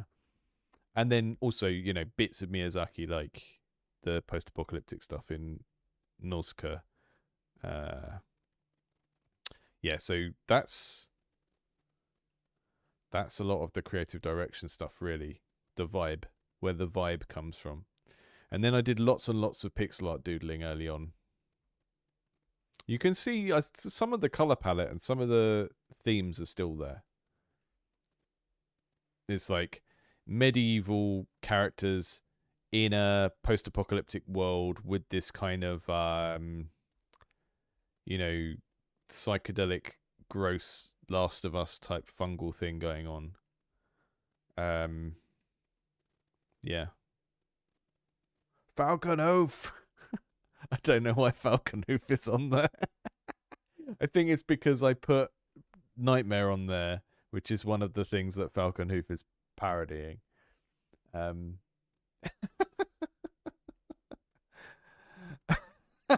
also the summary that I think it's from China, the mistranslated explanation of Alien. Astronaut is possessed by egg demon, and new egg demon is come when eat bad noodle. Scream not working because space make deaf. So good. Okay, so when the spikes hurt you, the game speed slows down. I just want to check that we've got that on the poison as well. So I tried to make a generic system for like hurting the player, and it works in most places, and I'm still finding exceptions to it, which is annoying, but you know how these things are.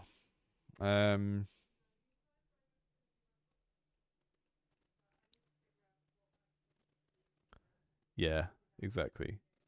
Dark fantasy that is a bit cutesy because, to be quite honest, that's the only thing I can do in terms of art. That's the combination of vibes.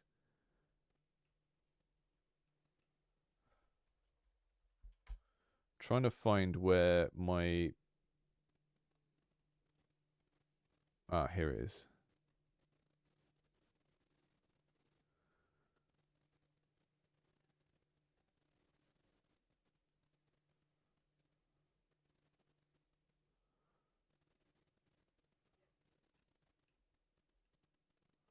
Oh yeah, okay, that's all handled in the same script.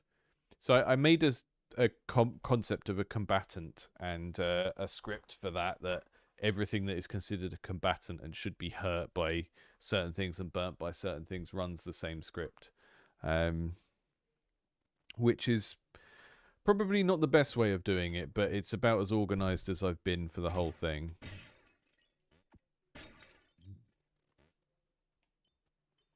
Space Noodle.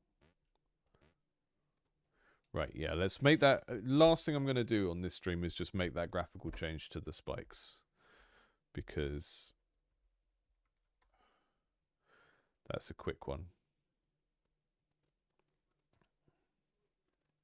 So we're going to make them actually go all the way up. And then... and I think... the problem is going to be that it's very hard to make them look pointy with this fidelity. But maybe if we start them from there.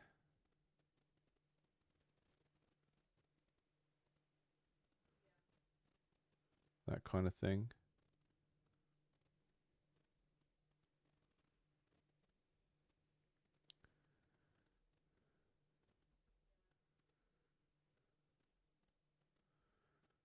Just the amount of pixels I've got. Maybe I need them to have a...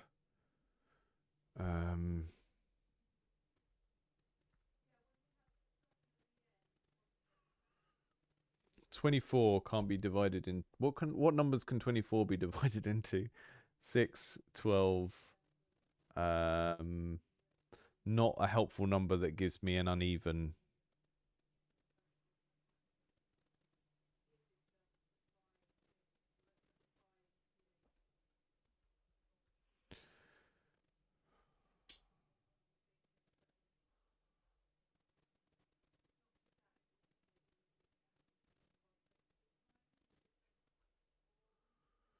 pointier. Yeah, okay. Yeah, that's a good shout, actually. That is a good shout. So if I set this to be... will it divide into 8? Yeah, it will.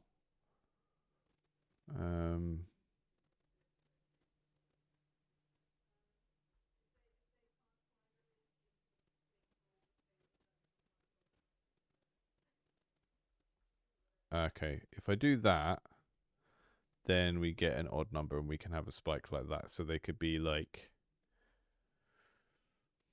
that kind of thing. And then maybe we do that to give it some irregularity.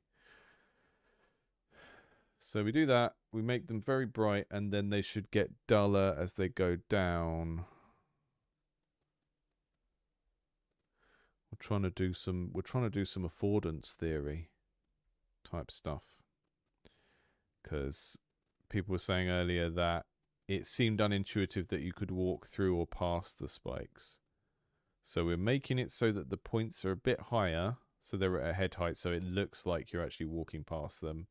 And then we're also going to make them dull as they get towards the bottom. And I'm going to use this sort of slightly more brown color as well, rather than just going to grey.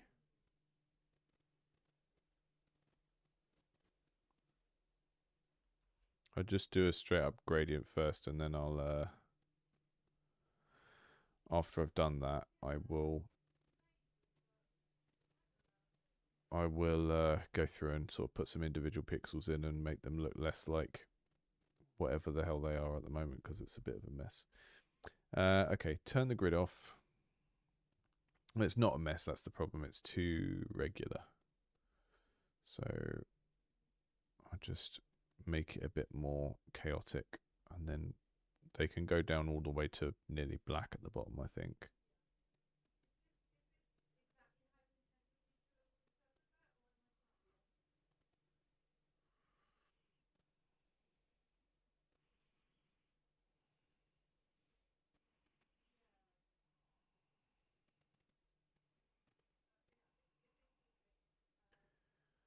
Maybe...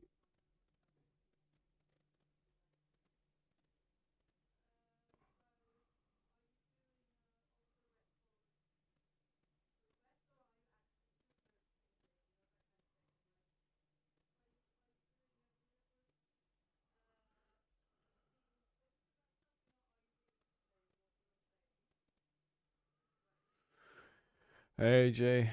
Yeah, good. Yeah, I tend to run a bit longer when I'm making something because it's a bit more like I can zone out and do a thing and then occasionally talk. The game review streams, it's like they're really intense actually. There's something about having to juggle software as well and like load one game up and shut one game down and all of that. It makes them really, really tiring. But we got two of those this week. We got the normal one on Thursday, and then we got the community one tomorrow, which is just people that are in our Discord's games.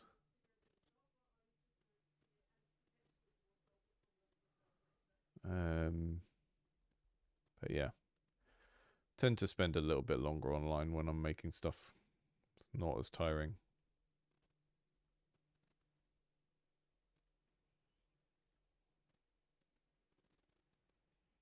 I know it might not come across that way, but I'm definitely more of a doer than a talker. I'm just doomed to talk. Just doomed to only get paid for talking and not for doing. That's a theme in my life.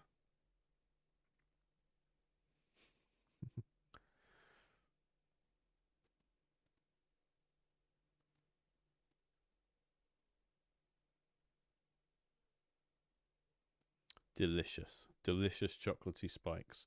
Maybe just to make them look a little bit harsher, we can put like a. Maybe I could get a ridge down them or something so they look a bit.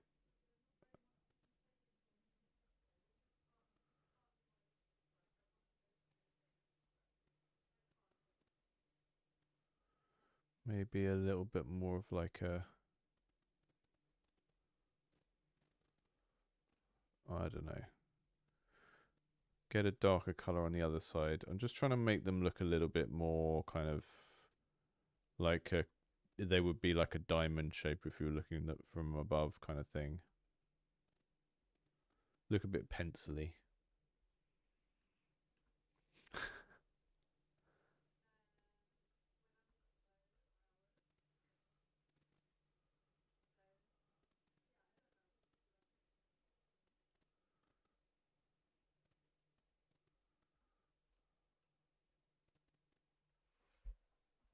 Hopefully they're a bit less confusing.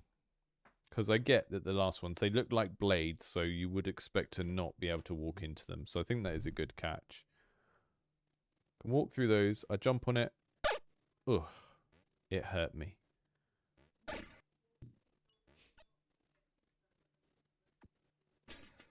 Mm.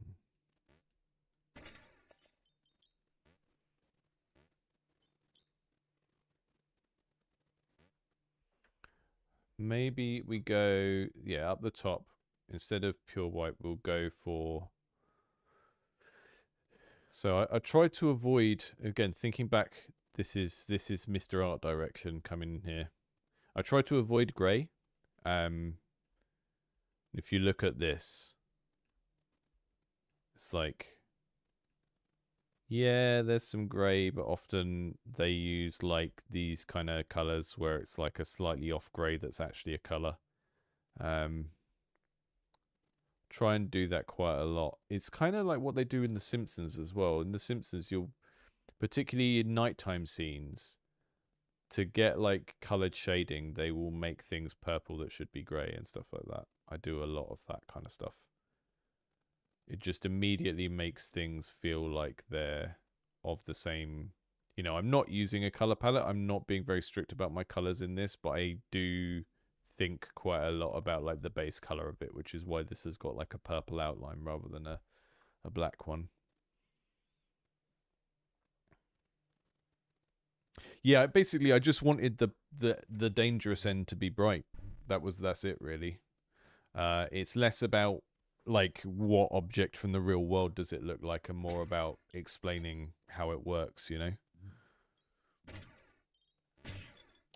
That's cool. I feel like that's a pretty good improvement on what we had actually. So thank you for whoever made that suggestion today. One thing we need is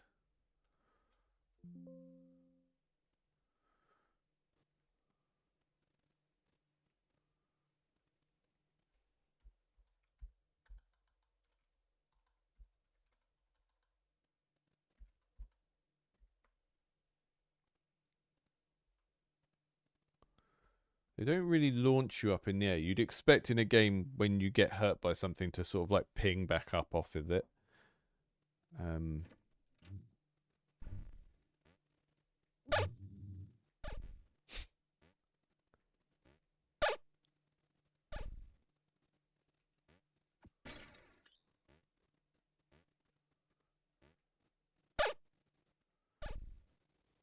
That's weird. I think there's something weird going on where it counts as full damage when I do that and then land next to it.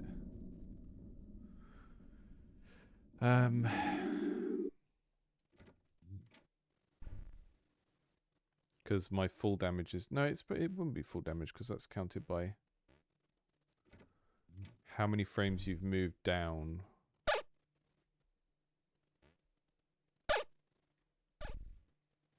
Why does it hurt me again when I stand next to it? What is going on?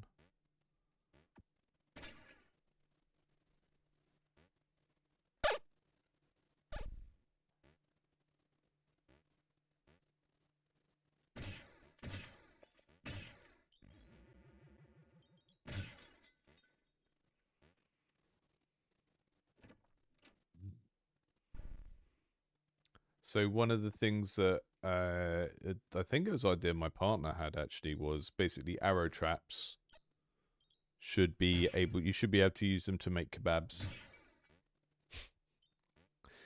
So if you put meat in the cauldron and you also put a kebab from an arrow trap, it makes an arrow from an arrow trap. It also makes a kebab. I think that's a good idea for a game that combines platforming and cooking. So this would be a recipe ingredient.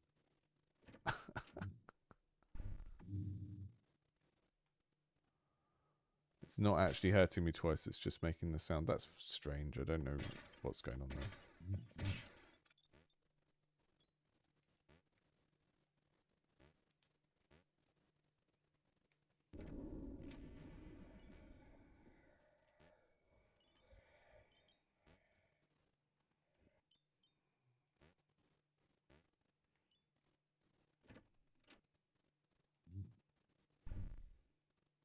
Kibat, delicious. Mmm.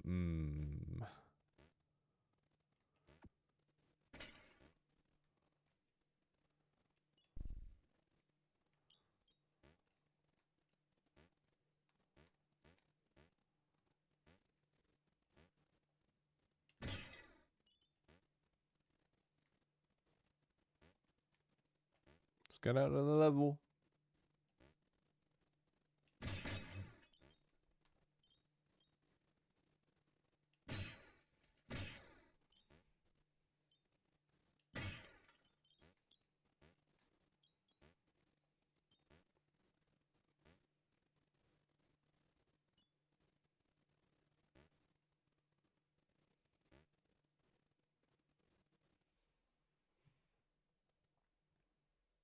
My look down pose.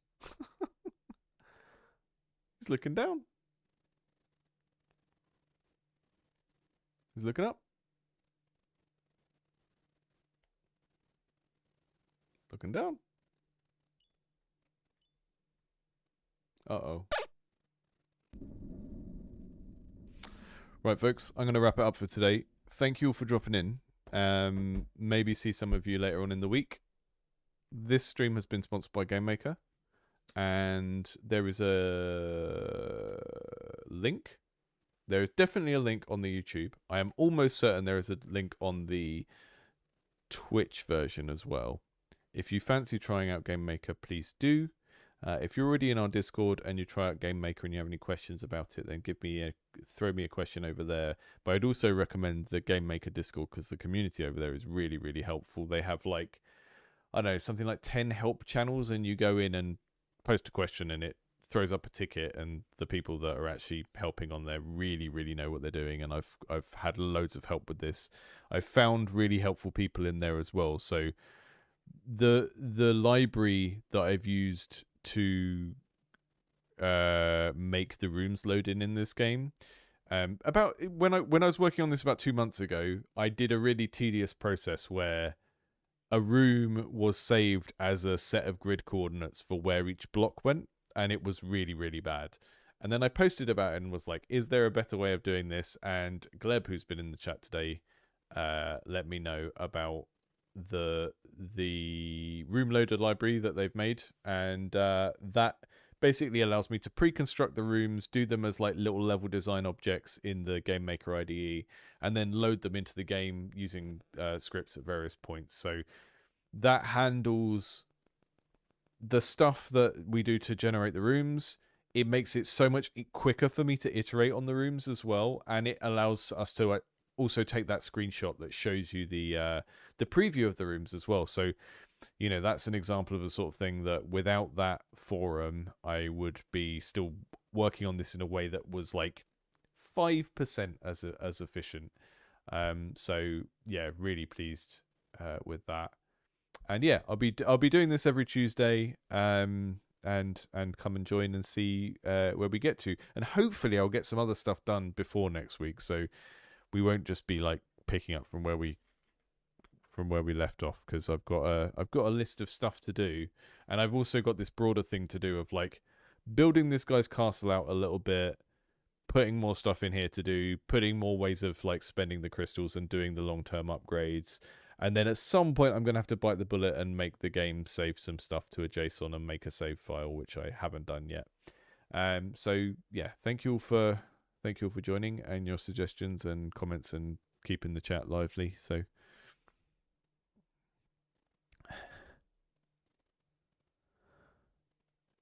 yeah, I really, really like GameMaker as specifically as a 2D game workflow. I really like it when an engine is.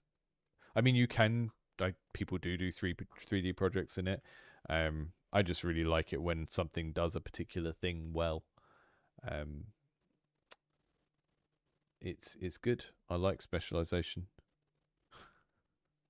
Stanley is number 1 at the end. I don't know what that means because I'm watching the chat from Multistream on Streamlabs, but that you can have a prize, which is you get to use the new screen name Stanley Ross. That's your prize that no one else gets.